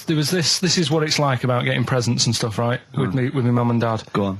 My mate Colin, right? Colin Mackin? No, Colin Bailey. Oh, right? yeah. He had a little Sinclair Spectrum, right? Yeah. Computer, Yeah. which was like the thing to have at that yeah, time, yeah, right? yeah. You used to always go round to his house. The deal was Not the one you had to play through the window because you weren't allowed. no, that's another lad. Oh, right? yeah. This is a different lad, and the deal was he came to our house, and my mum gave him a pie, and then I'd go round to his, and I'd stay there for a few hours playing, Hungry Horace and stuff like that on it. Right? Now, my mum and dad knew that I really wanted one of these computers, right? So I waited about a year. Came round to Christmas Day. I thought, I reckon might have one. Turned out they bought me the wrong one. They bought me a ZX81 instead of a Spectrum, right? And Christmas Day, I'm there trying to load the games up. It's not working. I'm thinking, what's wrong, right? And the thing with me when I was a kid, I used to get quite sort of agitated. This quite easy, is the moment. right? I found out that it needed a RAM pack to make it work, right? Looking in the thing and it's saying, and make sure you put your RAM pack in the back. And I was like, oh, where's the RAM pack?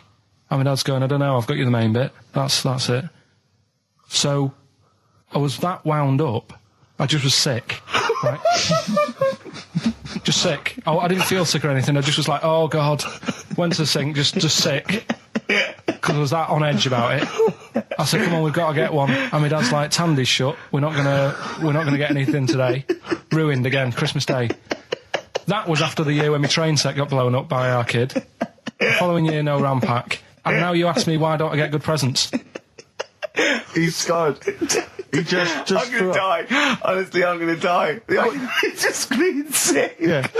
There's no RAM pack. Did you get to the bottom of it? Why wasn't there a RAM pack? You have to buy them separate. Oh, It's one of them okay. cons. What do you mean I can't play Frogger? Oh no. So, wasn't there another incident when you threw up? Spontaneously threw up? Through sheer anxiety? I do get it. It's not so much now because I've relaxed a bit, but as a kid I used to be quite on edge all the time with certain things. Do you think that's what happened to your The cat wind. that kept being sick? That it didn't get the food it wanted? And it just threw up? Do you remember that? Yeah. God, so they shaved it. No, like, again, I spoke to you in the week, and I had much better things, like when I tell you about Brian Blessed climbing Everest, and for some reason it made him, it played havoc with his belly, and he followed through, and he had to clean up. Shut himself? Yeah, using ice and snow. Why are you telling me that Brian Blessed... in what way is telling me that Brian Blessed shit himself once in any way educational? Because I was saying how he was climbing Everest, right? Right. I give it to him, he's an actor and that, but he gave that a go. Yeah. Right? He played... What's the point of that, you'd say, wouldn't you? You'd say, God, he's you know... So he's alright. Me doing a boxing match, there's no reason is rubbish, but him climbing Everest and shitting himself... Yeah, he did that. Is commendable. Right, and he's only going to, like, go and do it again. He's going to climb it again. Yeah, but he might not shit himself this time. Yeah, what's the point in going? Nothing's changed up there. Yeah, good point. Yeah, What's it been? Well, it has. They've probably cleared it out by now. Right, but it's slip on it. I can't even bother. Read about Brian Blessed. Is it actually true, or have you lied with No, someone else? it was an interview with him in it. And what did he say? Oh, Come on, what did he say? He said I climbed Everest and I played havoc with me belly. Let's talk about it next week. We've really run out now. Oh, you're a fool. 3 holidays Carl's had this year, last year. Yeah. I'd love to have 3 holidays. You've got to start putting the work in I there. had 2 holidays No, then. you had 3 holidays.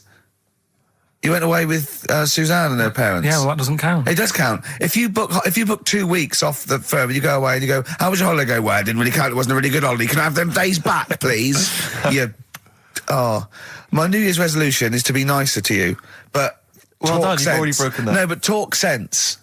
Talk sense. You've had 3 holidays this year, and I'm just saying, you're in your 30s now, and 30s is when you should be really putting the work in. That's true enough. To reap the benefits in your 40s, 50s, 60s, 70s, 80s, 90s, and 100. Carl, what's your New Year resolution? What about think before you speak? It's worth... I mean, See, I'm consider- allowed to laugh. I'm allowed to laugh at things other people say, Carl. That one, that is a good suggestion. How was your holiday, Carl? It was all right. Right, brilliant. But that, I don't see, on the ratio of good to bad in Carl's mind, that might be amazing, because we never It might be hear him amazing, sing the mightn't praises it? of anything. I'll tell you what, can we have, a cracking little tune and then come back and hear about Carl's holiday? I'd love to do that, Let's really. keep it tight. Love to Tear Us Apart by Joy Division. Now, I can't put my finger on it, but that doesn't sound like the original. And it's off a compilation. It sounded a bit fast.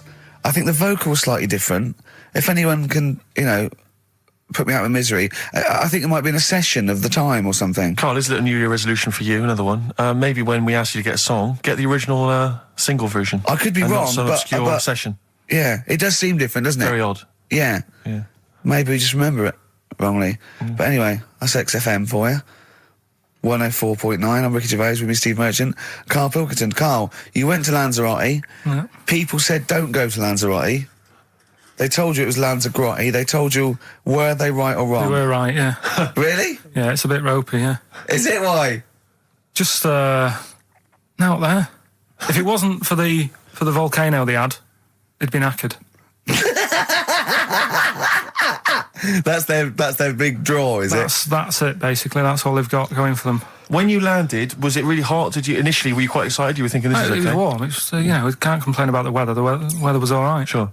You know what I mean? That's what I went for, but it'd be nice if there just was something else. Yeah. What did you do all day then? Did you read your ritual book? No, I didn't read that. I read that book. Do you know the book that I bought and all the chapters were messed up? Oh, yeah. I bought a better version of that, All right. and I read that, Excellent. and then, Did it make more sense in order? yeah, a lot easier to follow. Yeah. And then we went and had a look at the volcanoes and that. They've got 36 of them to look at.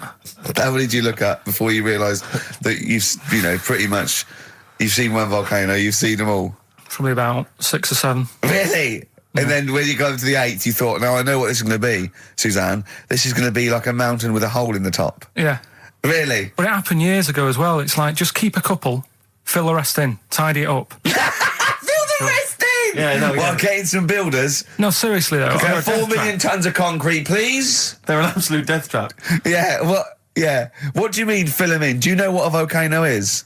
It's just a hole, isn't it? That's happened. Well, it's more than the happened back hole. It's in- more a portal to the magma in the centre of the earth. Back in 1730 it happened, and they still haven't sorted it out. Well, when you say it happened, volcanoes were made a lot longer ago than 1730. No, but the one that did Lanzarote in. Right. Sort it out. What would you suggest? Well, How tidy can it they up. fill it in? It's joined. It's all joined. No, but what I'm And saying is, it was the a- big it was- plates of the earth are all joined. It All was the a disaster, magma's wasn't it? joined. With the trade centre thing, that happened. They cleaned it up, sorted it out, they've moved on. That's what I'm saying. Whereas Lanzarote have just gone, leave it. It happened back in 1730. You misunderstand me. How, in the name of God, can you fill in a volcano? You ignorant twit. No, but it's not just the holes. They've actually left the lava everywhere. That's what I mean. It's not just the big holes. There's lava everywhere. But it's molten rock. They can't just pick it up like they're like a carpet. Put it in the holes. The holes are there ready. Just push it all in. That's what I'm saying. Do you know what a fable I've is? got a Carl? rough idea. Okay, it's a thing that uses sort of metaphor, analogy, just to explain sort of morals. I mean, they're very very old for a start, and it's all. I'll give you an example of one. A quick one. Oh, the one about the dog with 2 bones. He goes to a dog's got a bone. He sees a reflection in the lake, and he thinks, "Oh, that dog's got a nice bone.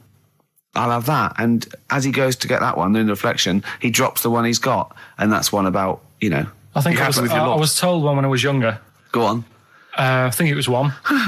This young lad, he's got a dog, right, and he sort of is about 8 years old, and this dog, he's had it since he was about 4, and it's a bit tired now, and he chucks sticks for it, and it doesn't go for it, and he's saying to his mum, "Oh, I want a new dog because this one's useless. It doesn't do what it doesn't have any fun with me." So they say, "Oh no, but Rover's a good little dog. You should look after it." And he's like, "Oh, I don't like it. I want a new one." So they buy him a new puppy. And it's running around, yapping about, and he's loving it, and he's playing around with it in the grass. And then one day he goes to the park, and he's messing about and rolling about with it, and he falls into the lake, right? And the little puppy's like yapping at him, and he's going, help me, the little dog's yapping. And then the old dog comes and gets his collar, and it pulls him out of the lake, and he goes, "Oh God, why did I forget about you? You're the better dog." And he loved that one again rather than the puppy. I got a feeling that was Lassie. Well, yeah, that was an episode of Lassie. What's the moral? What's the moral there, Carl? What's that telling? What's that explaining through analogy? Sort of, don't forget the old. Look after old people. I remember there was one I heard once about a young boy who got trapped in a lake inside a cage. But he loved his trainers so much. He wasn't going to get them wet. But even though he had to get out there, and even though he thought that was the important thing because it's material value, he actually drowned, and the trainers were no good to him then. That was Bowie and Waterloo Sunset. Love that. Love the original. Love Bowie. Bowie was my gig of the year. These are my singles of the year. These are our clips of the year. I'm Ricky Gervais, with me Stephen Merchant. We're just picking some lovely little bits and pieces. do you remember when we talked about this?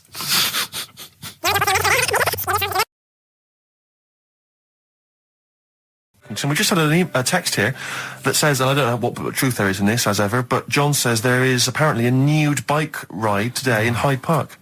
Now, I can't believe that's the case, because I don't think it's allowed, is it? You can't ride around with your veg, can you? I don't know. Why would you want to? Well, good point. On a bike. On a bike, I like the fact that that's what disgusts him. I want. Do you know what? If we did appeal for a nudist to call in, I'd want a very specific sort. I don't want. I want a German nudist, a middle-aged man called Helmut. Okay. If there is any, or the closest one to it. So I want a middle-aged man from Germany. If your name is Helmut, you're in. But I'll accept Hans. Carl would be good, wouldn't it? All right. Yeah. I think I'm wondering if the age might. Maybe we could we broaden that Okay, a little just bit? a German nudist bloke. Right. Could he at least be fat? Could I find a fat German fella?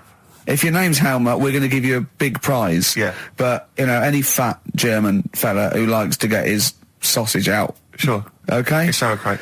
Yeah. What's the phone number?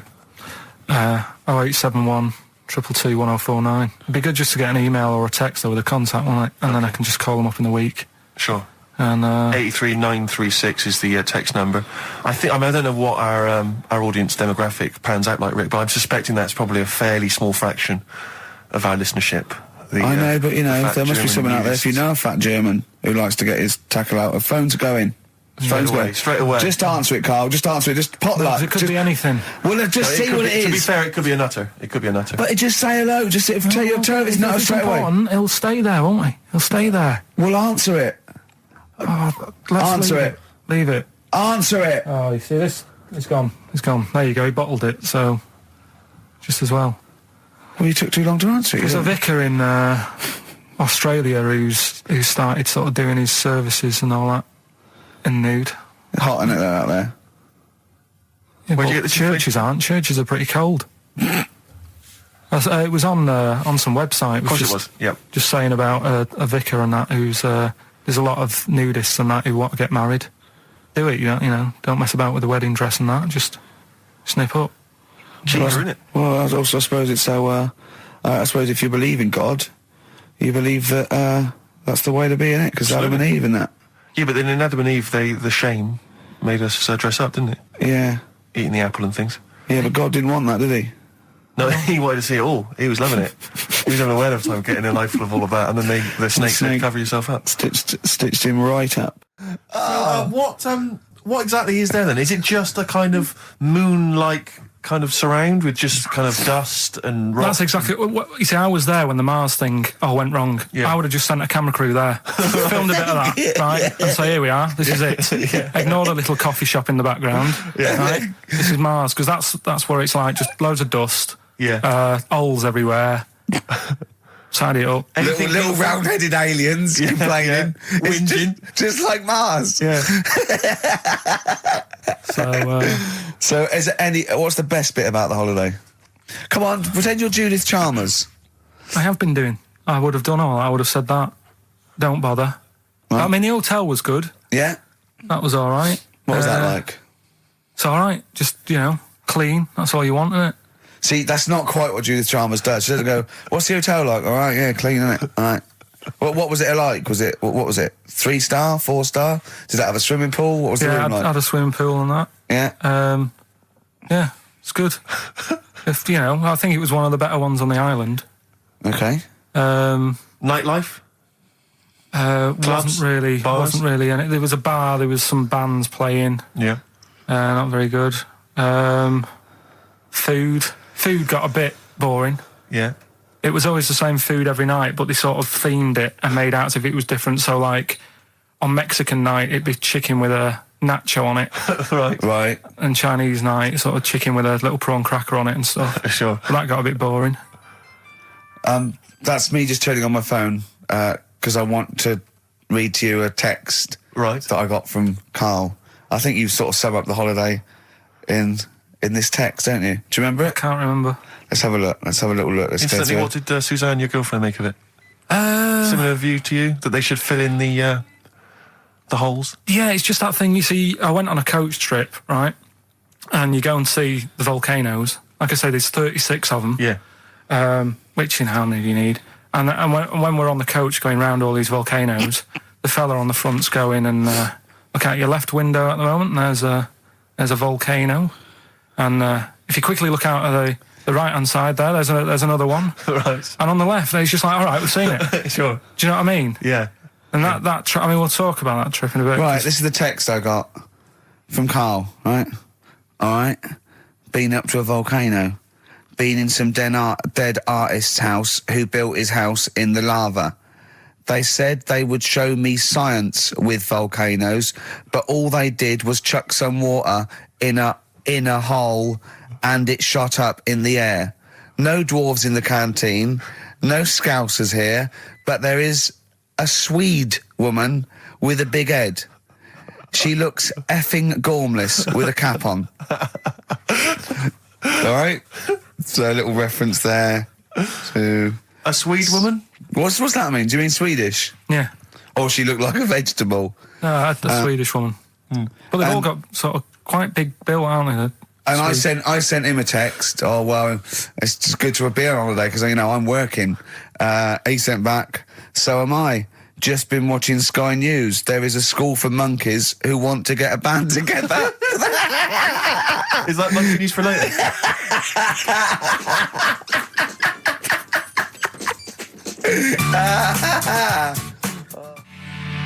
Oh My Corazon by Tim Burgess. I can't get enough of that. I love that chorus. On XFM 104.9. Ricky Gervais, Steve Merchant and little Karl Pilkington. But it was a nice holiday. Yeah, it's all right. It's just, you know, I went there to relax and that. Exactly. Did a little bit of that. Trying to think of some new, you know, features and stuff. Sure, always working. 3 holidays a year, Jesus. Oh, well, not really 3. Oh, two. It's all one big sort of like work thing to me and Steve. Two holidays, isn't it? Work hard, you need the holidays. So, yeah, the things that annoyed me was like, you get bored sat around the pool after a couple of days. I'd read my book. Yeah. You know, there wasn't much going on the... Not even any crabs to throw sand at, was there? No crabs or anything. They wouldn't bother with Lanzarote, right? So, decided to go on a little trip. That's when I saw the volcanoes and that, 36 of them. So, we go on the trip, and the thing that annoys me, it does happen every holiday that you go on. If you go on a sort of a package thing, they have these trips, right? And you pay about 40-odd quid, and they give you some wine, so it make it feel like you're getting your money's worth. But how many of these trips have you been on then? Loads. Probably about 12. More holidays than I've had. Go on. Yeah, so anyway, so you're on the coach, right? And they take you for the volcanoes. They took us in the middle of nowhere. Yeah. Right. There's nothing else round there. Sure. It's like I say, it's like Mars, but with holes in the ground. Yeah. Right. And they sort of drop you off, and they go, right, everybody, see you back here in an hour. There's loads of volcanoes for you to look at, and a coffee shop over there. And you know for a fact, right, you don't need an hour there. You could just say, well, just keep the engine running because I'll have a look in this hole, we'll get back on, give us 5 minutes. Don't need an hour. Absolutely. Yeah. But you know that they've got something going. It's a backhander, definitely. What, with the coffee shop? Definitely, yeah. They go there. And they get everyone to have an ice cream and a coffee, and they sit down, have a fag, talking to the bloke. Yeah, and it's like, cousin. Yeah. How much was the coffee? Was it probably about €3 each euro, so I think it was $3.50. Sure. Yeah. Which is, I don't know what, that's about 2.5 quid. Yeah, they stitched you up. Go on. Talking about this the other day. What was it now? Listen, the fella. No, listen. Do you want, all right, no, come on. All right, he's got it now. Go on. This fella goes to the doctors, right? Oh, right, okay. Right, if this isn't any way apocryphal, stupid, illogical, impossible, right, you are never, ever speaking again on radio. So make sure this is at least possible. I'll tell you what, I'll even give you improbable but possible. So if anything that breaks the laws of the universe or logic, okay, that's all you have to avoid. On you go. Right, so this fella, right, he goes to the doctors because he's got earache. Right, okay, if a chimp's living in his brain... Go on. So he's got earache, he's sat in the waiting room and his ear's all bunged up and it's hurting a lot and what have you. So the doctor comes out and he goes, right? And because his ear's all bunged up, he doesn't hear it that well, right? So he thinks it must have been me, right? So he wanders in. Keep going. Anyway, I'm going to hate this. I can just feel it in my bones. Steve, I'm going to let you take over. Okay, let's hear it. So the doctor says, sit yourself down there, right? So he sits himself down. He goes, right, take your pants off, right? So he's thinking that's a bit odd. Anyway, He heard that though. he apparently he took his tackle off. The doctor did some operation. What, there in the waiting room? No, in his office. In his office, yeah. What? Wait. So he removed what? His genitals? Yeah. In his office? Why, Carl? Why, Carl? Because he hadn't called him in. Oh, he'd called in the bloke who wanted his testicles taken off, and he didn't hear it. What? So the doctor went out and said, Mr. Jones, who's here to whip off your cock and balls, just here and now, right? Bloke comes in, didn't it? It must have been me. So the bloke who wanted his balls taken off didn't say, I think he said me. So he didn't interrupt then. So the bloke goes in, he starts taking his testicles off, and he doesn't say, I'm here for me ears. What are you doing with that? That is a blinding record. And before that, Rick, what do you make of those adverts? They were great, weren't they? I like them, yeah. I'm going to buy all them products on the way home. And that's endorsed by Ricky Gervais. He's won awards. Yeah. Rick, do you remember this? This was a hilarious moment. No, you'll remember this when you hear it. It was when Karl said something that was basic. Well, I think for a lot of people it sounded like a lot of old bollocks. Carl's found love on the street before, haven't you? How's it going with your bird, Karl? Are you married? No. How long have you been out with her? Going out with her? 7 years. Because, you're quite a simple man. Yeah. You're sort of a simple in a nice way. I mean, you're like Helen from Big Brother. Yeah, you're sort of nice enough, but I look normal. Well, yeah, you sort of do. But you could be one of those that just suddenly go mental with a pen. Yeah, do you know what I mean? Stab people through the eyes. Yeah, you sort of look normal. But if I wouldn't really want to wind you up to a point of frenzy. How did you meet your girlfriend? Through work. What, through her work? What, you phoned up and said We worked at the same place. Oh, you're right. Yeah. You're quite an enigma, aren't you? Could you give us more on that? At work. You met her at work. What, she came in selling sandwiches? She was going through the bins outside. What do you mean you met her at Why are work? you having an attack on me? You're the one who's sad and lonely. No, he's done you again. Yeah, but what I thought was interesting was I just scratched at him and he just went mental. Yeah, no, it's like a bear caught in a trap. It's funny, isn't it? You'll never learn. No, I was just interested to find out what the story was, because it might be a really romantic story. Well, it's not. All right, jeez. I love the fact he doesn't want to talk about his love affair. I was thinking about you in the week, and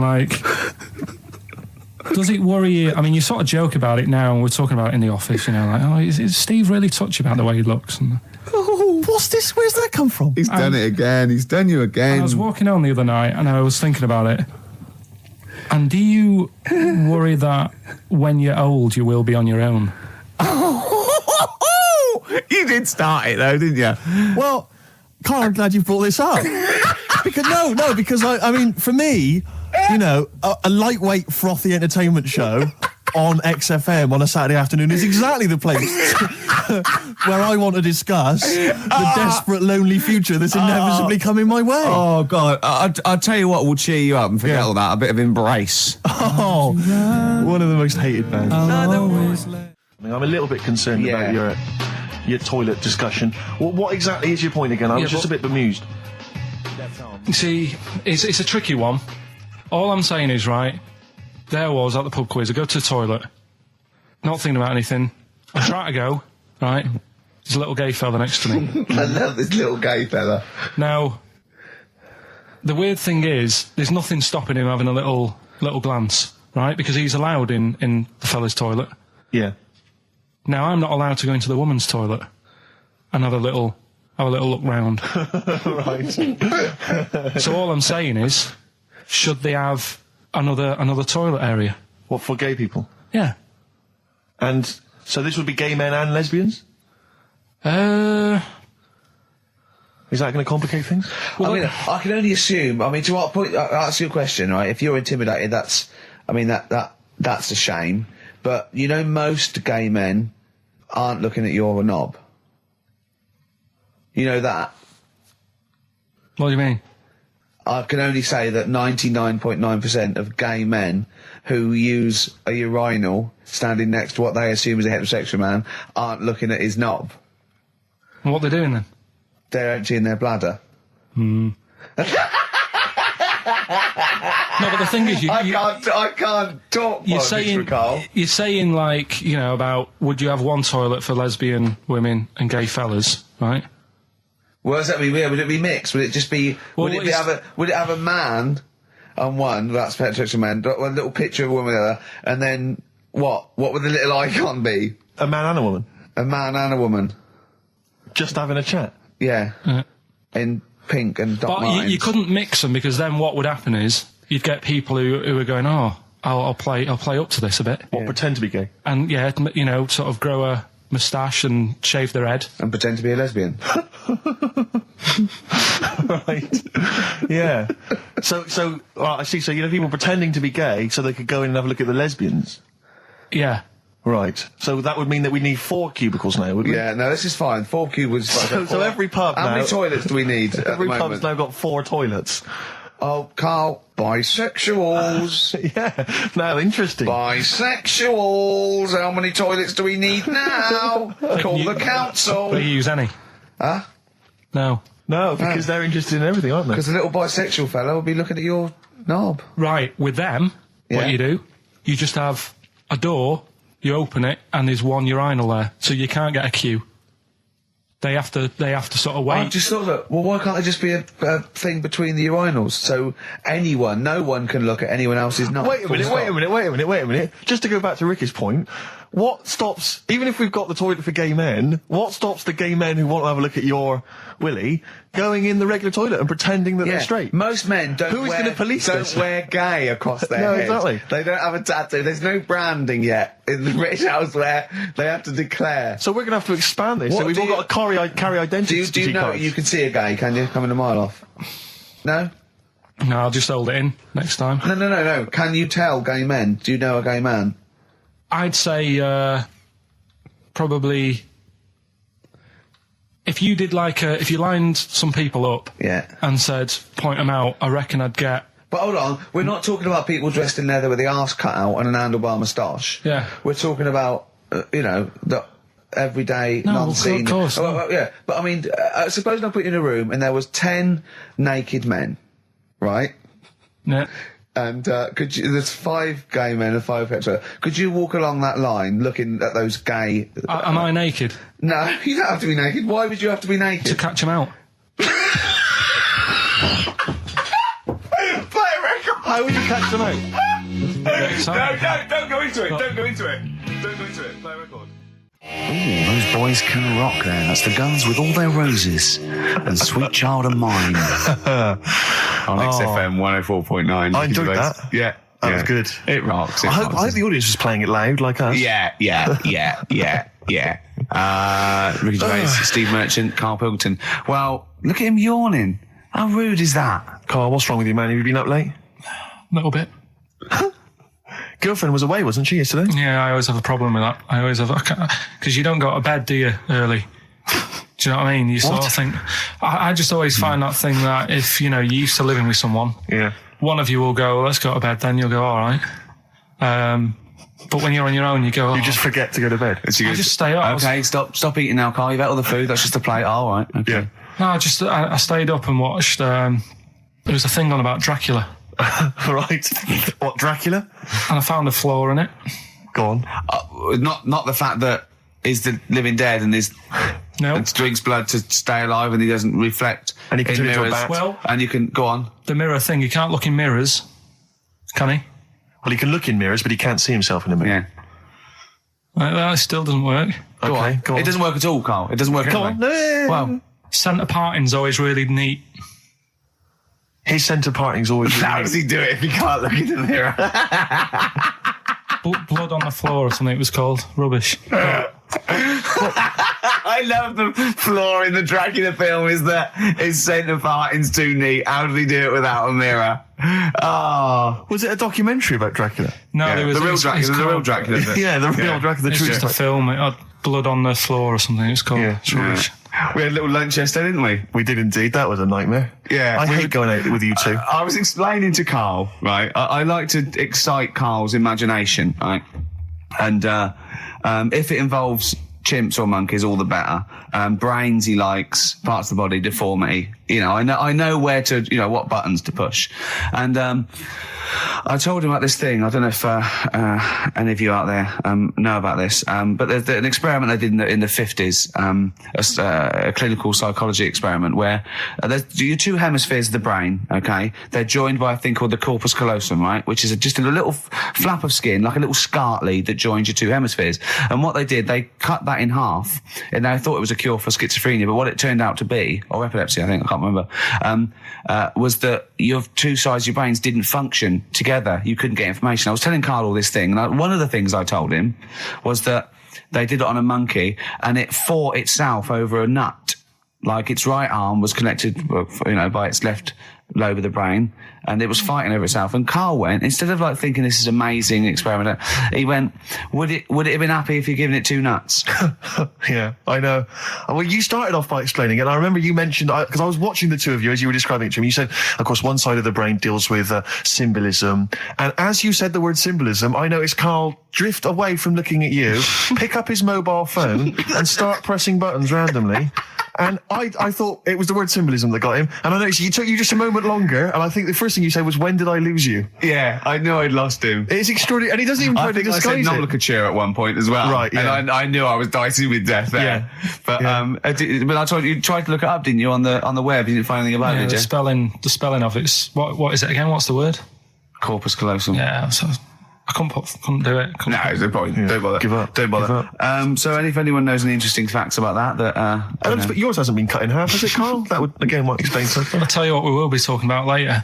I don't know if you're sort of aware of them, Steve. Go on. Bonobos. Oh, I don't know much about bonobos. I told him about he was looking for stuff. I said put in bonobo. He was having no luck with chimp, and they're a form of chimpanzee, but they're even closer to us, evolutionarily speaking. They've got their social groups are more like ours. They're more intelligent, and he was loving it, weren't you? So is it human bonobo Karl? Is that how it works on the evolutionary ladder? Chimp Karl. Yeah. Talking about him. So we're talking about bonobos. You're excited about that? Yeah, That's coming up in monkey news? No, I think it's a bit of a monkey bonus. Placebo, Bitter End on XFM 104.9. This is pre-recorded. We recorded this a couple of weeks ago, before Christmas. I hope you had a great Christmas. If you didn't, not our fault, really, is it? Nothing to do with us. Wouldn't have thought we'd have. We're well over time because we've got plenty of cash now, thanks to a lot of you who probably bought the Office DVD. Yeah. Probably got And that if you in haven't stock. yet, and you've maybe got vouchers or money, still available. Still there in the shops. Still available. You can still make it the best-selling DVD of all time. Please. Please do. Yeah. Please do. I'll tell you what you want to hear though before you make your mind up. I'll tell you what, if you like this next clip, go and buy the Office DVD. I think you will. It's a brilliant clip. It's the one where we talk about, well, it is self-explanatory. Yeah. We went. It was a great day, wasn't it? Brilliant round of golf, absolutely brilliant. Such a beautiful place in Stoke Poges, like a really posh place. And are you a good golf player? Well, we'll get to that. Oh, okay. Blimey. Wow, he bought the shoes especially for it. Oh, We could brilliant. hire- I'd love to have seen him in those little shoes. I know, and they were no good because they were metal spikes. We had to change them. He was annoyed straight away. He spent over £22 on these golf shoes. We hired a buggy that was brilliant fun. I was bombing along, wasn't I? I don't drive, but I just, it was great on that buggy. Well, you've been on a buggy with me and you were a bit Terrifying. scared. Yeah. What? I nearly killed us once. I was just taking banks and things, but you don't see sort of bunkers, and he'd scream and go, stop! And he'd put his foot down the brake, and then I reversed. At one point, he sort of did a handbrake turn next to the lake, and then we had to reverse, right? And you just flick a switch and put your foot down. He did that without looking. I looked behind, there's a big oak tree there. He screams, watch the tree, right? So, Dukes of Hazzard. I kept jumping in and leaving him behind because I had to go to my ball. Because anyway, so the first shot, I got on my driver. I honestly did one of the best shots I've ever done. It went straight down. It was great. I thought, phew, got away with that because it's always the first one because it's a clubhouse and you want to look good. Yeah. So He tees up, and I've been saying, buy some balls. He just got 6 balls. I was going, what if you lose me? I won't lose 6 balls, right? He tees up, right? Whacks it. It goes miles, like right angles, straight into these the woods, right? He turns around, he goes, go and buy some more balls. So I'm laughing, because it's like impolite to laugh, but he broke the ice for me, and I was falling around, and then his second shot, I go, you know you're off a 3 now. If you take another shot, he went, oh, right. So it's his third shot, he puts the ball down. He hits the ground before it and misses the ball altogether. And I was on my back, wasn't I? Unbelievable. Actually rolling about on his back. And we were terrible. I went round 107, he went round in like 119 or something. Sure. It was just rubbish. How long did it take? 5 hours. Of course. And there was no one around, luckily. Yeah. But it was fantastic. So then we go and have our meal. What annoys me, I said, right, I'll go for a run. He went, I'll have a bath. I said, I'll see you at 7:45. At 7:55, I have to call him. He's not ready, so he's let me down there. I can't stand lateness or laziness. You hate lateness. Yeah, and he's let me down. Do you know his excuse? He fell asleep in the bath because there was no light bulb. There's no light bulb in the bathroom. So instantly he fell asleep, and he was late. No, do you know what I mean though, Steve? If you're sort of like nice and warm and what have you, I was tired anyway. I've been stressed out for 4.5 hours, right? My life flashed in front of me a few times in that buggy. So it's all sort of wears you down a bit. I thought, right, I've got a headache. You're going for your run. I'm going to have a bath. I walk in, put the light on. For some reason it didn't come on, but I thought, it's all right. I'll just, doesn't matter. You can have a bath in the It's summer, so it's light anyway. Well, there's no windows in the bathroom, so... So you were in the darkness? So I'm in the darkness. I nod off because I'm shattered. He calls up, hassling me. So I said, well, it doesn't normally take that long for me because, I haven't got, like, long hair. I've got a dryer and I can sort of one wipe. Yeah, he's already 10 minutes late, though, when I called. Well, 10 minutes. 10 wow, minutes. this is late, next. Doesn't matter. Dinner wasn't until 7:15, so we had, like, another 20 minutes anyway, so it doesn't really matter. Yeah, but we said 7:45. So he's calling up, hurry up. So I said, yeah, all right. So I get out and drying, like, my tackle and what have you. Calls back again 30 seconds later. No, I don't, I don't like that. You're not going to do that, no. Give it a wipe. 30 seconds later, come on. So I end up going downstairs to the meal area. Naked. With a wet shirt on and wet socks. I've got headache as it is. Meant to be a relaxing weekend. But anyway, so we have our meal, which is really nice. And then we're sitting in the bar. I'm having a cigar by the fire. Yeah. Like, we're having a rather nice Pinot Grigio. Yeah. He's there going, I've got a headache. Is this 1955 that you live in? I know, yeah. It's so right. And we are knackered because he's not used to work. I've seen him moaning, falling asleep. He's not used to it at all. And you've been on your feet for over half an hour. Yeah, right. So we didn't even walk around the golf course. We had a buggy. Yeah. It wasn't even exercise. And now it's Carl's bit. It's the re-education of Carl. He's like Liza Doolittle. And now he's coming to, or Lawnmower Man, if you've seen that film. More like Lawnmower Man, if you've seen the film. You know what I mean. And his homework was to just study quotes, really, on happiness and stuff and general well-being. He's not a big happiness quote fan, are you, Carl? Not really. So what have you done? You've come up with something, haven't you? Right, yeah, I told you, right? Because a lot of these are just things you say every day. They're nothing special. So what I'm doing... Well, you say them every day. Well, the sort of things you come out with and you don't even think about it, do you know what I mean? Yeah. They're on the TV all the time. People on the radio are saying these sort of little quotes. Sure. And what I've done is, remember that programme on Channel 4, Faking It? Yeah. Where they got some, like, posh kid to be on a door and all that. What I've done, I've... Imagine if that was the pitch for the show. Dear Channel 4, you're just going to get a posh kid on a door or something? Yeah, Yours come sincerely, in, Carl. come in. Yeah. TV producer. Yeah, go on. So, what I've done, this little book of quotes, happiness quotes, I've picked 2 that are real. Okay. And I've made one up. Right? And we've got a guess. And you've got to guess. Okay, then, go on. Well, I'll tell you what, Rick, why don't we, when we've heard them, we won't confer. No. You'll write down yours, A, B, or C, and I'll write down mine, and we'll see how it Okay, works. Carl, off you go. Right, and just because I'm looking at this book, it doesn't mean I'm actually reading. No, I know. Don't worry, we're clever. No, we know, we can't see yet. Like, call my bluff. Yeah, go on then. Nothing is worth more than this day. Okay. Yeah. Yeah? All right. Yeah. The way I see it...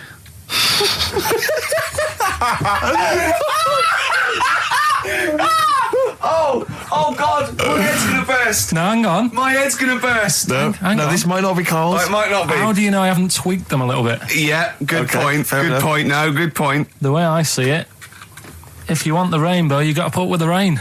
Yeah, okay. All right. All right, yeah. Okay. Hang on. It's not- yeah. Come on. Cat food. Cat food, come on. It stinks a bit, but if you don't put up with the smell, the little kitten will die. Steve, I don't know what to say.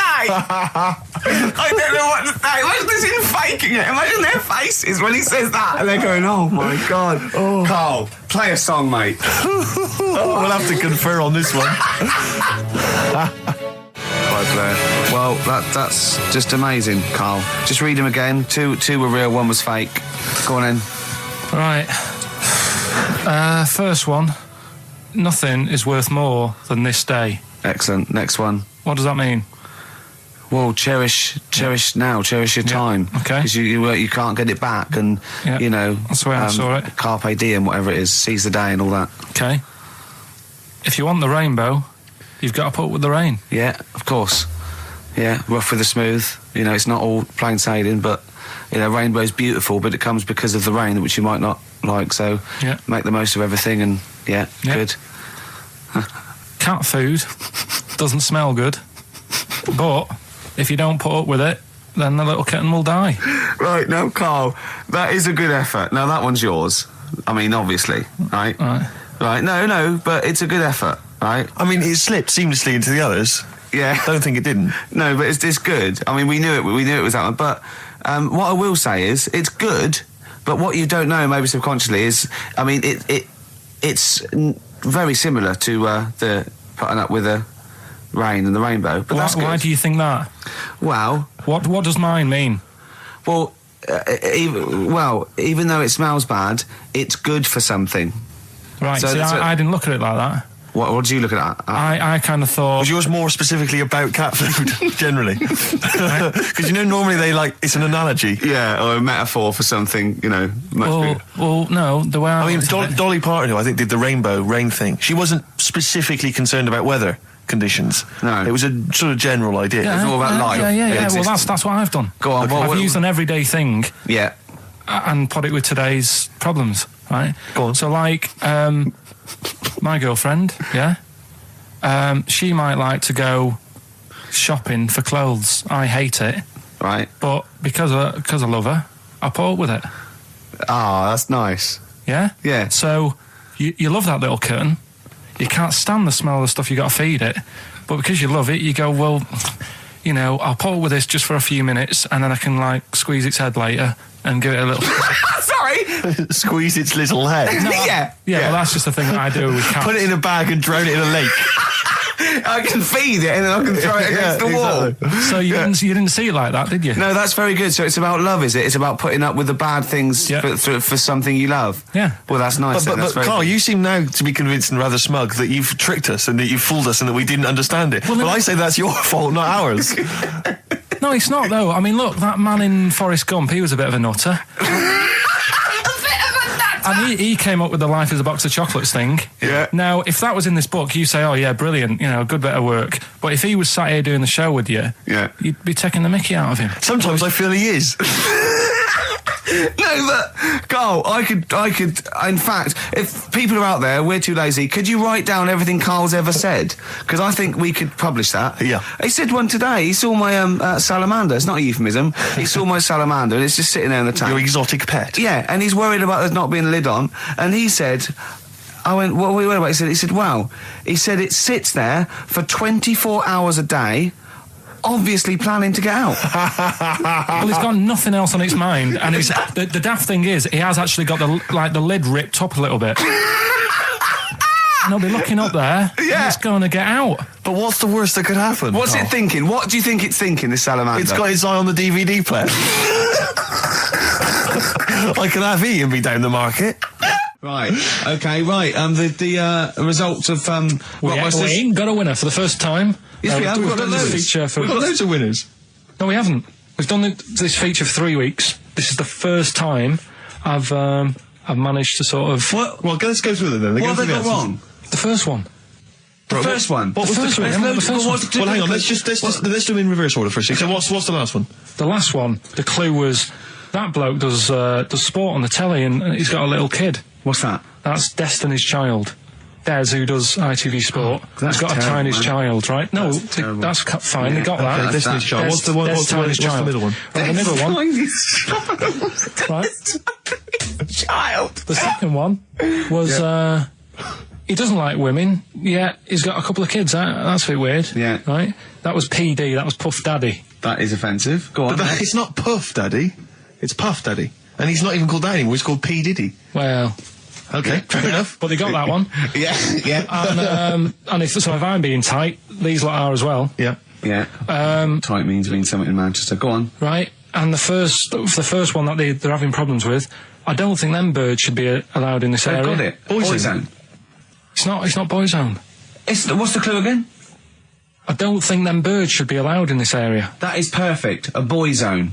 No birds. No women. No women, yeah, birds, right? A boy zone. Sorry, Carl. If that isn't the answer, their clue is better than yours. That is brilliant. What was yours? Boy zone. It works perfectly. What's your answer then? Bangles. I have no idea what that means. Like seagulls. So you don't want them in this area, so you're banning them. Bangles.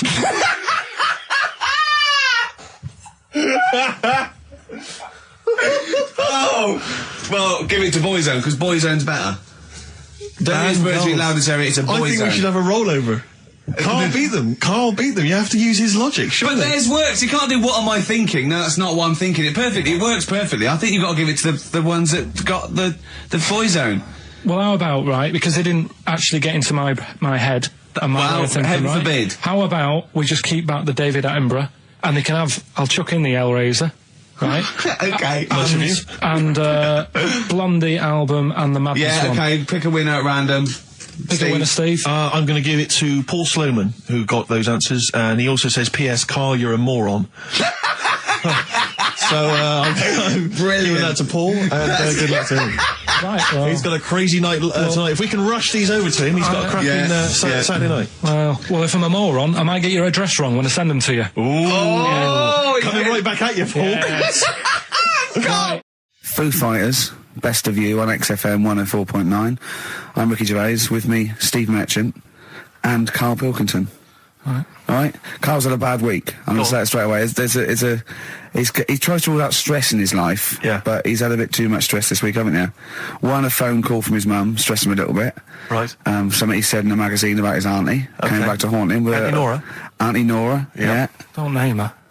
Oh, She don't knows who name she her. is. No. Okay, we won't name her, right? We just say it's the one who farted for 5 minutes, and as he saw her skirt when he was young, and I found it like a split tennis So ball. it could be any of me aunties.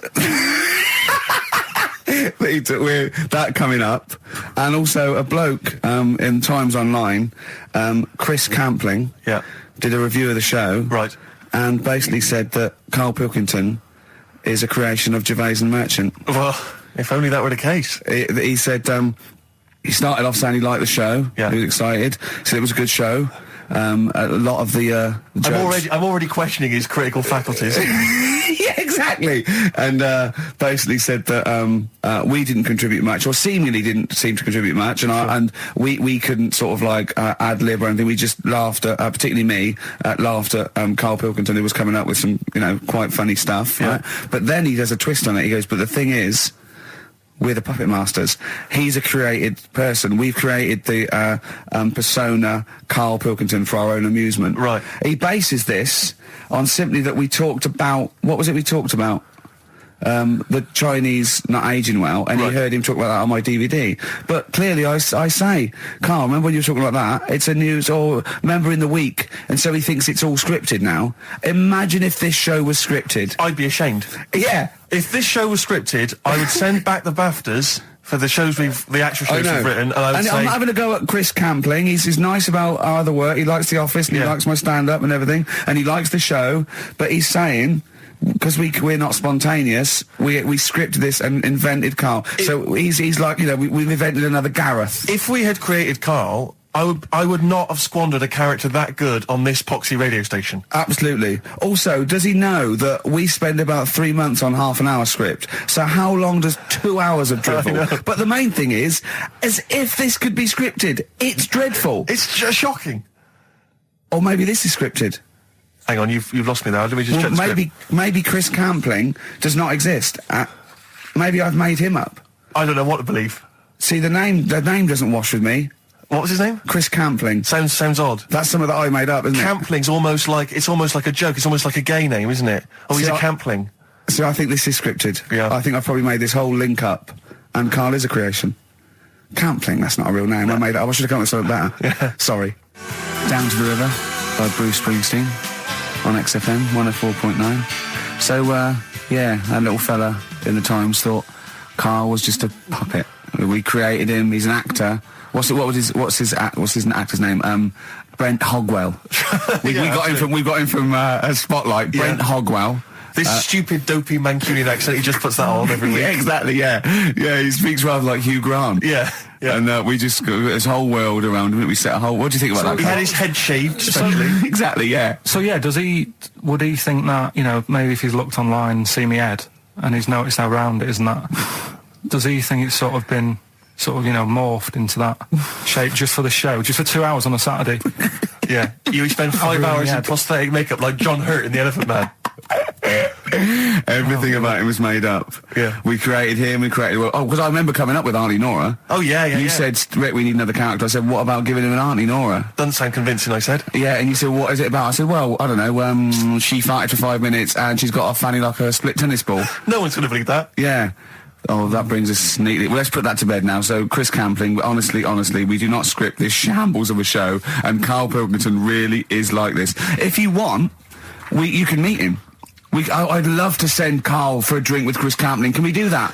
And then he'll eat his words. Chris, if you're listening, honestly, this isn't a stitch-up. As I say, I'm not having a go at you. It's a very well-written article. It's very, very fair. You're just complimenting on his grammar. Yeah. It's a very well-written article, Chris. No, I'm saying we're not having a go. You've typed that beautifully. It's not like he snagged us off. I would just love him to meet Karl Pilkington. People in the street come to me and say, is Karl like that? And I so want them to meet him. Yeah.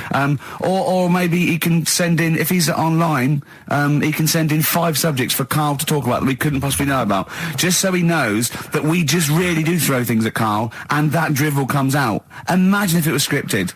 But anyway, so Chris Campling, or anyone who knows Chris online, get him to email us, and with 5 subjects that Karl can talk about. That's a good idea, isn't it, Karl? It is like I'm the Elephant Man the way I'm being treated now. Just sort of like... I scripted that. I wrote that joke last night. Are you sure? Or was it yours? I don't know. Karl enters and says, I'm like the Elephant Man. Hang on, let me just check the credits on the script. I'll tell you what though, Steve, I found out about the Elephant Man when I was talking to Ricky. What? You know the only bit that was normal on him? Oh yeah, no, it was in the film. You know that bit in the film? I was watching it one day, it was on, and I said, look, your favourite film's on. And it came to the bit where he was being exhibited, and he was naked behind the screen to all the doctors. Go on, what did you say? And there's a bit where he goes, and strangely, the only thing that is normal are his genitals. They're untouched by this disease. They are totally normal. Right, what did you say? It's a bit annoying, isn't it? It's like the only bit that you'd want as an elephant. The only bit you'd want that was like an elephant. Yeah, no, I can see. And he said, and he got the head. So other stressful things. But so anyway, what's the Auntie Nora thing? Sorry, Auntie X. Auntie X. What did she? Yeah. Why is she upset? Well, he mentioned her in Zoo. He did this thing for Zoo magazine, and he mentioned about when he looked up her dress. She had by accident. Remember?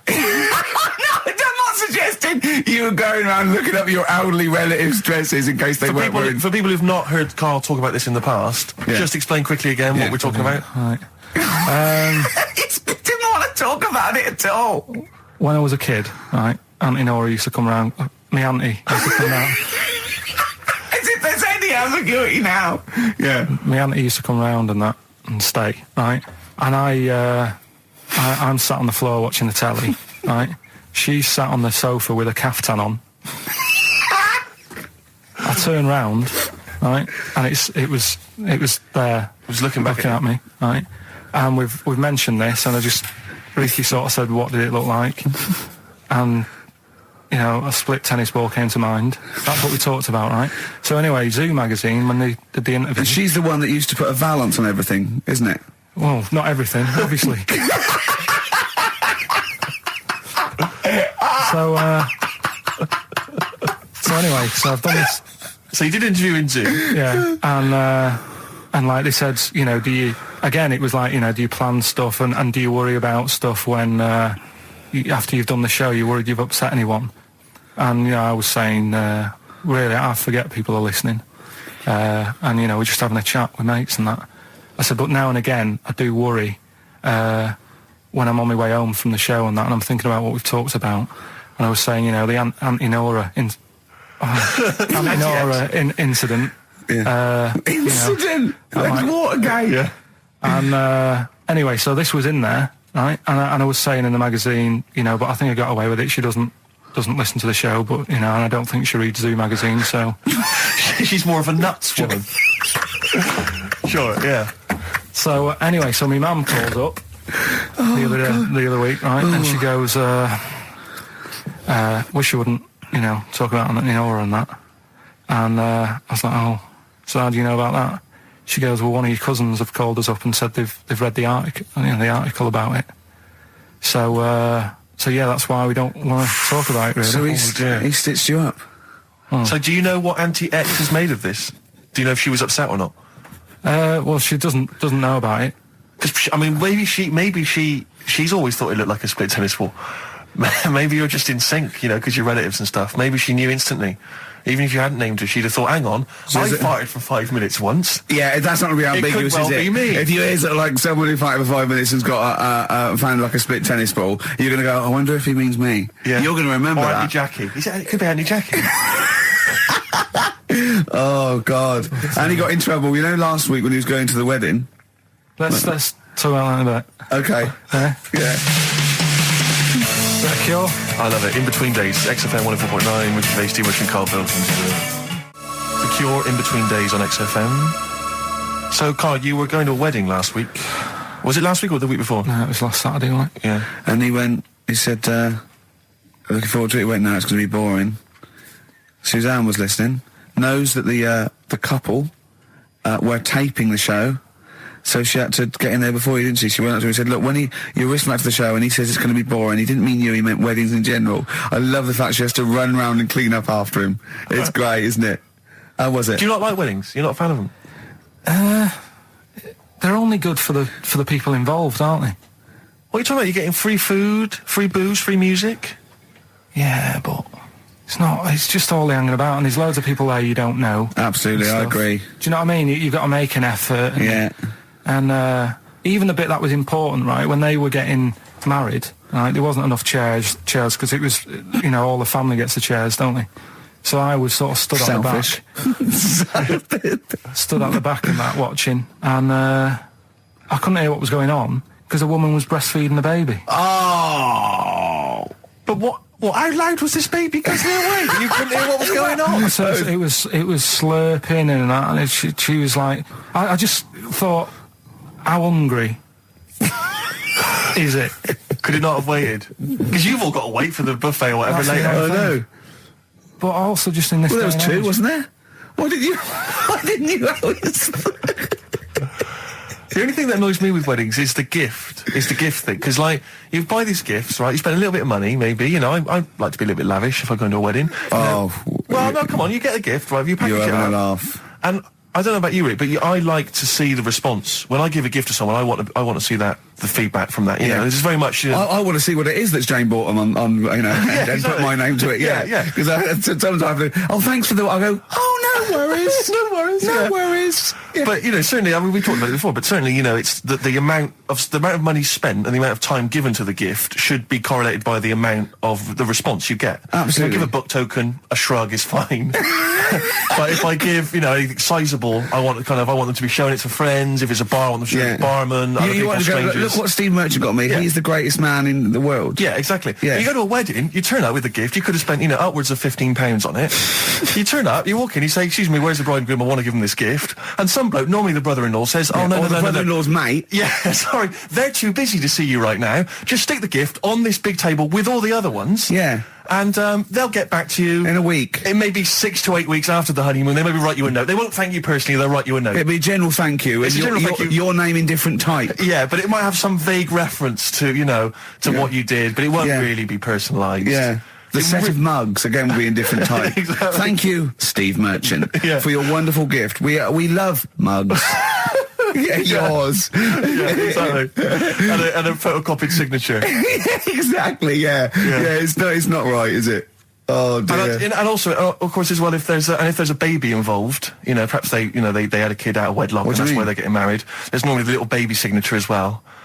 I hate that. Like the baby signed it. From Paul and Sharon and little Billy.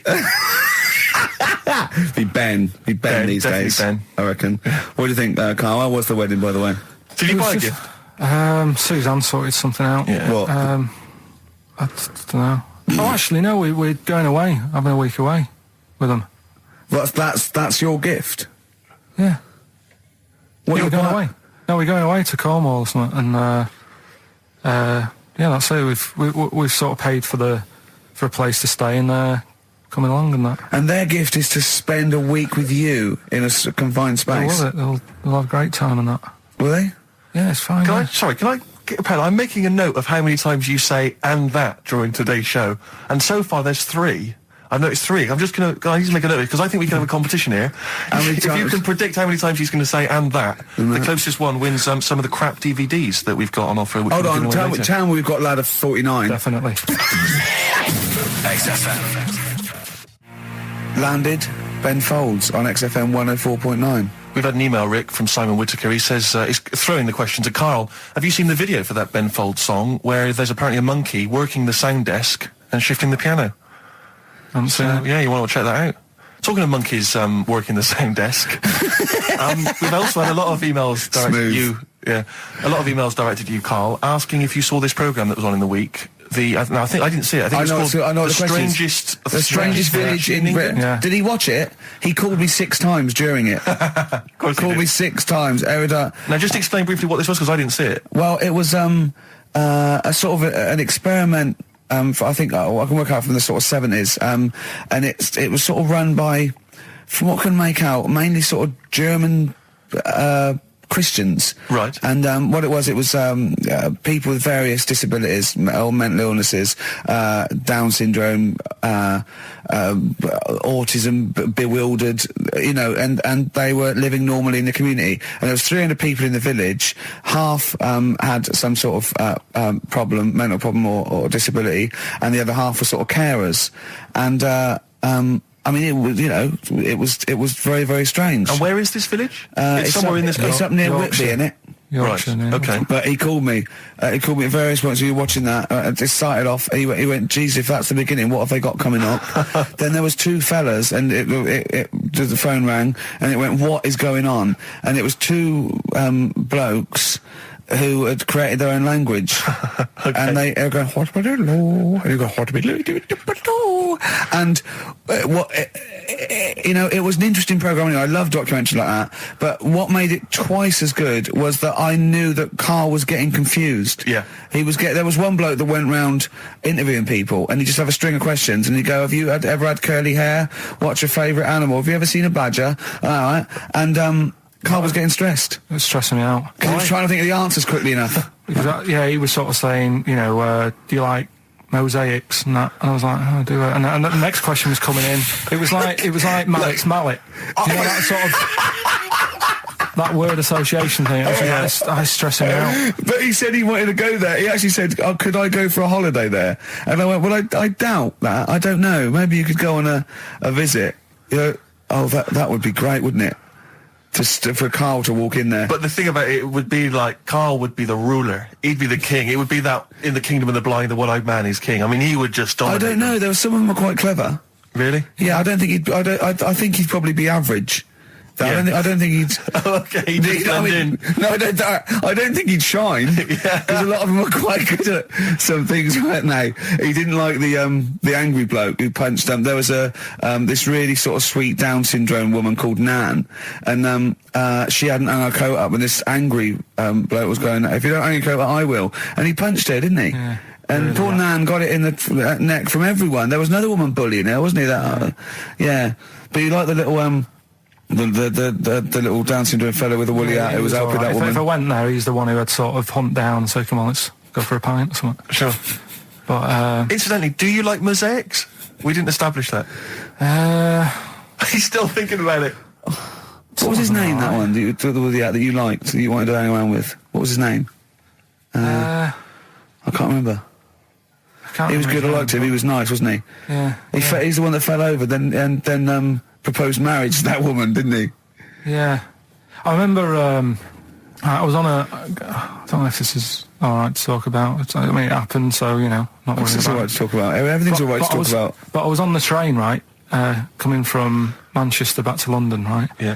And got on it. It was like a Friday night, and it was heaving, you know, like the last train is and all that, and absolutely chocker. Right? Yeah. So I'm walking through the carriages, thinking, oh, is he in his seats anyway? Anyway, everyone's like, it's heaving, right? It's people stood up in the doorways. You can't get in the toilet and all that. There's not going to be any chair knocking about. You know, so walking through, and anyway, I see this one empty chair sort of in front of me, right? I think, oh, why ain't anyone sat there, right? I'll just rush to that, get to that, I'll get myself a seat, plonk myself down, right, and sort of turn round, you know, see who I'm facing, you know, see who you're sort of having a chat with. Little fella there, right? Little, Down syndrome kid, Right. Sat there, and he goes, all right. And I thought, oh, right, not bad, but do you know what I mean? They're always talking, aren't they? You ask a lot of questions. Right, so I was like, oh, here we go, 2.5 hours, and I couldn't get up because the thing is, that's obvious. Sure. Right, so that's like mean. I'd never want to be mean. Do you know what I mean? No. At the end of the day. So anyway, so I think I know. I'll go to sleep. Clever. Right, so I shut my eyes, and he leaves me alone and that. So then my phone goes, and I think, right, what do I do? Do I ignore it, or do I open my eyes and see what it is? Anyway, I open my eyes, it's Ricky calling about something. About nothing, probably, actually, thinking about it. It wasn't even worth answering, right? So anyway, but I'm awake now, aren't I? So he's like, hello? And I'm like, all right, mate. And he says, you're muscly. Right. Oh, God! And I said, yeah. And he goes, you know, why? So I said, no, just am. It's, again, stressing me out, because I was thinking, why am I muscly? I don't go to the gym. And, you know, I'm not muscly, I'm in good shape and that. Well. So then he wants an arm wrestle. On a crammed train from Manchester, so I've got another hour and a half of this. When you talk back, he'd soon have got up and left. If you'd have started asking him questions, he'd have got up and left with the drivel you come out with. So anyway, do you know when you're under pressure, you're thinking, well, he's said that I'm muscly, right? So do I do it or not? And there's people watching, you know, not joining in, not sort of having a laugh and that with me, just like watching but pretending they're not. Oh, and I'm God. at one of those table seats, and he kept saying, come on, I want to arm wrestle. So, and he was getting loud, and I thought, oh, I best just have an arm wrestle. What do you mean? I best just have an arm wrestle? Well, what do you mean? Get it over and done with. I had to... if he's going to keep asking, I had another hour and a half on the train. Oh, God. So anyway... Oh, my God. I'm thinking who won. Well, I'm thinking, were people putting bets on? How was it working? It was stopped, and just as well, really. What do you mean it was stopped? Stopped, how violent was it getting? No. He was winning. I was struggling a bit, right? Yeah. And he was really like, you know, taking my arm down, and then he sort of let go and started laughing. And I thought, thank God he let go, because I would have made, you know what I mean? If I lost that, everyone's in the train looking, and all the rest of it. It's suddenly serious to him. He's got to win this. Anyway, Pilkington. But then he just, then we were chatting about favourite food and that. He likes sausages. And I said, you know, he said, do you like sausages? I said, yeah, they're all right. I like a bit of Chinese and that as well. And he was saying, oh, I can't have Chinese. Not allowed Chinese. Why?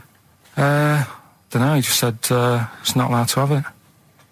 But yeah, I had a good long chat about stuff and that. But So you enjoyed it in the end? in the end, it was all right. Yeah, it's just. What do you expect? Okay. No, but it's that thing, isn't it? It's whenever you're faced with something different, it's always awkward, isn't it? And that's the thing. You're talking about him now, are you? And I think I did all right, because everyone else was ignoring him, but I probably made his day pretty good. Yeah. We were a nice bloke. I like the idea that that newlywed couple are probably thinking that's going to be a similar journey down to Cornwall. Rick, I know you like to occasionally share your musical tastes with the audience, and just talk about what you're raving about at the moment. But I can't get enough of this Bright Eyes album. I'm wide awake. It's morning. It's brilliant. Beautiful. It's beautiful. There's so many great tunes on there. It's one of those albums where it actually holds together as an album. You want to listen to it from the beginning to the end. It's dynamite stuff. I'd say go out and buy it. I recommend it to anyone. Talking of going out and buying stuff, Rick, remember? Well, you wouldn't know about that. Well, no. This is why I had to put out that appeal for free stuff, and we did mention that at the beginning of the first show, because we don't tend to get sent a lot of the usual kind of treats that a lot of radio stations and radio DJs get sent. Certainly, we never get sent music, Rick. I mean, we're probably one of the only DJs on this station that's allowed to play their own records. We're totally unplaylisted. No one ever sends us any records. I know, it's unbelievable. But we do get sent now, I'm pleased to say, some other stuff. And people are now beginning to see that, yes, if you do send us stuff, we will shamelessly plug it. We've just been sent the book of British hit singles and albums. That's proper the new gift. edition. A great gift. That is not a CD from an unknown band who pressed it in their garage. Yeah, exactly. That is not a, will you review this book I've done about the history of punk? That is a lovely... I could easily give that as a gift at Christmas time and someone would think that... Now you're thinking. Exactly. You're thinking you've saved 25 quid there, aren't you? Easily. Well done. Well, look, I mean, it's a lovely day, and if anyone's thinking of having a barbecue, could I suggest a lovely Banrock Station wine? Okay. If you don't know about it, let me tell you about this. You know Tony Charlie, the manager of Banrock Station? Oh, yeah. Well, he comments, being an Australian wine brand, we are very much pro the outdoor way of life, enjoying a barbecue with a bottle of wine amongst friends. Hear, hear. I agree with Tony Charlie, and it's a lovely, lovely do they fruity do both red and white wine? I think they do, but I mean, I love the full-bodied taste of the Banrock Red with maybe a fish dish. Absolutely. Although I've made an error. What am I doing drinking red with fish? Oh, come along. Well, I'll tell you, if you've perhaps finished the barbecue, we've got some guests around, the night is, it's still a balmy evening, perhaps you'd care for some Hope and Greenwood confectionery. I would love some. What sort of things are involved in that? We've got some delicious chocolates from Hope and Greenwood. They do make, and they, as you can see here, there's a wonderful presentation box. That is lovely. So if, again, you need perhaps to take a gift to perhaps a wedding or, someone else's kind of barbecue party, then, I'd have thought a lovely bottle of Banrock Station and some Hope and Greenwood would be the ideal. And if you've got anything to shamelessly plug, we've only got 2 weeks left, so please send things that are worth it, things we can drink, eat, Please do send it in soon. XFM. The magic numbers, forever lost. I was taken unawares because I opened that thing, what is it? The confectionery? Well, we were sort of doing it ironically, like people getting shameless plugs by giving us stuff, but then I opened it, and it's brilliant. It is brilliant. It's all retro stuff. It's got a curly whirly, a fountain, sherbet fountain. I've just been eating a drumstick that I didn't quite finish in time. It's got some of those little cola bottles. That's Hope and Greenwood and their confectionery, which are available now. The perfect summer gift. Perhaps you've got to go to a wedding or barbecue party. We've got some rubbish to give away now, haven't we? We have indeed, yeah. If only we hadn't opened that, we could have thrown that in the mix. But, no, it's too good to give away. It's time for Rockbusters, the quiz that no one looks forward to. And we've got, as usual, the bunch of CDs, DVDs, I should say, which... Just tell me we have got another copy of Ladder 49. Ladder 49's right here.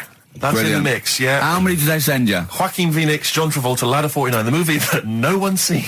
Yeah. I've never met anyone who's seen it. But is owned by every single XFM listener. Exactly.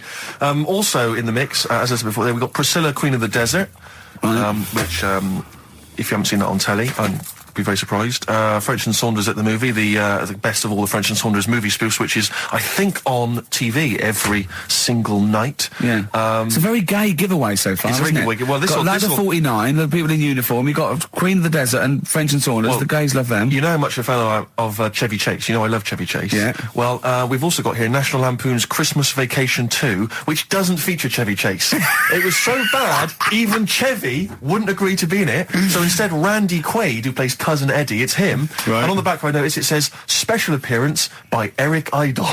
Brilliant. I mean, let's be honest, if a film's got a special appearance by Eric Idle, I know. It's probably not a classic, is all I'm saying. Do you reckon they do Always Walk on the Live on the bright side of life. Anyway, that's just some of the DVDs which you can win, and obviously the real reason you should enter is because you go forward to this big prize draw, which is in our last show, where you can win some actual quality. A signed Matt Groening drawing, and if you can see him drawing that on rickygervais.com, it's totally genuine. It's just there, him actually drawing it in front of your very eyes. Also, us made us Flanimals, and a signed poster by Nigel Tufnell. Christopher Guest. Sure. So proper good prizes. Yep. So this is, I think it should be the last one to get into it. Maybe next week, the 4 that we've got get down to 2 maybe. And then we get them on the line in the last, what do you think? Well, I'll be honest, I wish we'd thought it through. I don't know about you, but I wish we thought this whole Chris thing Campling, if he's got any ideas to how this show could have run, see, we should have scripted this. What we said, we just said go in a draw, didn't we? Did we? We hadn't thought it through though. Yeah, but we can't keep swapping and changing. Well, we haven't we can done do it what yet. we want. We can do what we want, yeah. You know how many BAFTAs we've won? We can do exactly what we want. High five. Well, listen. Right, let's get down to business then. Right, so Rockbusters, let's explain briefly what this quiz is for those that have only just started listening to the show. It's basically Blockbusters. Well, you say that, Rick, but it's not, is it? I mean, that Blockbusters made sense. Yeah, This well, is just this is the incoherent drivel. thing. Carl thinks this is a cryptic clue going, right, a fella is walking along and oh, look, there's the fish. What does that mean? Trout sinners. Some of them are hard because they've dug them all out. Some are hard because they don't make sense. No, but they've dug them all out because they're going to put them all on the website for people to play along with, and they came to me for the answers, and some of them are pretty tricky. I couldn't answer them. So I love that. Anyway, the only man that can outwit himself. Right then. So the first one then, here we go. Why don't you borrow some land off Mr. Boardman or Mr. Laurel or Mr. Fletcher? All right? Why don't you borrow a little bit of land? Oh, it's changed already. Already changed. Already off changed. Mr. Boardman. Well, no, do it again and do it exactly the same each time. Do it again. Why don't you borrow some land off Mr. Boardman or Mr. Laurel or Mr. Fletcher if you need a bit of it?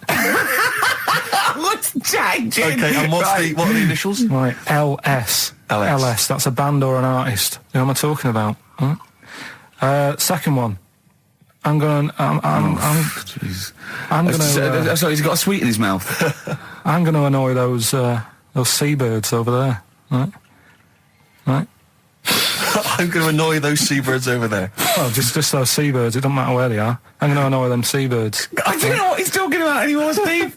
Honestly. B is the initial. I love the fact that he was fascinated by the strangest village in Britain, but the stories he's told us about where he comes from, there's him going around with 2 fellas with big heads, webbed feet, a little pigeon-chested bloke, him on his grifter with Maggie pecking at him, his dad in the telephone box nicking groceries, and a horse in the house next door. I mean, how strange was his upbringing? Yeah. And him hanging from his satchel. Unbelievable. There's another woman who I remembered. Actually, I'll tell you later. Go on, what? I'll tell you later about another woman who I remembered. What's give us a teaser. It's just a woman who rode around on a 3-wheeled bike with her husband in a basket. Right, I'll tell you that. Right, and the final you don't get clue. teasers like that on the other radio That's a hell of a funeral service. Right, listen. Right, the final clue. What the Scouse fella said to the robber who he found in his house next to his vineyard. Oh, Jesus Christ. What? Again? Right, so what the Scouse fella said... Right, this is going to be a pronunciation thing. ...to the robber he found in his house... Oh, God, I've lost the will to live. I want to get in that woman's basket on the street. We'll just be driven round for the rest of my life. The initials are A.W. A.W. Who is it? All right. Well, email in and that. Shall we have also on the text 83XFM? You can win Christmas Vacation 2 and Ladder 49. David Bowie? Yeah, watch that man. David Bowie, watch that man on XFM 104.9. Now, coming up, Steve and listeners, I'm talking to them mainly. I'm not really. I'm talking to you and Carl really. Yeah. But coming up, an old feature. Knob News. Oh, Knob News. The welcome return of Knob News. Yeah, and Monkey News is still there, isn't it? Yeah. Just briefly, you don't think you really gave that competition justice, did you, not handing out the email? No, let's just quickly whiz through the questions again. Yeah. John's texted in, by the way. He says, I never get any of the Rockbusters clues. Is this a good or a bad thing? Definitely a good thing. Definitely a good thing. Definitely a good thing. Yeah. Yeah. All other people do. Well, First one. Why don't you borrow a bit of land off Mr. Boardman or Mr. Laurel? Or even Mr. Fletcher. Right. LS. Second one, I'm gonna annoy those seabirds, right? B, and the last one, what the Scouse fella said to the robber he found in his house next to his vineyard. AW. If you know what they are, email in or text in. Tell us about the woman. What's the text? Quick. Well, 83936 on the text. Ricky.gervais@xfm.co.uk on the email and that. Right, and that. Mark that one down. Just make a note of that. And that. Right, tell us about this woman. Well, it was just because you were saying about the, you know, our living. We are broadcasting now, aren't we? This is actually going out. This is live. This isn't us sort of like... Yeah, but you were just talking about how I lived in an odd village. Yeah. With kids with big heads and all that, right? And what I wanted to do... What is that again? There's 2 kids with big heads. Yeah, they just had sort of big heads and webbed hands and that. They went to my school. And when I spoke to my dad the other day, because I'm going to see my mum and dad tomorrow. Oh, yeah. So I said, have we got any school photographs with the big-headed kids in? And he said, no, nobody bought those sort of school photos because they were in it, so it was always a bit ruined. But I said, well... No, he said sales were, you know, because he obviously talked to other dads and stuff like that, and he just said, oh, no one bought them. But anyway, so... I would love them. Yeah. That's why I'd buy them. Yeah, but I wouldn't stand out, would I? If it's on the mantelpiece. Yeah, well... But anyway, so I was talking about, you know... When you say they had big heads, what do you mean? Do they look like someone from Doctor Who? They were just quite big. But they weren't related? No. So why did 2 blokes with big heads and webbed feet? I lived in a weird area. There was a chemical plant close by. I can't believe you've never told us that before. That explains a lot. Not just the freaks in your neighbourhood, but... No, there was loads of weird stuff going on.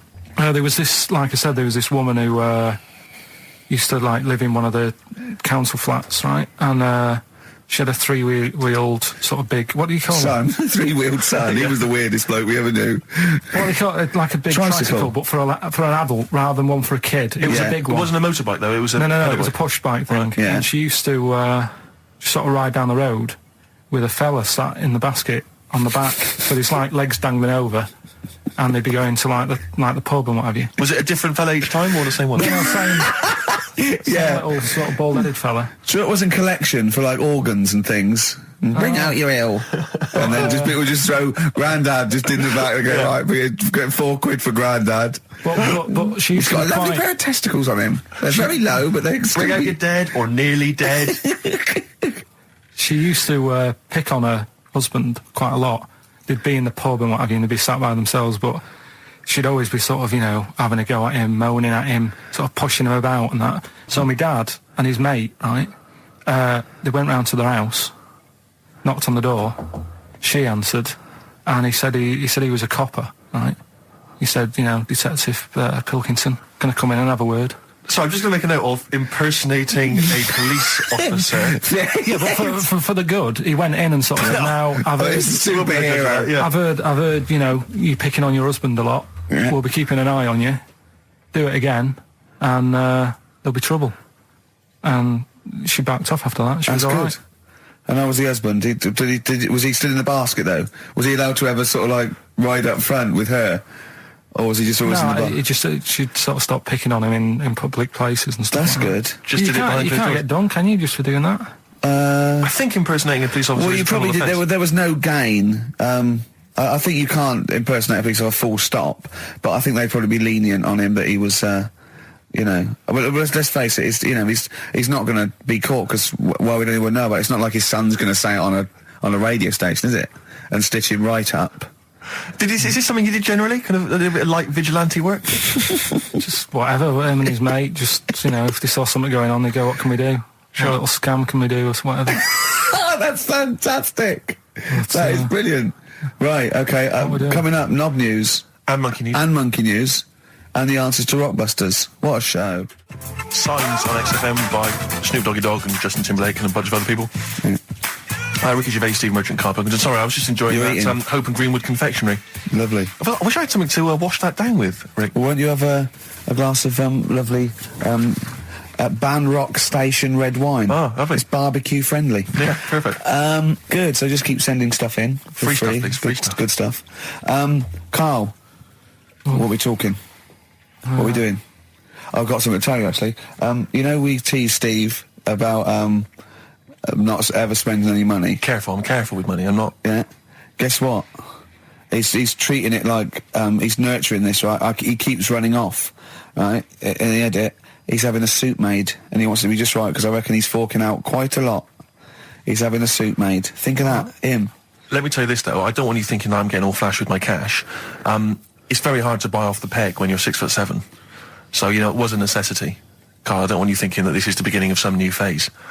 Well, is everything you buy sort of made to measure? Or? No, I'm afraid if only I could afford it, mate. But no, I'm off the peg generally. But in so this what, instance, like properly done and that? Just oh yeah. It's the full thing.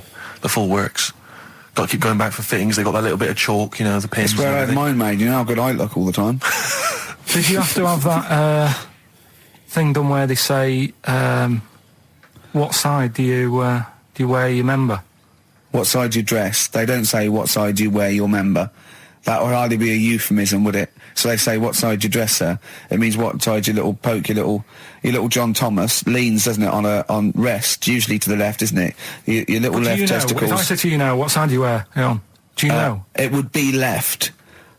It would be the left. That's what I mean. If standing there, right, with nothing restricting it or holding it in or holding it up, right, it sort of leans. Your one ball is sort of like slightly back and lower, isn't it?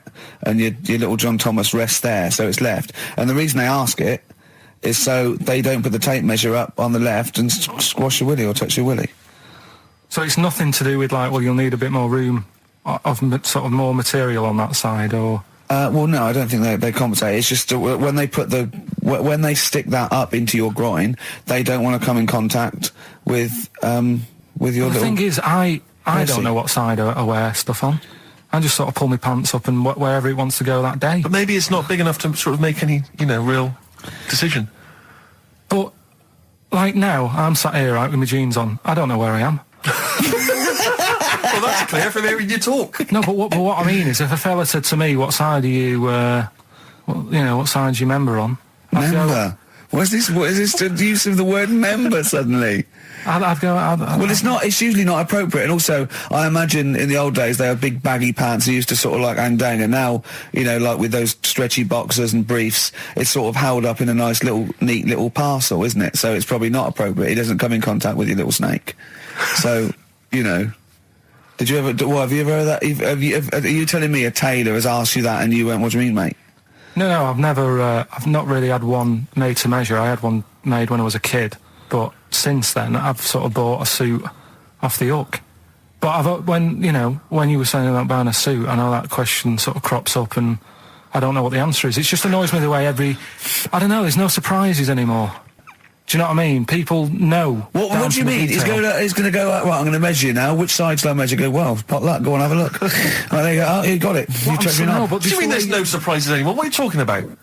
Everything you say is a surprise. Everything you say, every opinion you have is a surprise to me. What I mean is, why aren't people just happy just to go, well, depends, doesn't it? I'll just pull the pants up wherever it wants to go. I'm happy. What do you mean? Why is this such a big issue? But Carl, when they ask you this question, they're not making a note of it somewhere. It's not statistical research to find out what the kind of common leaning is. It's a question so he doesn't touch it when he's using his tape measure. Just be careful. But he is being careful by asking the question. But what's wrong with him touching it anyway? If he's, I mean, it's only like a slight. Fair enough. But if he just sort of, knocks it a little bit, you can just go. Do that again? To me, it's the same as the prostate thing. It's just happening all over again. But the doctor doesn't go, oh, what side's your arse on, sir? Trying to avoid the arse. He wants to go, he knows where your arse is and he's aiming for it and he wants to get it up there. He's aiming for it for a good cause. This little fella's going, well, I've got to measure his leg. I don't want to touch the knob. I'll just ask him, sir, do you mind telling me where your cock is so I can avoid it? It's a big difference. But like I'm saying to you, I'd have to have a look first to let him know. I don't know where it is now. I don't know. It could be the left, could be the right. Are you telling me you don't know where your knob is without now? looking? Well, what do you mean how out looking? How could... Well, you're saying it as if like... Should we have a guess? Well, have a look and tell us where it is. What are you wearing? What sort of pants are you wearing? I've got my jeans on. But you got pants on underneath them? Yeah. What are they? Briefs or boxer shorts? Boxer shorts. Boxer shorts. Well, it's probably free, but the jeans are probably strict knit. I think it's probably either in the middle, dressed in, or just slightly to the left. Have a look. We'll tell the listeners after the break where's Karl's knob. It's a good competition. Oh, brilliant! We've got to send this to the Sony Awards people. XFM. Run, Snow Patrol on XFM. Well, big question. Where was Karl's knob? That's what people have been hanging on for. Yeah. Where was it? Well, I can't believe people have been texting in. Hey, what, guessing where it is? There's people saying, is it in the middle? Is it in the left? It cost them 10p. It cost them 10p to find out. Just wait, I'm going to give out the answer. You don't win anything, right? Like, strike it lucky. Right? Bottom or middle? Right. It was to the left. Oh! Yeah. I went with the right. That's annoying. See, I thought it would be to the left. If not, maybe if it was all scrunched up, sitting down on your lap, right, it might just pop up to the middle. Just pop out, like, you know. Well, next week we'll be finding out where yours is. Where's Ricky's bollocks? Right then, which leads us nicely into... Knob news. Oh, it's the welcome return of knob news. Right, okay, it's very much like the news at 10, this, isn't it? I do a bong, or in this case a schlong, and he gives me the headlines, the knob news of the day. The big, where have you collected all this knob news? Was there a lot of knob news this week? It was mental this week. The amount of stuff. The way it works, you give us the bong, Yeah. I'll give you the headline. Okay. Steve decides which stories we're going to talk about. And now on XFM, knob news. Schlong. Man grows knob on his arm. Schlong. Man gets doctors to make him a second knob. Schlong. Turkish prisoners made hole in cell wall to produce third inmate. Schlong. Doctors accidentally remove man's testicles. So, well, can I straight away go for the accidental removal of the testicles? Well, it's happened before, hasn't it? We've talked about that before. Well, how did what did he go in for a tonsillitis? What are they called? Tonsillectomy. And he went in the wrong way. What are you talking about? How can they accidentally remove his testicles? It says, he didn't look at his folder, and the doctor said to the fella, "Oh, we've removed your testicles and we wanted to take out your prostate gland." So that's what happened. There's the story. This is what I mean. That's why I don't like going to the doctors. It happens, doesn't it? Because all these sort of it's when they say things like, "Oh, it's just we do loads of these operations." That's when they're not concentrating. Brilliant. Do you know what I mean? When they say it's procedure, that's like having a boring job that you do every day when you're not going to be concentrating. I prefer them to go, "This is a tricky one, this." I know what you mean. I sort of do know what you mean. People, you watch TV programmes about, like, you know, removing someone's second head or whatever, and there's like the best surgeons from all over the world. It's televised. They can't make a mistake. They can't go, "We took his legs off by mistake." Whereas the fella who's having a prostate's like, "Oh, do you want to do it? I'm sick of doing that." Yeah. And they're probably doing a crossword whilst right it. Of course they are. I've seen that actually in operating theatres. They're doing a crossword. That's what I mean. Yeah. I was just examining some of the other knob news, Rick, a little bit more closely. Man gets doctors to make him a second penis. I'm sure we're all interested in knowing what happened there. Yeah. A German who persuaded doctors to give him a second penis has lost his wife after he showed her the result. Biker Michael Gruber lost his original penis in a motorbike accident, and doctors built him a second one using a mixture of skin, bone and other tissues. Bone? Apparently, the penis worked so well that he was even able to father a child with his wife Bianca. But Gruber was still not happy and asked doctors to repeat the operation and build him a better organ, to which they agreed. From his hospital bed, he said, "I've got 2 penises, but no wife. I'm hoping when I get rid of one of the penises, I'll get her back." What do you mean? Sorry, he had 2 put on. What side does he wear? So he's had both. So he's had 3 then. Yeah. This is probably the thing that happened with Hitler when he had 1 ball, but he had 3 at one point, didn't he? So he just got one in the other ball, gave his mum one, and got the other one. Man grows penis on his arm. I mean, why people are constantly losing their penises around the world? I've no idea. But why on I didn't the realise it arm? was a bit. What do you mean such why on an the arm? epidemic. It's just a graft, isn't it? Yeah, but put it on like your buttock or your side. Not, you can't wear a short sleeve shirt. Why did they've done that before? I don't understand it. Why not just graph it onto the side of your leg or something where it's high up, close to where it should be? I don't know. To get it used to the environment. Like when you would like release a duck into the wild. I've never understood that. If there's a doctor, again, you know, we had a doctor last time, this is someone who can let us know why they put it on the arm. So they can keep an eye on it, presumably. He's not going to work with this knob on his arm. He's probably in a hospital bed and under examination. Right. So what do you think? They pop the knob on the arm, say, come back in 3 weeks. What do you do, by the way? I'm a mechanic. Keep the knob, keep the long sleeve shirt, because the blokes go, why have you got a knob on your arm, mate? What are you talking about? He doesn't go back to normal as a teacher. Sir, what is it? What is it, Simpkins? You got a knob on your arm. No, don't worry about that. Do your maths. What do you think this bloke's walking around with a big knob coming out of his arm? Why on the arm? So they can keep an eye on it. So it's not But if he's in bed, just get him to not put any undies on or whatever and just have a little sly look at how it's going. Even in hospital, if you're in a shared, like, little hospital room, people going, oh, I've had heart problems, what's your problem? He's there with his arm out. He's got his knob out. Yeah, but I don't think it counts as indecent exposure when they're grafting a knob on your arm, sticking that up the bed. Imagine if he's driving, he's just got it out the window. People driving by. Yeah. At the end of is that bloke giving me the finger? At the end of the man grows penis on his arm story, it says, a Moscow surgeon said the man will be able to have sex in a few months. He said, women will never suspect. But what kind of a doctor talks like that? Yeah. I'll tell you, it's his cock now, seriously. The birds will never know. He'll be able to go berserk. Yeah. They'll never realise we grew it on his arm. That is unbelievable. Will he have a little scar on his arm, do you think? Yeah, I don't get it. Like I say, 83936 if there's a doctor out there. Or indeed if you've ever grown... Or a tailor. Making you a shirt. What side do you wear your cock on, sir? It's on my left arm. What's this? Bit of stones? Yeah, beautiful. Lay it on me. Wild Horses by the Rolling Stones on XFM 104.9. Well, I think the listening public would have enjoyed knob news there. Oh. So, I mean, there was a lot of knob news this week. I was surprised. You know, I would have thought it would be hard sometimes to get knob news together, but... I would have thought it would have been part of a bigger news programme, but, I mean, I don't think we'd dedicate a whole sort of, like John Craven's news round. Yeah. A whole 5 minutes to knob-related news. Yeah. There was other news, was there, in the week at all? Carl, it wasn't just all knob-related, you didn't just research. No, they're the ones that sort of stand out. There was Christ on a crisp. Right, what's that? That's obviously a crisp that someone vaguely thinks looks a bit like Robert Powell. Yeah. Yeah, what a load of twaddle, yeah. There was a bloke who can blow up balloons using his ears. What do you mean? Look at him.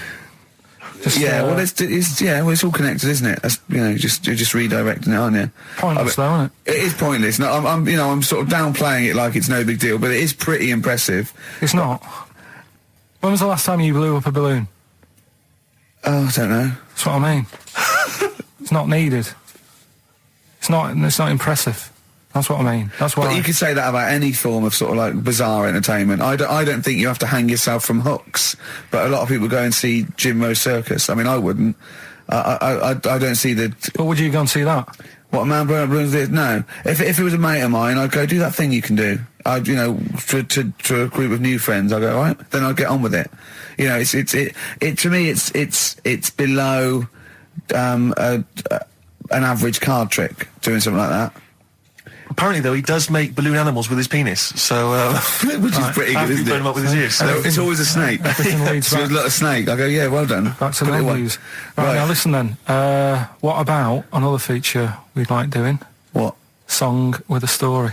Okay, he's been working on this, hasn't he? Yes, hasn't he? He's like a producer, isn't he? Yeah. But with a completely round head. Just I was saying that, you were saying I don't like music, but I'm saying I do if I can hear what they're singing about. And there's a reason to sort of listen to it. Have you turned into 50s dad? What is this? No, but it's like, it's nice to have a song where you go, I can't turn it off because I need to know how it ends. You know what I mean? It's like a mini. Right, it's like a mini film. a little He mini can't film. sit through a film unless it's got a grotesque in it. He can watch The Elephant Man because he's getting a glimpse of this. He's waiting to see the bloke's face. That's all he's waiting for, right? And so 3 minutes is about as much as you can maintain his. Well, last week we did Babushka. Yeah. You know, that woman dressing up, sort of tricking her husband, and it sort of backfires and that. Don't know how it ended properly. I don't know if they split up or whatever. But this week, There's no follow-up. Kate Bush isn't now penning the sequel. Right, go on then. So what's this week? Pinball Wizard. Right, okay, what's the story there? It's about this sort of deaf, dumb and blind kid Right. who's good at pinball. That's it. So I don't believe he would be good at pinball. But even if he is, it's a lot to give up, isn't it? Just for that. Well, he didn't give it up. No, but it's not like, well, you can't even say to him, oh, you know, a lot of bad news and that, but you're good at pinball. It's just a bit rubbish. I mean, does he even know he's playing pinball? Is what I'm saying. Do you know what I mean? And it's not hard, it's just moving the thing, no, just hitting the buttons hard. Yeah. It's not like, you know, if he was good at Pac-Man or something, you go, oh, yeah. But It wouldn't scan, would it? Well, I mean, what were they thinking of? What were the Who thinking of when they wrote this? well, let's have a listen to it. But you see, now being He's a Pac-Man wizard. it kind of works. Yeah. He's deaf, dumb, and blind though. Yeah, That's pretty grim, isn't it? it's rubbish, isn't it? Well, don't say that. Oh, that's all right. I can't hear you. No, but it is like, it's just the worst, isn't it? I can't imagine what that would be like. It's pointless. I'm being a tapeworm or something, and it's just no. But what I'm saying is, what sort of a life is that? It's horrible. It is a bit like being one of those creatures deep in the ocean. Well, look, can I just answer your questions? It must be terrible. Yeah, that's what I'm saying. Yeah. Job done. But would you want a song about it? And you know, he's good at pinball. But it's not a real person. We were getting on to the realms of Well, let's people with have a disabilities. listen. But he is not a bloke that existed they sang a song about. Well, listen to it anyway. Well, it's not a true story. I don't need to listen to let's it. have a listen. Oh, okay. Pinball Wizard by The Who. A little song with a story there about a little deaf, dumb and blind kid. Thoughts, Carl? I just, it's depressing, like I say. I don't know why. Is he enjoying playing the game? I don't know, let's get Pete Townsend on the phone. Carl, what are you talking about? I'm just trying Listen to the lyrics, right? Deaf, dumb, blind kid. He can't hear no bells and bells. He can't see any flashing lights. He plays by sense of smell. Now, I'm pretty sure that isn't a scientific document Pete Townsend is reading out there when he wrote this song. He's making it up. But the thing is, with all songs or stories, there's got to be a little bit of realism to it. What do you know what I mean? Why bother putting money in it? Just let him hit the buttons if he's happy. That's true. That's a fair point. That's a fair point. That is a fair point. Yeah. That is great. Yeah, well, I think you've made Daltrey and Entwistle and the whole crew look fools. Yeah, they won't get fooled again. Yeah. Nice. But it's supposed to. I mean, of all the thing, I mean, it is horrible. We're not like having a go. This is what I always worry about when we play. But at the end of the day, that's what he's singing about. So we're not having a go. No. And it's not a real person. It doesn't really exist. I say again, it's a fictional person playing pinball and always getting a replay. Okay? This fella's saying that he's good at pinball. He's played from Surrey to Bromley, but this little deaf and blind kid, he can't believe it. He cannot believe it. If you had to lose something, Steve, right? It wouldn't be money. That's fair enough. Your sight or your ears. What? That's too much, I can't decide. That's too painful. Sight or your ears? What about you? Intuitively, it would be hearing, because I couldn't... No, I think it's got to be sight for me. Yeah. Well, you're always together, so that's all right. Anyway, listen, is it almost time? Well, I've got to ask Carl. I'm sorry, I've got to ask Carl. I'm sorry, go on. Carl, what would you rather be, deaf or blind? When does this question ever really come up? When the doctor goes, well, listen, you've got well, we can either lose your eyes or your ears. It's up for you. This is never a decision that has to be made by anyone ever in life. But go on then, would you rather be blind or deaf? It depends where you live. So. I'm not even sure these are PC terms, blind and deaf, anymore. Would you rather use your sense of sight or sight of hearing? Depends where you live. What do you mean it depends where you live? Well, if say if you lived in, like, a barren sort of, you know, Africa or whatever, right?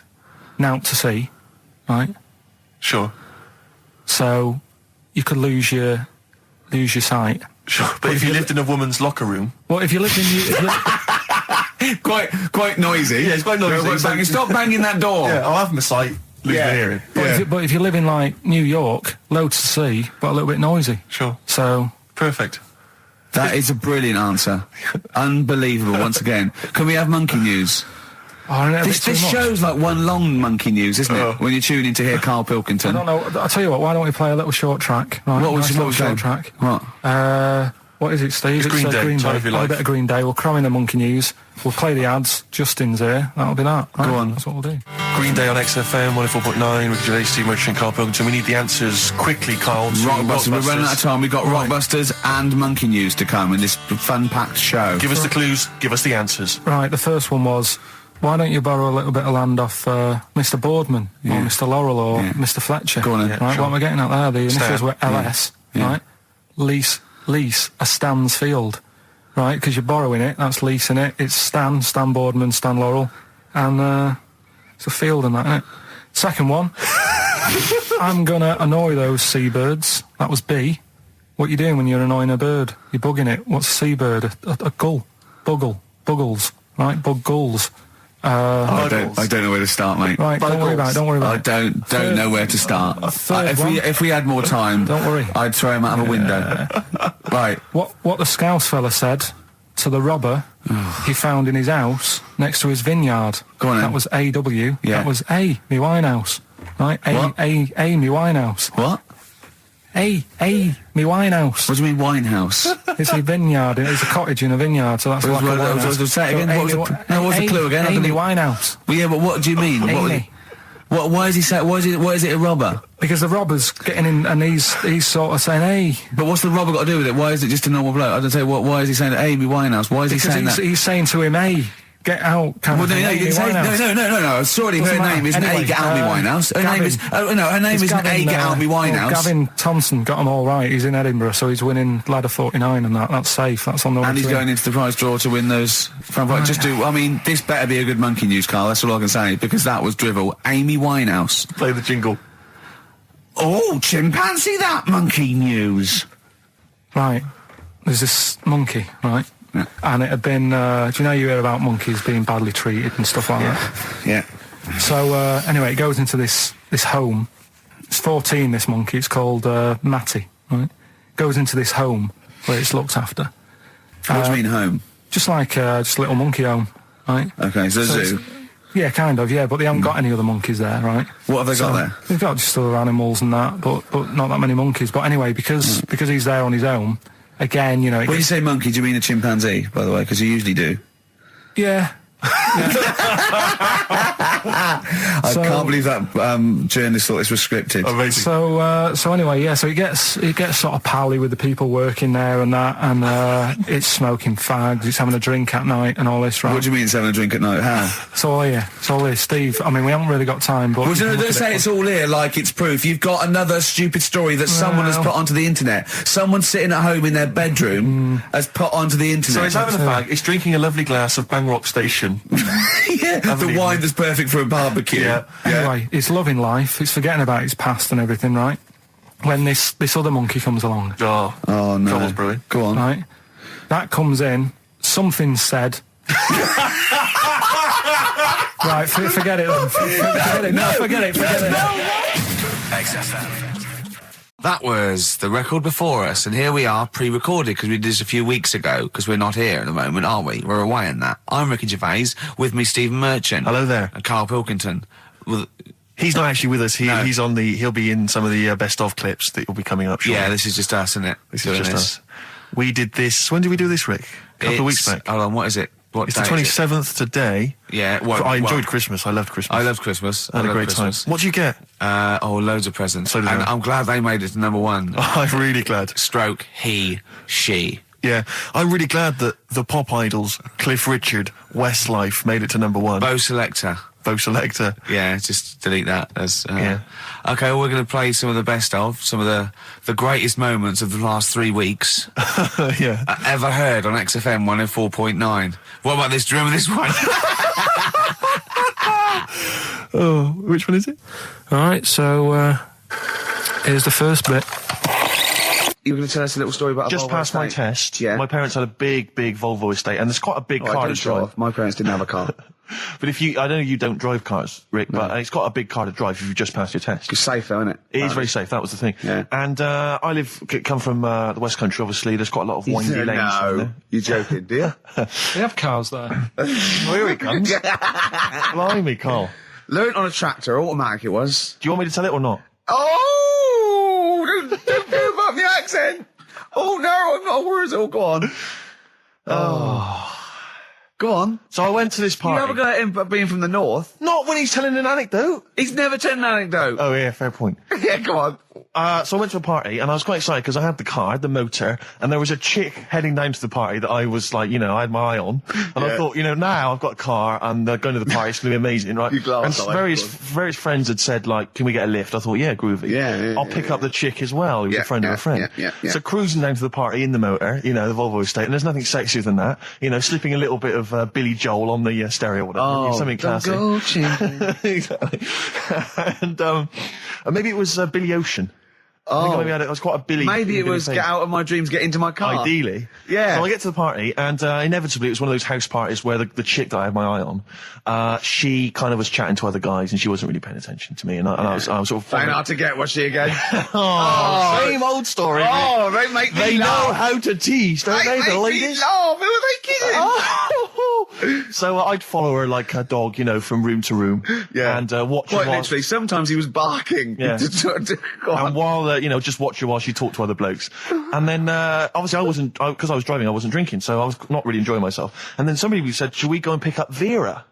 And I thought, right, okay. And they went, Steve's got a car, let's all leap in there, we'll go pick up Vera. And this girl was like up for it as well, so I thought, brilliant, I'll be back in the car with her, away from all these lads. Yeah. One guy she had her eye on, he came as well, I was a little bit annoyed. Yeah. But anyway, he was in the car, so I'm driving down these country lanes, just driving along, and they're directing me, they're saying, go left here, go right. And then suddenly we stop, and one of them goes, just drive into that field, this pitch black field, right? And I'm sort of, well, it is my parents' car. Just drive in the field, Steve. I'm thinking, well, I don't want to, not seem like I'm a hard, cool, crazy kind of guy, because the chick's in the car. So drove the car into the field. They all leapt out, started running off into the darkness, shouting, Vera, Vera, Vera, where are you? So I'm just sort of sat there in the car waiting. Wasn't Vera Lynn, was it? Because she likes to hide in fields. Bizarrely, it wasn't. Right. It was just, I was just left in the car on my own with Billy Ocean, and suddenly, out of the darkness, they come back holding a Vietnamese pot-bellied pig that they had stole from a nearby farm, and they knew that the pig was called Vera because someone knew the farmer or something. Anyway, so they got this pig, so now they're going to put the pig in the back of the car, we'll take it back to the party, it'll be hilarious. I'm thinking, well, I'm not sure I want a pig and all its, piggy crap in the car, right, crammed in there. But they say, yeah, so obviously I'm thinking again, I don't want to look like I'm, a nerd. I'm terrified of that, Rick, ever happened. Yeah. So, yeah. So you go, hey, bring the pig into the car. Exactly. I'm no nerd. Exactly. Yeah, go on. So now we drive off again. I got this pig kind of squeaking in the back of the car. And, they say, stop again.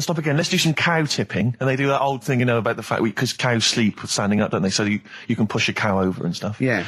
So they're having a wild time, hilarious. So this time, now we get to a sort of dead end in the road. And, they say, well, turn around, let's go back to the party. And I'm thinking, fine. Try and do a 3-point turn in this very narrow country lane, right? Get the Volvo estate wedged horizontally across the road. Can't get it out, just can't seem to sort it out. I don't know what, I'm panicking because there's a pig in the car, right? And, local disgruntled farmers, right? People drunk, partying, probably off their head on some kind of weed, Rick. Was it loads of blokes with, pitchforks and flaming torches Exactly. going, burn him. He's playing with our pig. Exactly that. And so that, I was so terrified that all I could think was they're going to have to send a helicopter to lower a magnet onto the top of the car to lift the car up and put it the right way around. You used to read a lot of comics, didn't you? Yeah. Yeah. So, do you know what I started doing? What? Crying. Did you really? Yeah. Why? Just started crying, just very slightly, started getting upset. And the other guy that the girl fancied, he had to get into the driving seat and sort it out for me by slowly edging forward So and that's the backwards. worst bit of the whole story. Yeah, edging slowly back and forwards. He just sorted it out, just slowly worked the car back round, and then we were off. You were just gently weeping. Just gently where weeping in the back. The bloke had just taken the bird that you saw from a distance. Exactly. That was basically your wife in your head by then. Oh, yes. Wasn't it? I can't We were believe it. happily married with a pig for a child. Don't joke, that could happen. I know. The pigs come, if you like. Sorry? What did you say? What did you say? What did you say? When you do what, Carl? What? What did you say? No, what did you say? Because I don't want to have to go to the radio authority again. What did you say then? Just remember. We are going out live, Carl. Yeah, remember Tom Binns, right? What did you say? What I'm saying is, why were they shouting Vera? Because pigs don't come to the name, do they? Hey? I don't know the ins and outs of pig, how to lure a pig into your trap. Can I just tell you some very, very interesting things about pigs? Please do. Right. One, everyone knows they have a corkscrew-shaped penis, right? A corkscrew-shaped Yeah. penis. That's the tail, isn't it? Two, they can't look up. They can't put their head back and look up, right? Three, they can have a 30-minute orgasm. Rick, is it only pigs that have got a corkscrew-shaped penis? No, and landlords. Okay. Very handy. Here's one for you. Go on. Like insect facts and stuff. Go on. If a man was a flea... You could jump over St Paul's Cathedral. No. What? Wrong. It's gone up now. It's... the big wheel. The big wheel. It's the Millennium Wheel. Now. It's gone up now. Play a record. You're the best. Carl, let me ask you now. Carl, you will be a little bit unnerved about this. Have you seen the film Jurassic Park? Yeah. You know what happened there? Well, according to the Sun here, it says scientists are planning to clone mammoths for a theme park. Look at his face. Look at that. He looks like a dog caught in the headlights of a car. He's terrified. I love Carl. He sprung to attention Carl. there.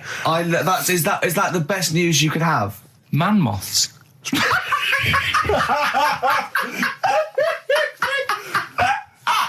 Right. Yeah, man moths. I Man love moths. the fact that that's why he was so excited that they bred a man moth. What is this? Yeah, it's a human being that hides in your wardrobe and eats an entire jacket in a day.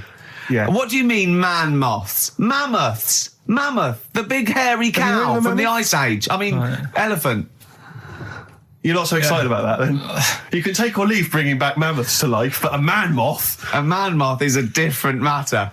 Oh, if we'd have never brought that up, he'd have gone and told someone now. Yeah. They've bred an half man, half moth. This and is that's what we this is how mean. things start. This is what we mean when you hear these ghost Are you stories. slightly deaf? Is that it? When you hear these stories, is it? Carl, is English your first language? Are you actually foreign? Is that the thing? yeah. Should we speak when we say slower? foreign, we mean not of this planet. Yeah. Should we speak slower? Would that be a help to you? No, go on. Next What do you one. make of Do that? you think that's good? The Do you think idea that's of good to bring bringing back mammoths? prehistoric animals. These giant elephants. They're slow, aren't they? It's not as if they're going to like get out and run fast and they can't capture them. They'd probably be like offence, to be elephants, honest, aren't Carl. They'd probably be offence. they? No, but you're asking it as if like, oh, it could all go wrong, but it couldn't, could it? Well, Really? but the point was about Jurassic Park is they thought it wouldn't go wrong. They thought they had it all under Yeah, but control. that was And they- Have you learned dinosaurs. nothing from Jurassic Park, Carl? Dinosaurs would say, "Oh, think about it before you do it." But with a hairy elephant, it's not going to. Not a concern for you. Would you go along to see him? Would you be interested in that? If it was in the area, He's great, isn't he? I'd love a queue, Nothing right? impresses No, him. but what I'd like to do is Carl sitting like Yoda in a little cave, and I'd just like to see people like Tony Blair and Stephen Hawkins in a queue, and they go and say, "Carl, got a bit of a problem." And thinking of cloning a man and a moth. Problem? Not an issue. No, if I'm in the area, I might cruise around and have a look at it. Otherwise, just don't send it near my clones. Oh, that's fantastic. So it's just for a second. As the words "man moth" came into your head, how excited were you? I mean, were you both terrified and excited? For the moment when you thought that they'd cloned a man and a moth? I pictured What kind of face did he have? Did he have the moth's head or was it a man's head? just a little man head. Right, what was his face? What did it look like? He just was like a bit shocked. Perplexed, yeah. Yeah, so it was like he'd been grafted onto the body of a moth without his consent. And when he was asleep, yeah, he'd woken up. He just went in to have a goiter removed, and they said, "We've replaced your goiter with the body of a giant moth." Yeah, is that all right, Mr. Jenkins? So he had the head of a little. Was it a little boy or a man? Little man. Right. Okay. And he's just bumping into a lamp. He's just running into a lamp. If you went into hospital and they'd done something, what's the worst thing they could do, right? What would you rather have done, right? You wake up and you've got lobster claws for hands. Right. You wake up and you've got duck's feet. Or you wake up and you've got one horn coming out of your head. The worst thing, Yeah. probably the horn coming out of my head. Why? Get in the way. That'd be useful, wouldn't it, in fights and stuff? And for like parties, people play Well, I quoits. suppose the lobster claws would also be quite handy there. All right, this is Carl, the producer of Ricky Gervais and Stephen Merchant on XFM 104.9. We're playing out some of the best bits. Hope you're enjoying it. Here's another one. Carl, it was you that worked out the maths and worked out I was 28 because they just worked out I'm 27. You are 27. No way. Yeah, I asked you, didn't I? And I said, But what I sort of questioned was, I said, well, if you're 27 today, that means last week you were 26. well done, yeah. That's irrelevant. So therefore you assumed that I must be 28 then. Yeah. Whereas I assumed you were using, your knowledge of maths, such as it is. I wouldn't do that. No, sure. Wow. I actually got lost in that conversation because I genuinely didn't know what he meant would mean last week you were 26. I don't know what that meant. I don't know what it meant. Wow. Well, it is Steve's birthday. But he would have been 26 last week.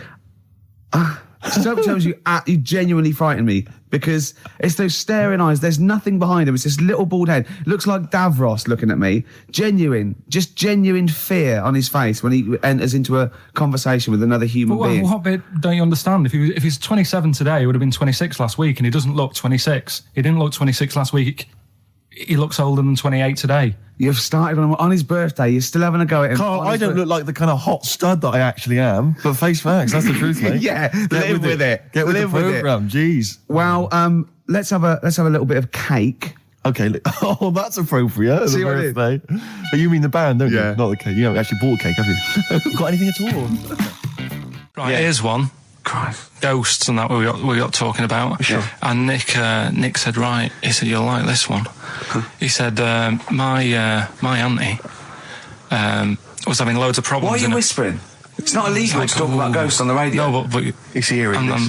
so the auntie's in the house and that, and furniture's moving about all the time. Oh, God. And they were like, no, this is... Steve, he told me this one. This is such rubbish, mate. No, come on, let's listen. I'm going to leave it to you. I'm going to sit back and enjoy it. I'm just going to watch your face, Steve. Right. Sorry, so I missed the beginning there, Carl. There's an auntie in a house. Basically, Nick's auntie, Right. in the house, things moving around all the time. And it was just annoying every time she tidied up. It was like... It was just annoying. Making a mess. It was one part annoying to two parts scary. Yeah. So... stuff was moving around all the time, and they said, right, Right, we need an housekeeper. rather than having the house a mess, until we sort this out. I've got the vicar coming round. Stop moving stuff around. Oh, yeah, go on. They said, That shouldn't be in the pants drawer. let's put all the furniture in one room, right? So just have one room that's a mess, and have all the others empty. Because I love the poltergeist can't really... it can move wardrobes around, but it can't open a door to put it in another room. Yeah. Poltergeist going, I'm just making this room messy. I wish someone would open the door so I could... Go on. Yeah, but... So all this stuff's in this room. So they moved all their furniture into everything, one they room. put like the drawers in there and everything, and it was really uncomfortable because they were all like on top of each They other. sat in the room with all the stuff. Yeah, they had to, because that's where the three-piece suite was. Okay. Oh, God. Right? Oh, God. So they sat there, like, all crumpled up and that, but nothing can move because it's so tight. I think things were trying to move, but everything was so tight. It's They just foxed that poltergeist. So anyway, one night they sat there, like, sort of a bit awkward watching the telly and that, and they hear some banging in the next room. So she goes, oh God, what's that? Oh, he hadn't moved in, had he, the ghost? So to some of the empty rooms. So there's this He's moved some friends and family in. There's this banging about going on. No, so she gets up, right? Yeah. And what it is, they had the baby in the next room because there wasn't much room for the cot. Right, so they left the baby with the ghost. So they go into the room where the baby is, and the banging is like, do you know those plastic balls you get that you can chuck around the room and like they go mental? Right. The ones that you chuck once and they keep bouncing for ages. That was bouncing around the room. Wow, what, the baby had thrown it? Hitting all the walls, and the baby was there, stood in the cot, sort of laughing. Right. And looking at the ball, and wherever it looked, the ball went. Yeah. And then she said, stop doing that. Yeah. And the ball just stopped. Did it? And it rolled a bit and stopped. Right. So the baby had thrown the ball and it was watching it as it bounced around the room? It wasn't throwing it was in control of it. No, the point is, Steve, the baby had been doing it. It would have been the baby all along. The baby had been messing with the furniture. It was So the baby it's a that had the super power. baby. Yeah, it's the baby that had the power. Special baby. It's a baby that had the power. It's What a baby power? that had the power. What's The power the power? of telekinesis. Right. They were then trying to convince me that telekinesis was not like all the other stuff that I didn't believe in, but that was a science. Right. Telekinesis was possible. Yes. Yeah, it's not like ghosts and demons and all that sort of. Telekinesis is different. Yeah, That's science. But Nick's auntie saw it, and I love the fact that you're telling me that someone else's auntie saw it. So I should be satisfied with that. Yeah. I should be satisfied with that. I mean, no. So does she still live in one room with all her possessions? No, I think the baby grew out of it, apparently. It grew The up. baby grew out of it. So it doesn't use its telekinesis powers anymore? Well, no, it's like in Carrie, innit? She was upset for a bit and then she got over it. Okay, I'm just going to say one thing, Carl. That was a film. Do you want to play a record or...? Here's a problem that someone's emailed in. We're taking emails today. If you've got a problem, a concern, or, just a general query that you think Karl could answer for you. It could be about anything. It could be about some of the big kind of philosophical questions. Yeah. It could be something to do with war or famine, anything like that. Or it could just be a personal dilemma, something that's happening locally.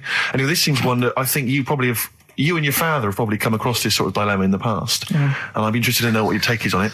Let me see, this is from Lee Matthews by the look of it. He says, he lives in a suburban area where the local teenagers also live on the same road, and they're running riot. They're smashing wing mirrors off the cars, they're crashing into parked cars on their skateboards, and they're just generally making mayhem, night and day. What can he do to stop this going on? The parents of the kids don't seem to give a damn. Anyone who complains to them, they just say, oh, piss off. The police are useless because they never catch them in the actual act of violence, which is what they got to do to apparently convict them. So they don't know who to turn to, really. It's rather like when a little old lady went and got the A-team, and he was dressed as an elderly Chinaman. Exactly. She knew who he was. Colonel Decker didn't have a clue. Yeah. You see, it's weird because now it has got out of hand. Do you know what I mean? Like years ago when I was growing up on the estate, you had problems, but not like you have now. Do you know what I mean? Summers were nice as well, weren't they? Well, right. And police are getting shorter and younger. But you yourself kind of admitted in the past that you were something of a tearaway. You didn't do anything like these kids here. The thing is, I was scared that if I got caught doing it, my dad would go mad. Yes. And I remember smashing a car window by accident and legging it in the lounge and sort of pretending to go asleep on the settee. Right? Genius. And I heard a knock at the door. He chloroformed himself just to be unconscious when his dad came home. And there was a knock on the door, and I thought, oh God, this is a fella. He saw me. I was chucking a stone in the air, seeing how high I could throw it. Of course you were. Did it keep landing on your head? That would explain a lot. And it came down. Chucking a stone in the air, love To it. see how far I could It's throw it. brilliant. So, I wasn't bothering anyone. Did you by invent that game? Right, Did you get the stone for your birthday? Go and play with your stone. He gave one to Suzanne. Karl, go and play with your stone. No, the thing is, right, and it came down at a funny angle, and Of course it did. It ate the back of this car, and the back window is the most expensive because it has that heating thing in it. Yeah. In case you got a frosty window. Yeah. So I thought, oh God. So I legged it in, got on the settee, went to sleep, knocked at the door. Genius. It's a brilliant plan. It's a brilliant plan. I couldn't be guilty. I'm asleep. So I love the idea. So the thing is, our lounge used to sort of, you could see in from the door, right? So this family who saw me do it, saw me asleep on the settee, and my mum said, go and get the door. And I sort of went, oh, as if I'd been asleep. Yeah. I went to the door, like, rubbing my eyes, and the fella said, what did you run off for? I saw you. I was like, oh, no. And I didn't see my dad. I went out. It was when he was working sort of evenings. So I went out so I didn't have to see my dad. And then the next day I came home from school, and my dad said, 45 quid. That's all he said. That's all he He said. looked at me. And then you fell asleep and he went, wake up. You know what I said? No, 45 quid. Now the thing Carl. is, he didn't have to do anything. £45, Carl. Now, I know you were saving up for a brick, but you can't have it. Yeah. Just So, Equally, if you're doing a bigger crime, you know, Yeah. a bank job or a murder. Remember to take the stocking off your head, because they wake you up and go, why have you got a stocking on your head? Just go, I had a weird dream. Right. Some people emailed in the songs with stories in it. One of them was Babushka, and he went, what's that? And I went, no, it's Katie Bush. I went, what is it? I said, oh, it's about a woman who dresses up as another woman and seduces her husband. He went, they wouldn't work. Just dismissed it like that. Why do you think it would work? Because you'd know. I mean, say like, right, Suzanne, right, who I go out with, right? She can see me from, say, if I'm coming down the high street. She knows it's me by the way I walk. Right. So just the fact that this woman went and put a wig on, there is no... You haven't even heard the song! I know, but you're saying that she put a disguise on and he's like, oh, I fancy her, and he takes her out, and he doesn't know it's his missus. You're not buying it. I mean, I'm controlling this. Whereas the flea with your brain going to Glasgow, perfect sense. Yeah, Babushka, rubbish. Carl, can we have the tomato story after the next tune? Yeah. Bit of Coldplay. Yeah, love it. Yeah. You're listening to the best of, basically, Karl Pilkington. There's only one bird that has a penis. It's Which not bird is a it? joke. No, it's not a joke. It's not a joke. This is a genuine trivia question. I'd say... I think I've seen one on this. Is it an ostrich? Right, you're going for ostrich, Carl? I'll go for ostrich as well. Right. Did you come up with that yourself, or? Yeah, I was going to say that before you said it. Well, guys, you went for ostrich. Chicken? You're both wrong. It's actually the swan. The large chicken. Yeah. What? That's a bit worrying then, because I thought I saw an ostrich penis. So what was I looking at? I don't know. Were you just examining it closely at the zoo? What were you? I just. It's probably a strap-on. It was probably two leather ostriches giving each other one. Exactly. And that's how that can influence people. Things like that. Dirty, filthy leather ostriches can confuse a child if he's at the zoo and he doesn't know. A swan's got. That's really annoying. I'd never give a swan a knob. It's the little puffiest of all birds, isn't it? Yeah. Oh, I'm protected by the queen. But I need a knob. If I had to give a knob to any bird, Good question. No, I wish I'd posed that myself. If you could give a knob to any bird, what would it be? Phone in. Vulture.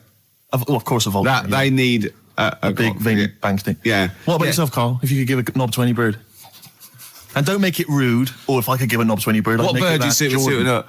It's got to be a bird of prey or something like that, isn't it? Cool.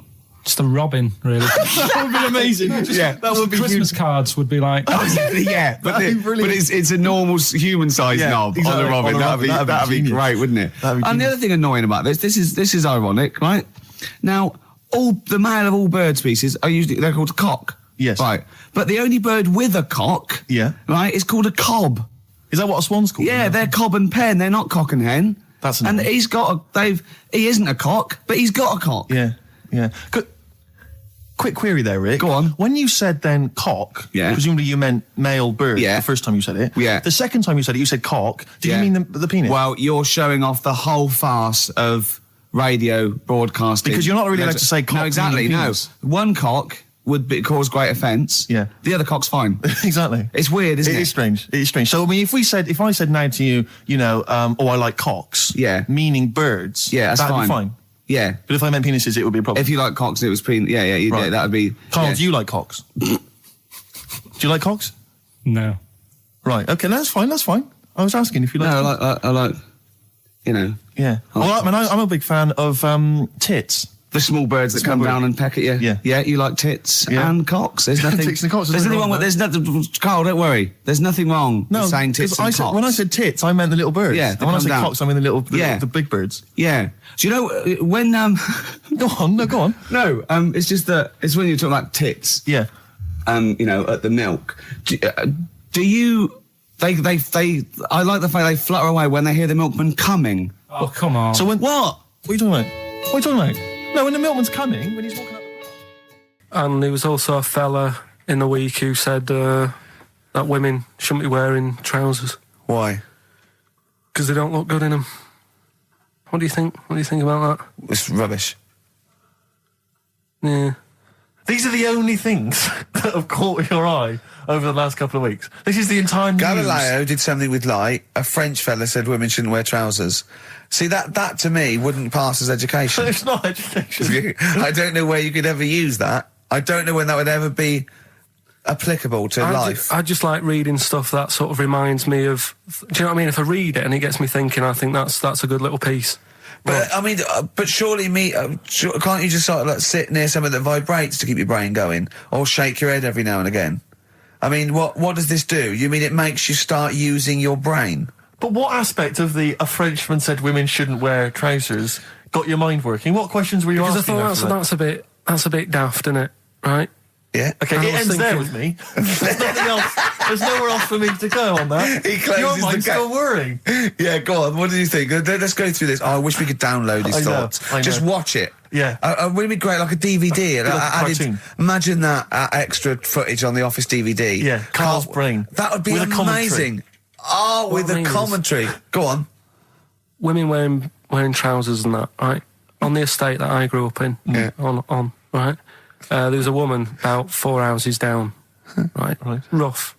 Now, she used to wear leggings. Yeah. Now, they're a bad idea. They are a terrible idea. I agree with you there, Carl. If you're a lady of What the colour? normo persuasion... Were they pink? No, they were sort of black, but with all bits on them.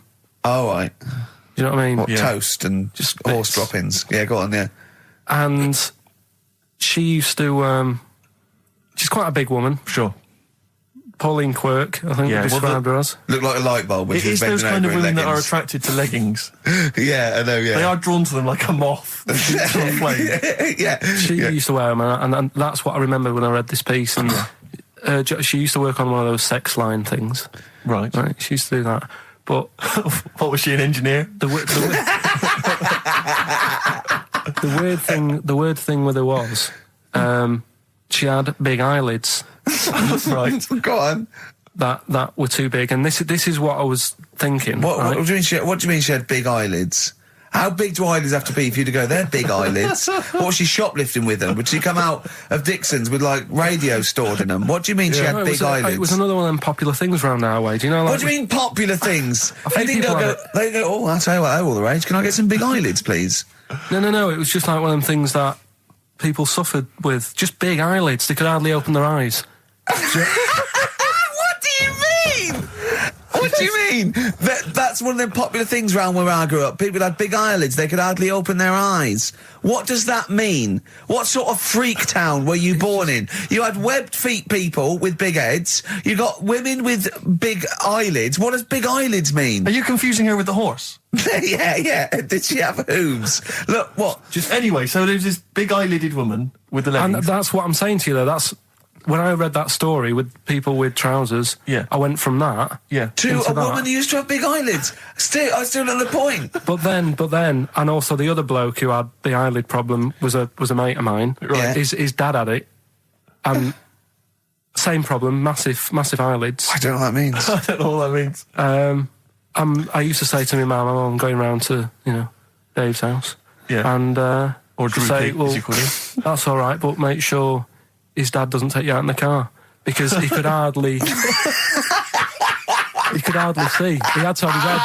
He had to tilt his head back to keep his eyelids open. Sure. Did he have a couple of matches with him at all times? What a load of gobbledygook. This began as educating Ricky. I know, it's like he was people with eyelids. But it's like you're supposed to make that leap as well. Yeah. If I mention the trousers, Ricky will probably be thinking about people with big eyelids and women wearing leggings. Play a record, Carl. Right, anyway, Rockbusters. Yeah, go on. I give a cryptic clue. Yeah.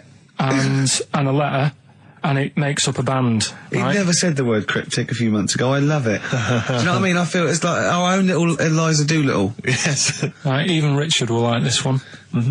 Here we go then. First one. There's three of them, and you email in. If this doesn't turn Dickie round, nothing will. This is an email-only competition. Email only. Right, here's the first one. Initial is B, so it's a band starting with B. Okay. And the cryptic clue is, I don't like them birds. They shouldn't be allowed in this area. I don't like them birds. They shouldn't be allowed in this area. Next one. Right, the next one. He doesn't like women, yet he's got a couple of kids. That's a bit weird.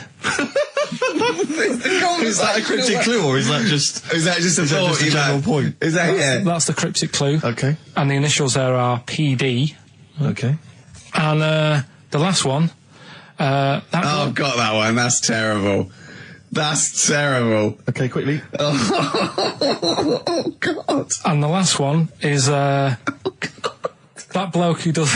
Come on! It's making me laugh. Come on, Carl. Be professional. Right, the last one. Right. I can't do it. It's making me laugh. Oh, come on, I'll come and read them then. No, hang on. Come on, Carl. Right, here we go. They don't do this on Rockbusters on TV, do they? No, come on. That bloke who does sport on telly. He's got a little kid, right? Initials DC. What? Is that I'm the completely clue? confused by that. Was that the clue? Yeah, that bloke who does sport on telly. Yeah. He's got a little kid. Initials DC. Okay, is that a band? Or an artist? It's well, I'm not going to tell you. Cheese. This is a well-known sandwich. Is it? What is it? Is it a band or an Right, artist? so just quickly recap. That's, Okay. It's a Come on, Carl. Right, Come on. Quick recap. The first one is B. I don't think them birds should be around in this area. Right, that's B. Right. Second one, he doesn't like women, yet he's got a few kids. It's a bit weird. That's PD. And the final one, that bloke who does sport on the telly, he's got a little kid. Right. DC. All right, and it's ricky.gervais@xfm.co.uk if you want to enter for Hellraiser. Oh, I'll tell you what, continue to do a little theme of like some old stuff people haven't heard of. If you're under 30, you probably never heard of this band. It's also a new thing I want to introduce. It's Show Up Camfield. Camfield talks the talk, he doesn't walk the walk, he doesn't play some rock classics on his show because he's scared. I'm going to play the tracks that Camfield's too scared to play. This is Kansas and Carry On Your Wayward Son, alright? Alright, this is Carl, the producer of Ricky Gervais and Stephen Merchant on XFM 104.9. We're playing out some of the best bits. Hope you're enjoying it. Here's another one.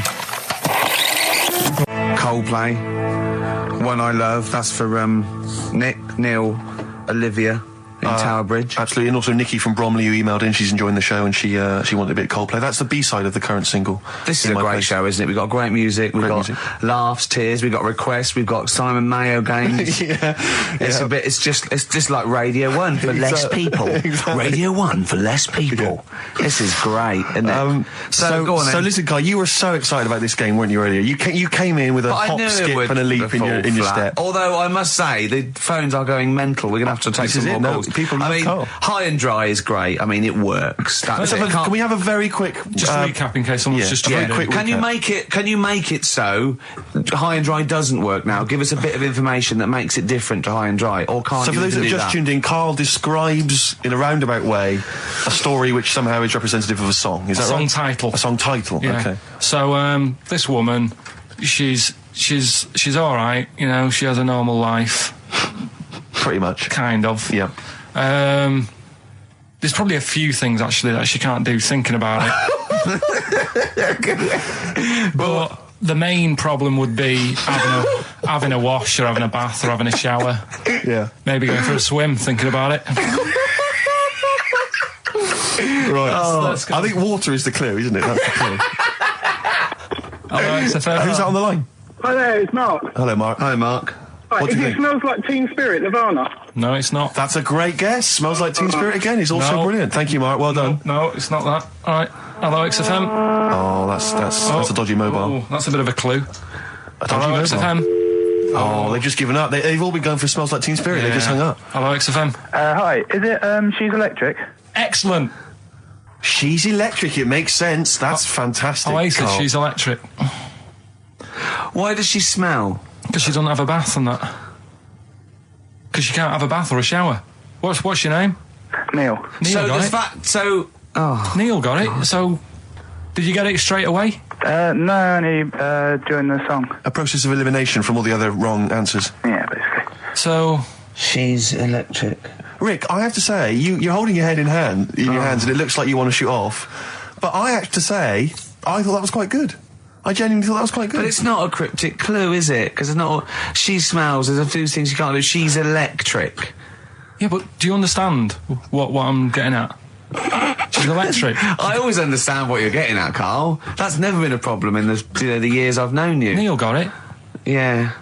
I have to say, Rick, I think you're down on this idea. I could definitely see that. ITV1 replacing Celebrity Get Me Out of Here. Karl Pilkington hosting. Simon Mayo on the phone. Exactly. To the lawyers. Well, Neil, there's no prizes or anything, but well done. Well done, that was well worth it. Right. Well, you go away with the award in the knowledge that you've beaten Karl. Yeah. You can secure the knowledge that you thought how Karl does. Absolutely. Well done, Neil. He said oh God, it's like a child or a cat when it's confused. He went, Steve reckons in ancient Greece, right, it was better to shag a bloke than a woman. And I went, well, yeah. I mean, that's about the male being sort of a first-class citizen. Yeah. Much better, wasn't it? An aspiration to sleep with a beautiful man than a beautiful woman. Women were lower-class citizens, so therefore men were seen as higher class. So to have sexual relations with a man, there was no shame in that. No. In fact, it was looked upon. And I said, well, ancient Rome. I said, Nero, he sit in his big jacuzzi and he used to get, pretty boy men to go into the water and just nibble at his testicles while he was having a wash. He didn't do that. He did. Yeah. And he's not a gay fella. No, well, no. I mean, I don't know about Nero, but I mean, it wasn't a case of a big delineation between what was heterosexual and what was gay. It was just, whatever you. So what did this fella do then? This one who's having his. Well, he was pretty much top boy, Nero, for a while. He was in charge, and you did what you're told. If Caesar or. But why were people going round there? Why didn't they go? Oh. No, they weren't dropping in. It wasn't like the doors opening. I was going to see what Nero's doing. You'd have probably been like a delivery boy or a stable boy or something, and you'd have popped round there and you'd have gone, there at Nero, there's the tablets of stone you wanted. And you go, Pilkington, why you are here? Pop under, I don't know why he's French. What is that? I don't know why he's French. Just pop under the water and nibble at my testicles and you'd have done it. Because he was Nero. I wouldn't. You would have. Well, there's no way I would have done. Well, you would have. What have I done? I've dropped a pizza off. You put around to Nero's place with the pizza. Right, I'd say I've done my job. Yeah. Right. That's not the sort of tip I wanted. No, he'd have said, get the little baldy chap to nibble at my testicles, and you'd have been under the water. I wouldn't have done it. No, well, you wouldn't have put me head under the water. I wouldn't have done it. Can I just say this, Steve? Not only would you be nibbling at his testicles, you'd have been going mad. You'd have been noshing him just for extra. You'd have been doing everything he wanted. You'd have been going, he'd have gone, I didn't ask you to do that. You'd have been going mental. They'd have been chewing, slurping, smacking, poking. You'd have chopped, you'd have gnawed his packet off. You think you're eating Walker's crisps. There'd be bubbles, there'd be flood. Oh, it'd be horrible. I just wish we could maybe tape the bits we're not on air, just because that's when Karl comes into his own. Yeah. He just said to me, I don't know what I was doing, I was sort of like pottering around, dancing around, doing something annoying probably, and he just looked at me, I don't know, and he was looking at me, and I looked back, and he went, have you ever used a Y-front properly? Genius. It's a great question, because the answer is definitely no. Definitely no. Does anyone use their Y-front properly? And by that, I mean, get your winky out of the little sort of slot provided, as opposed to like put it to one side or pull them down or whatever. Has anyone used a Y-front properly? I don't think I've ever done it. I don't think I've ever done it. I've never seen anyone in a toilet doing it, Rick. You should be looking. I wish I hadn't said that. I caught you. Really? Yeah. That's actually how you prove people are gay. Yeah. Get them into this conversation. Yeah. Yeah, it's a trap. Yeah, it's a trap. It was the trap. Yeah. I'm not gay, by the way. Yeah. You didn't prove I was gay. I double bluffed you. Yeah. As I knew the old gay trick. I thought it was the old gay lord say no thing. That is another method. Yeah, there's innumerable methods of doing it. That's how Oscar Wilde was caught. Yeah. Yeah. What happened there? Well, the judge went to him, did you see that film last night? Gay Lord Say No, and he went, no, and they went, take him away. Yeah. Take him down to the cells. Yeah, take him to Reading. It is true.